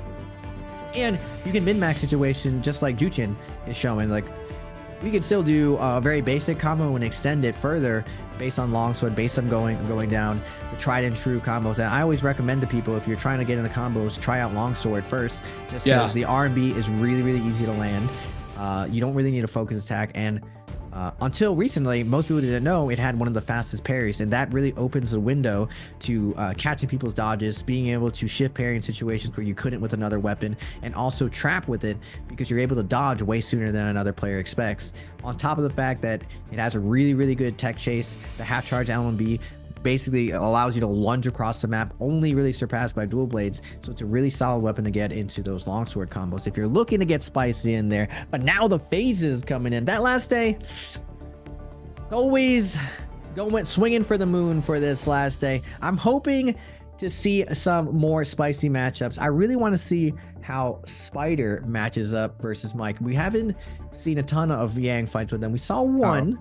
We saw them off spawn, but it was kind of a no armor situation, unfortunately for Mike. But I'm happy to see that Spider is going after his main rival, because I would say the only one who really challenges Spider as far as fighting capability is probably Mike and 225. I know 225 has kind of struggled with the mental throughout tournaments, but I'm not gonna lie, my man is always vibing. He's rocking around the $1,300 Balenciagas. My man is pure chilling.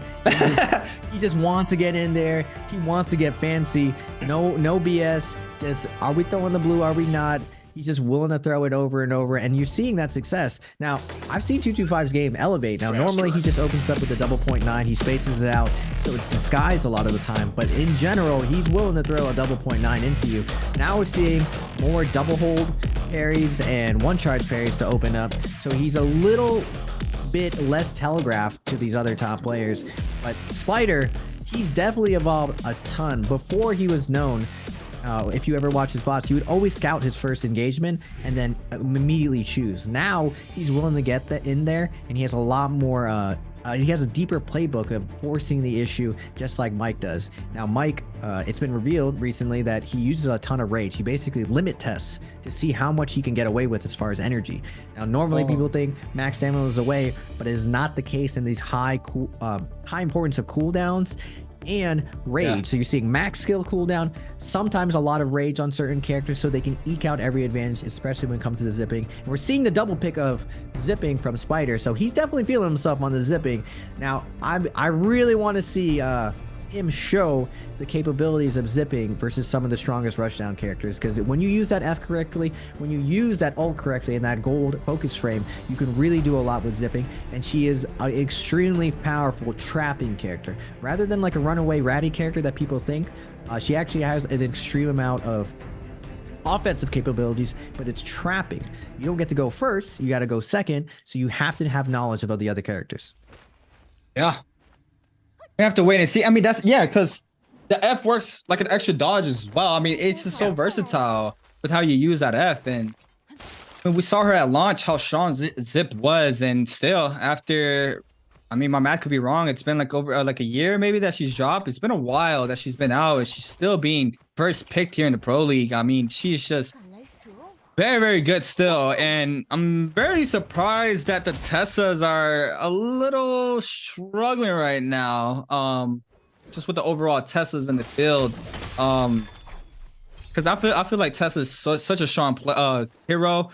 But right now, for today's games, haven't really caught my eye of that she's like super strong. She's strong, obviously, but you know, not with how I expected. I thought she was just completely broken, and like nobody could contest her. And this, you know, like a caliber how I thought Xiaoyu was as well. But in the pro league is a lot different with everybody being a demon in the server, obviously. So yeah, it's very interesting to see how all these heroes are level scaling against each other with all these players here. We don't have a full commit fight yet from anybody. Fong might want to get aggressive against CDY. CDY just trying to kite this out, getting hit by some cannon shots in the backside, and that's Fong with a cannon shot to CDY. Does manage to get one hit in. Juchi against Chazong. Got common halberds in hand for Juchi. Chazong on the common fan. These players are still trying to scale up right now. Spider catching T225 very low. T225 does manage to get a blue armor swap. I believe Wan Leon's in the mix as well. We have an Akko's moving on in. It might be a Kame or CDY. Moving on into the party. T225 is going to be forced to pop this ultimate. Spider hits that shield off the T225 very quickly. That's a massive jump LB in the air. Doesn't get the full extension onto Wan Leong. Wan Leong does have burn out right now. Gonna go ahead and bait this out. Shield is called off that V2 for T225. Still trying to apply the pressure. Spider, go ahead and call another one. Catches the jump LB. Has that logo on him. Has to be real careful. Gets hit off. Something else. F2 called in. Big pair from T225 is going to weave the hits off. No capitalization off of that pair for T225 onto any player. And Spider, I believe the only zip running F2. Very interesting to see. Scare was in the follow up there from T225. Nicely done. We got an RB focus from a Akame in the backside off the Akos. Another scare from T225. Spider now might want to back up for the time, but he only has one powder to his name. T225 with no ult, and he's quickly getting that ult back. He does manage to get that elimination onto Akame. He's going to get the bloom as well. He might be running rage, not sure, because he did use all that up. Spider, ACCA side uppercut on the ground. Misses the second one, does not get the extension. And that's a diversity of how when you got to know what type of uppercut to use. If that F is on cooldown, you're able to go for that slide uppercut for a heaven step. You cannot if the F is not on cooldown, because they can F out of that. It is soft chew, but T225 get an elimination onto Wan Leon. That's another one. Wan Leon falls off drop. T225 staying composed with 2 eliminations on the board. Spider now gonna hit off that F2. Spider drops very low. T225 on top of his game right now, showing up. Gets low, gets elimination, goes back up, purple armor in hand. He's ready for the scrap balls whenever. Spider now gonna release that RB focus off the Hongstar. T225 still has the advantage on the health. WG Spider is gonna get hit off that big buck there, and T225 with another one. 3P for the man himself. All drop here for game number 6. Oh my goodness, 225. He was on the back foot that whole time. Wow. Everyone was chasing him. How is he killing everyone at the end? What is that? My man turned that around. Reverse Uno card. Like, wait a second. You guys on me? No, you're actually on Akame, and that's mine now. So we'll take that. We'll take you, Spider. We'll take a little bit of this. We'll take a little of that. We can get a nice 3-piece off spawn, taking that Happy Meal. See you guys later. Now, OUG Mike on the Tessa inside Celestia. Home sweet home. White armor though, looking for the kills. Mike a little bit quiet. I think Mike. Yeah. Mike is just like, you know what? We can just coach. You know, we can let people believe they have a chance. Let's just nice and easy. Tap it in, slow it down. Fong heating up though with the tried and true dagger on the Justina, kiting away. Doesn't want any piece of Mike. XXY versus CDY now on the side. We got, did my man picked up the reverse mounting? Is he taking all challengers? Is that what's up right now? XXY looking to take this fight up. CDY keeping on the corner on the Akos, looking for the dual blades hit, but now a third party. Footsteps from above. Chuzang lurking in the shadows, wants to get a hit here. Oh. XXY trying to go for the overhold, not able to get it. Down switching to the pole sword, going in the house to get a nice reset. Now CDY loading up that house with cannon shots, but XXY does have another blue armor. He's big chilling right now, max health. But CDY with the double hold. XXY a little bit slow on the trigger to pop out that F2. Ends up taking a lot of damage. Now with the pole sword, trying to get some chip damage to get Chuzang off of him. Looks for the pole sword. Scale rush into Army, unable to get it. He's forced to pop the ult, but he's not running. He's not waving the white flag. This is not an ult of surrender. Instead, he's turning his defense into offense. Chuzang now on the back foot. We got 1 charge left. We got an armor reset. It's time for XXY to pay Chuzang. Yup. The price for third-partying him with the overhead. He's going to chop Chuzeng in half and pick up that kill. Chuzeng thought he was going to get a free kill. Not today. XXY now versus CDY. He's going to return the favor to CDY for challenging him. Bob weaving, dodging the first 2 attacks. He still has a gold F. He's still alive. Tap dodge roll. Can he get out of here? But no. The pressure from Akos is too much. The jumping LMB covering everything. Chuzeng with the salty respan coming back. And now CDY finds the hit. Uppercut into Tiger. Last hit situation. Gets the jumping LMB into the RMB. Nowhere to go. And Chuzeng, he was there for some action and he got it. C8, he got it. Straight to the lobby. Very ambitious from Chuzeng there. Very ambitious. Wow. But something I like to see right now is CDY on that F2 outgoes. I mean, a lot of people stay standard with that F1 for the damage reduction, and F2 has a lot of potential. I mean, you can fully TOD with F2, and very interested to see if Panda Man's been cooking in the kitchen, if he has something up his sleeve. I mean, we see him going up high to try to pick up the last hit on the elimination. I mean, it has a lot of versatility, but we have Mike against Akame here in this first Roman Yang game number 6. Blue longsword in hand for Mike. F invested there for Mike. Akame, blue longsword in hand against the Akos. Cannon as well. Mike with this beautiful longsword skin. I think this is my favorite skin in the game. And it's rare. I mean, you didn't get it the first time. You're never going to get it unless, you know, you go to the Steam market. But that's besides the point. Big parry here from Mike. Massive parry there. Akame's going to be forced to pop this ultimate. Does miss that Tesla ultimate as well. Catches that beautiful scale rush. What's the mix-up off of this? Area LMBs ×2. Gonna weed the V2 off the scale rush. Nice ultimate there from Mike. Akame now. He's gonna get finished off the RB focus, and Mike with quick clean kills there onto Akame. T225 against Fong. Both Xiaoyos on this Xiaoyo Justina.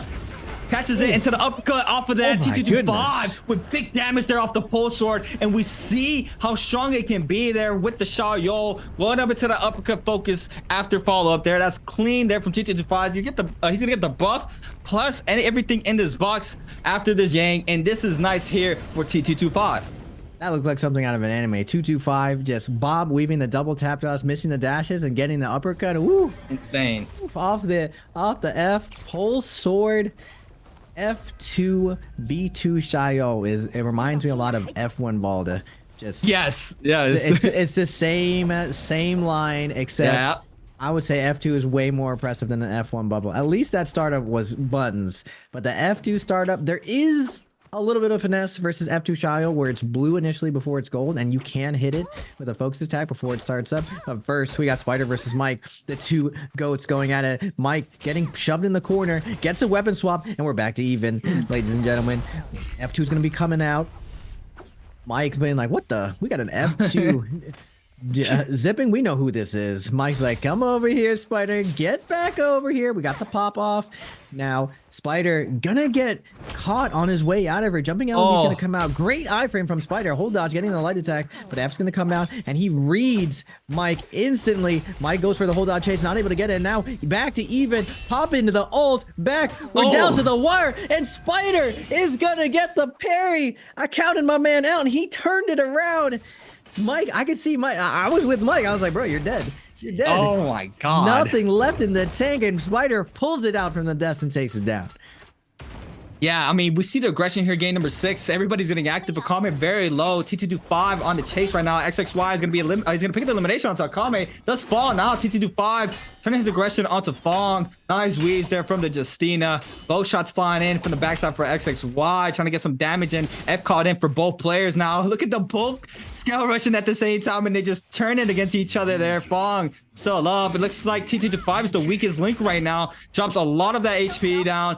Only half of that white health left for him. XXY is going to go ahead and invest that ultimate. It's like the freeze does come into play. It's going to be Fong with elimination off the pole sword, and now Fong with another one onto XXY, and that's 2 eliminations there for Fong. That's going to be 2 on the board as well for Spider. T225 with 5 still has a resurrection into play. Juchi now getting chased down by Spider. Spider's filling it right now. Game number 6 getting active. 2 eliminations currently here for Spider, but does have that gold nunchucks, winning that fight off with Mike earlier too, when all odds were against him. Coming up on top, he's filling it right now. Purple armor as well. Juchi, it's real careful, and it's Mike once again showing up. Both demons showing up to the party. Juchi trying to back up. Nice usage of that ultimate to try to create some space. But the whole server is pretty much here now. 7 players still remaining. We have around 5 players here. They're going to go ahead and call in that no ult zone. Yuchi, very unfortunate, he gets caught out by everybody. There's everybody everywhere. One in the top middle, in the back left, 2 chasing him. Then he has to be really careful. Does manage to get out for now. Yang depletion here for... Who has the Yang depletion? Juchi has the Yang depletion timer at minute 25. Needs to find something quickly if he wants to stay inside this game number 6. But right now, it's not looking too good for Juchi. All eyes on him right now. Might want to swap back to that blue armor. T225 though catches him, tries to catch him with a scale rush. No ults are going to be invested currently right now. The zone's going to start pushing as well. So a lot of these players are going to start moving on in. Oh my God, he jumped. So he did get that extra damage there from the pole sword. Juchi now still once again on the run. Nice weave there from the scale rush from T225. Juchi now trying to back up with that F. And that F has a lot of usages there. Could give you prio, could use for movement. Just really good to have. RB focuses, connects for Juchi. Now T225 responds with the F cannon shot as well. It's just constant pressure from T225. Juchi still that common armor can be completely fried off of this purple pole sword. What's the mix up off of this? That's a 2-1-1 to the jump LMBs times 2. And Fong now catching him lacking on the ground. But it's going to be T225. Not this time around, he said. He is going to pick up the elimination that he worked so hard for. Fong, once again, with the third parties trying to come in. Super unfortunate for him. Does not get that last tick hit there for the elimination. But Fong, there it is, Raven. Once again, third party. Fong is just a specialist. And T225, cannon specialist today. Yes. He's just up to 6 kills, doing work on his bursting game. I feel like even at Worlds, 225 really popped off on the Morris stage with the Fireflies. He just loves getting in there, loves forcing the issues, and he just has a really good feel of what people are doing. Now we're going to get Yang, Panda Man versus Mike. We got Mike on the Tessa. What do you got, Panda Man? I think Panda Man is on the Akos, but we got a Spear Tessa. Interesting position from Mike. We're both going to take to the skies. Mike is going to take the high ground. Looks like CDY is going to be taking some pot shots out of him. Don't really trade any damage. A little bit of pistol chip shot, and Mike busting out the gold greatsword, pocket greatsword out of nowhere. Gets the scale rush. Go for the army. F2 is going to come out, but the combo break from Tessa denying the opener.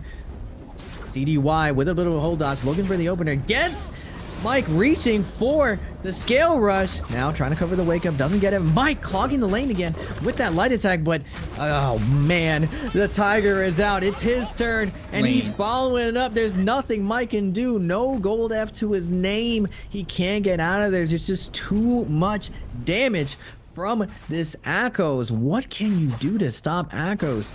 Fong versus 225. Last hit situation. Fong again sealing the deal on the Justina. Jumping LMB. We got spears everywhere out here. What is this? Now we got Spider versus Mike. F's gonna be invested. Mike running away from Spider. Gonna pop the ultimate. 4 minutes to his Yang depletion. Waiting for Spider to go on. Spider crouch parries it. And CDY coming in with the F2. Looking for the kill steal. Able to get it. And now with the pole sword, making Spider second guess his decision. Do you want to deal with this blistering edge? Gets a nice 2-piece focus attack. And now Spider's like, wait a second. We're taking a little bit too much damage from this. Now he gets dual blades. What is this? Oh my goodness. With the 180 parry. Spider is popped. No more ultimate to his name. He's in an F2 situation. Wait a minute. We got F2 as well on Akko. Spider just like, we got a reel. Both of us using F2. Light attacks coming out. Going for the stagger. Gets the cross up with the deep fry. Spider looking deep fried tempura. Looking a little bit breaded right now. On the ropes. Trying to get out of here. He's looking delicious. Oh my goodness. Oh my God. We got a magnet on here. Where can you go? F2 is going to be invested again. Can Panda Man continue this lockdown onto Spider? Pure defense, but Spider letting him know, hey, this is my rooftop. Get off of here. Nice uppercut from Spider to create some space. Double jump, cancel, but the F2's gonna come out again. That is one of the coolest animations in the game. Now, Spider trying to fight back here inside. Akko's ult is gonna be popped. He's looking for the hit. Not able to get it, but Spider with this 3 degrees of height, able to create the space, and now CDY was the hunter. Now it becomes the hunted. AS Fong in hot pursuit. Even though CDY is full full health. They know he has no ultimate. They know he has no combo break. Plus, we got a bounty on CDY. Can he survive this situation? Man, the disengage of modern day NARAKA is just something to behold. It's so hard to lock people down these days. Yeah. It's very... Man, it's just like every movement is just precise. It's so like, look at this right here. Catches 2 RBs, nearly gets the focus off that skill rush there. Just quickly adjusting CDY. Now trying to create some space. Fong, longsword, kind of rare sighting here for Fong, but even at that, I mean, we saw CDY with massive chase down game there onto Spider, and despite all that, the sustain as a pink still up, managing to stay up, and it's just insane like how both sides can just constantly stay up, no matter if you trying to chase them down and getting caught up, they always manage to stay up at perfect times, especially in an area like Celestia. It's very, very hard to try to catch these players because once again, I mean, everybody started on the game here on this map. Everybody knows this area like the back of their hand. But yeah, it's just insane to see the movement, how high it is now, the high level of movement for all of these players. And it kind of seems like they have infinite stamina with just how insane the stamina management is for everybody. Obviously there's no infinite stamina, but that's what it looks like with constant scale rushing and dodges and LMBing and all the above. It's just super clean. We got to scrap off here in the ravine. I mean, this is a very tricky area to come out of if you're getting chased down. Spider does manage to scale rush up.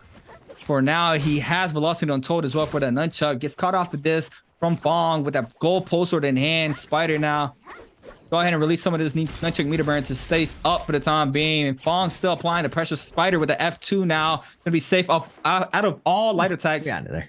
Yeah, he's out. He's gone for now. AES lost him. I mean, there it goes. Once again, just quick cut of line of sight for Spider. I mean, it's just insane. It's clean, super clean NARAKA from everybody. Catches his part. You say you want to try to aggress me? Mink off the halberds. Big damage onto AES. AES now chopping a lot of that HP, has to swap on over to a common armor for himself, and Spider now being the hunter against AES. Gets caught up in his corner. Ooh, that read on that burn pot was clean. Goes around the corner, and look at the skull rush cutting up the next door to the left. Spider with quick, clean adjustments, and looks like Fong not gonna let you breathe though. Gonna get caught up here onto Spider, applying the pressure. Spider though, still trying to stay up. Fong being a big nuisance here. Still chasing down Spider. Super unfortunate for Spider here with all that damage he had on the AES. Now getting chased down, but once again manages to stay up. And I mean, it's just clean movement here for these players, Raven. Yeah, after you zipping in Celestia is uncatchable. Yeah. Unless you have a dagger, you're not catching her. You need to be able to deny that F2 double jump. Yep. And none of these players have a dagger, so Spider's just getting away for free. It's pretty unfortunate. I know Spider's is. Lord have mercy. That's a little tilted. We had this man 1 HP. We're doing God's work out here. Unlucky. And then Spider just gets denied the kill. Now Fong playing this smart. Oh my goodness. AS weave. We just in there. Yoink that purple armor. What's up? With the overhaul, denying the opening, goes for the pulse sword dash, ambitious, and now we're in a tough spot right now. We got 4 people left in the lobby, and 3 of them are right here. AS taking that chip damage from the burning cannon from CDY. Now going into the corner. Can he get the reset here? Fong just jogging his way for a chase down, but my man just slowed down like a villain, just like, want to enjoy this chase down, just slow walked his way around the corner, looking for where AS went. AS now with a white armor on Takeda. He's gonna have to pop his ult. It looks like he was able to create enough space to cut noise, but Fong finds him. Process of elimination. If he's not in a building, he has to be over the hill. Now AS does have blistering edge. He can find a focus attack here. Will Fong guess the timing this time? Pole sword, scale rush coming out. He's looking for some chip damage, but he's taking so much. That storm stride just doing so much work versus AS. Ult's gonna be coming out from Fong. Will he invest into it? CDY's over here. And now, I believe Spider has shown up to the party as well. Everyone's here. Last 4 players. AS is just gonna be decided who is gonna take this kill. Fong denying the exit. Now looking for the hit, tries to get the parry, but the overhold's gonna come in, and Spider, last one to the party, ends up picking the kill. Yep, he said, yeah, that was from earlier. You should have been dead. Spider now very weak. Does have that Zapping ultimate. He's gonna go ahead and let's unleash this Nunchuck meter burn. Nice weave there. Oh my god, he clips onto the roof there to avoid a V2 with a nice scale rush there for Fong. And it's super unfortunate for Spider. He is gonna fall. Now it's a 1v1 for the last fight of the day. CDY against Fong. Just need the ultimate invested for Fong. Weaves it. Uncle's now is gonna get hit off the. Oh, he catches Nbpl. F2 called in. Messes up the ACCA. Now Fong responding. Jump LMBs ×2. RB release off the Hong Sword. That's gold. He's gonna do a lot of damage. Storm Strike for Fong. Another back-to-back one. Fong with a jump LMB finisher there for Fong. And wow, constant aggression from everybody there. We had a top 4 for around 3 to 5 minutes at the last game of the night. And what a beautiful showing from everybody. And what a massive day for Fong, though. His first day, putting up a lot of points on the board. He's going to be our MVP back-to-back. He won last game, correct? Believe so, man. That's a crazy heat up. That is like, insane. Some people start slow and they like heat up. My man was like sun hot. He was just burning up everyone. Everyone just like, who's that in the sky? That's Fong. Oh my goodness, just burning everyone to a crisp. He absolutely walked through everyone. I couldn't believe it. I was like, my bad. I felt a little doubt for you. That's my bad. I didn't realize it was like that. He was just like, nah, my Yangs, they were bad. After he said that, like, you gonna interview me at my low point? All right, let me tell you what's up. My Yangs were bad. They're not bad. Everything's good. And he just showed us how good he can possibly be, showing up, finding all the skills. I love to see it. I love watching Wang Lang, Fong, Mike, 225, and Spider just go at it. It's such a pleasure to watch, especially with the combos today. Oh my god, the combos were going crazy. I just knew when I saw C8, I was like, yes, someone who's going to be a connoisseur of combos, who knows how hard and how beautiful these moves are. Yeah, baby. We're going to have a great time tonight. And sure enough, this solo night was spectacular. It was amazing. It was amazing seeing the development of these players, integrating those TODs to the gameplay. I mean, it's just a nice showing. And I mean, right there, Fong just casually getting 2 MVPs back to back at the end. I mean, we saw him yawn at the end. He's like, it's just another day at the office for me. I don't even know why I was struggling games 1 through 3. I mean, I'm back. Day 1 for him.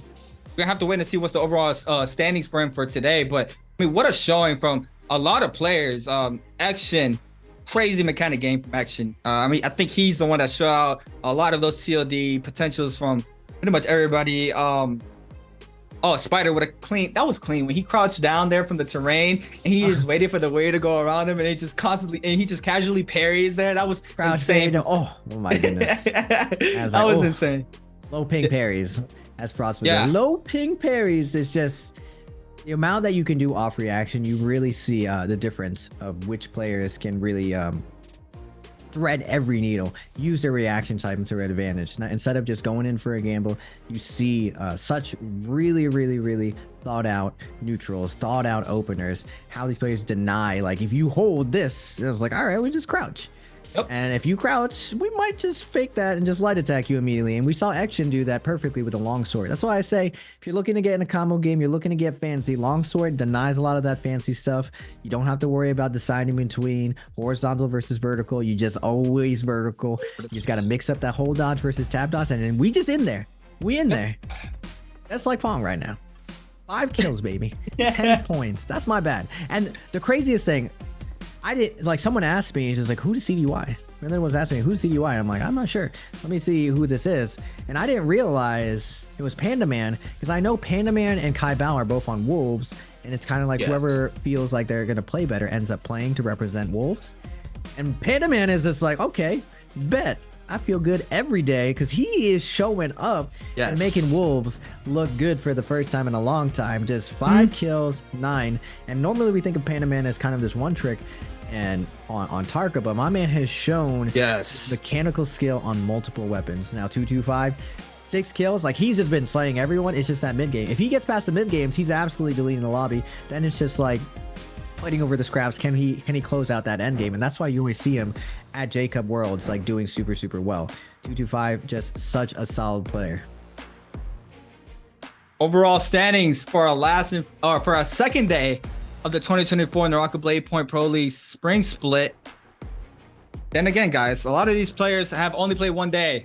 Only a couple players have played day 2 days. The bottom side only has 1 day played out. PST with 13.9, Frostivus with 13.9 as well. Akame 11.3, where he 11, Chazong 8.9. Not a really good day there for Chazong. Arano, with only 1 day being played out, has 29.4, drops down. I believe he was around 3rd or 4th, drops down to 7th. XXY with 29, Action with 24.9, GG Shaw 23.7, Dales AS with 21.6, TE Jux 15.7. Jux, Shaw, and Arano have only played, Action as well, have only played 1 day. XXY's finals point will be 29, and AS will be 21.6. Which if you're JL AS, you're not really confident right now. You had a bad day too. Whoever's in 13th place can just overtake you. Jux still can put more points on the board as well. But the top of the pyramid, man himself, OUG's Mike, slowed down day number 2, 73.4. He's like, I'm not trying to reveal out of my tech. I mean, I saw him even went into that game number 6. He was trolling. He had a Wu Chen hover over for his hero, and then he went to Kurumi. I mean, he's just chilling right now. Mike knew after that day 1, he did what he had to do. He's going to qualify. He's going to come out hot for the finals. What was the CDY? Panda Man 62.2. WBG Spider 58.7. Nice little bounce back there from day 1. Still not a bad day 1, but put a lot more points on the board for himself for his second day around. DRG's Fong with 44.9. Still has another day to be played out. XCG's Wang Liang 34.5. KLA's T225 with a 32.8 overall points for his first day. Currently in 6th place. Wow. Hey, I want one of those laptops. Let me get one. Me too. Yeah, if you guys want, I'll take one of those laptops too. Now we got JL's AS versus Action. AS finally gets something going with the dual halberd katana switch. Nice kill from him. Now CDY, oh my goodness, he let everyone know on notice. You come after me on my ankles, we're gonna put you in the dirt, clawing out your eyes. Now Spider versus Mike here. This was a tight fight. I thought Mike had this. It just was so back and forth. Such big reads going on here. Spider with the parry. Oh my goodness, Mike. He's like, whatever, we made it through. It's all good. Fong though, oh my goodness, he had a super explosive day. Mike had a 50-point day, but Fong had a 44-point day. He doubled the qual in 1 day as well. I was like, that's my bad, Fong. I didn't realize we were coming for the top of the mountain again. I wasn't familiar with your game. Normally he's playing Phantom. My man's playing Longsword there. He got some tech chase. He's playing Justina. He's disrespectfully eating the tuna in front of 2 people. He's like, yeah, you guys just carry on. We're gonna pick up these kills in a little bit. 15k damage, 8k healing. He can do the damage too, ladies and gentlemen. It's just 3 MVPs. They don't lie. He doesn't need to be in there every single time. There's a time and place to fight. As long as you get the kill, that's what matters. Points what matters. Results what matters. Not these arbitrary numbers that we say. And Fong is letting everyone know we had the tuna on deck. I can't believe in the middle of that the last 3, he's just eating tuna in front of them. He's just out in the open staring at them, just flexing, just like, we're gonna hit this tuna real quick. Yeah, and when you're done, I win. Just letting you know, you just keep going. If you keep going, we just win because I have ultimate. He closes it out, makes it look easy. Jumping LBs to close it out. Really clean play from Fong. Now, for today, biggest surprise to me, still, man, Panda Man or CDY, that name change, just whatever it is, whatever the new name change even means, like, keep doing it.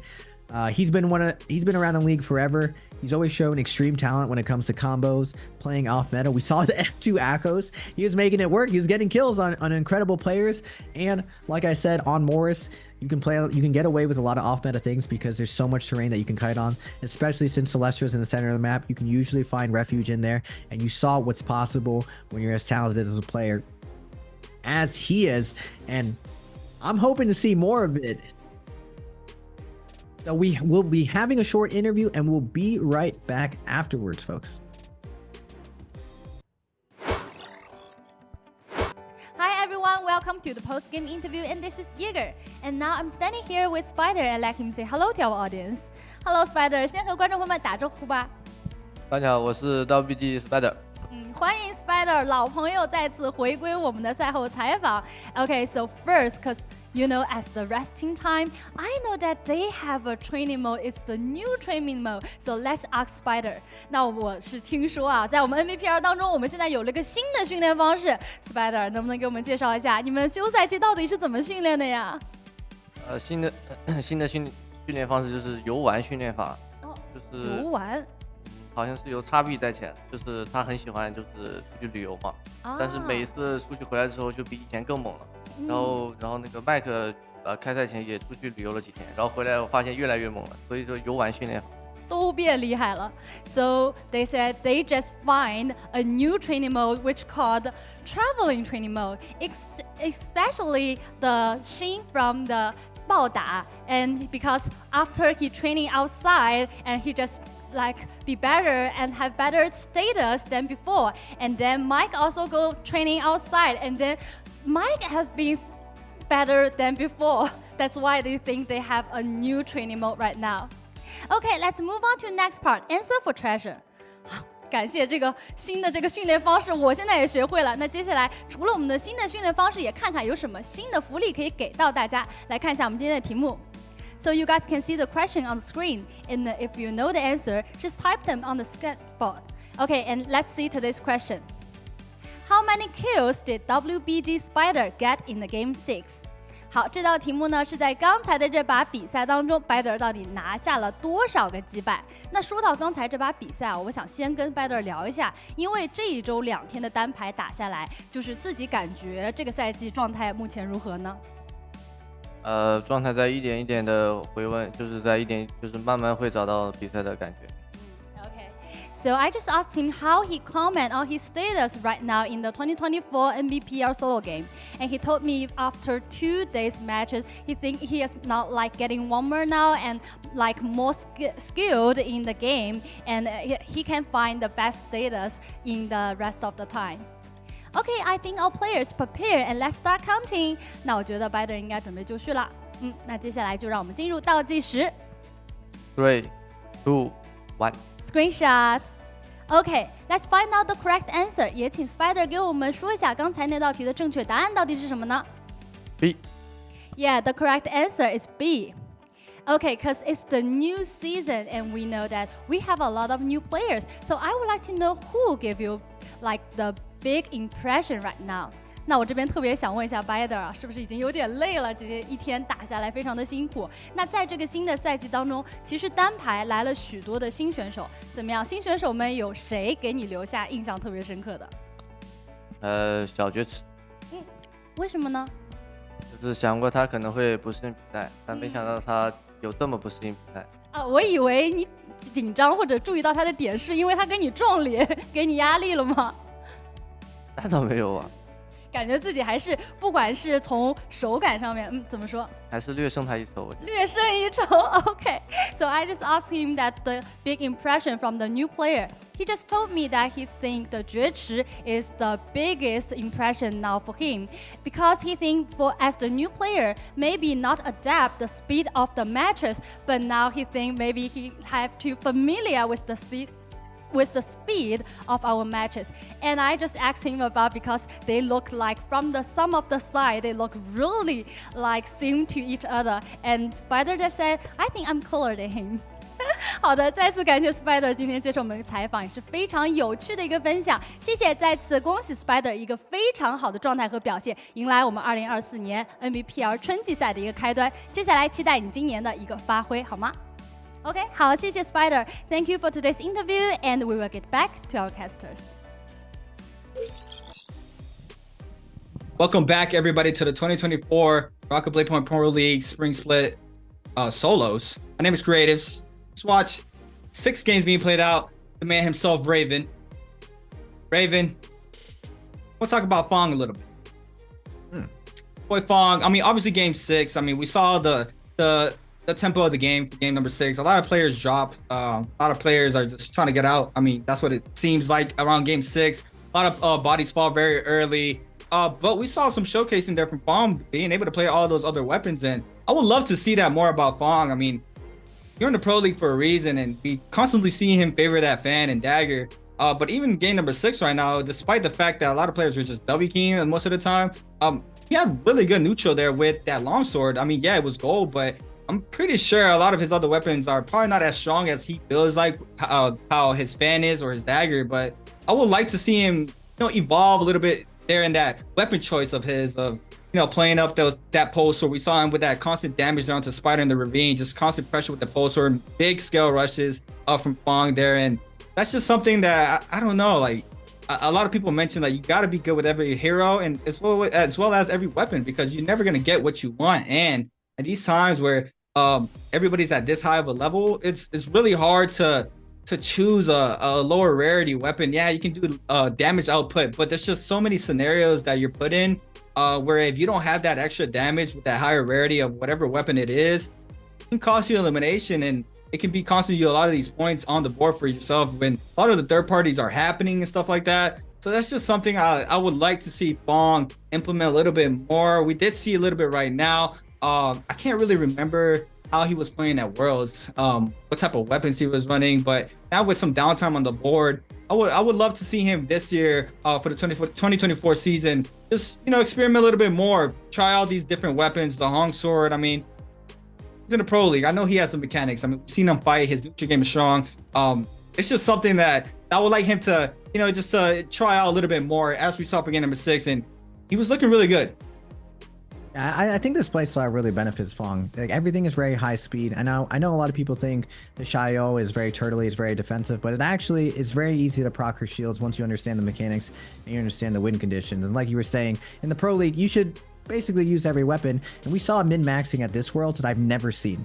Like I've watched almost every single NARAKA tournament, been a part of 2 out of the 3 Worlds, and the level of detail that these players went to. We're seeing the min-maxing of scale rushing, pulse sword chip off scale rush, switching a dagger to guarantee a disengage, and then guarantee chase downs by using longsword or dual blades. That was not here before and not very looked at closely, and now it's become a standard within Nbpl. You see people quickly inventory managing, making sure they have these weapons and switching to them very quickly.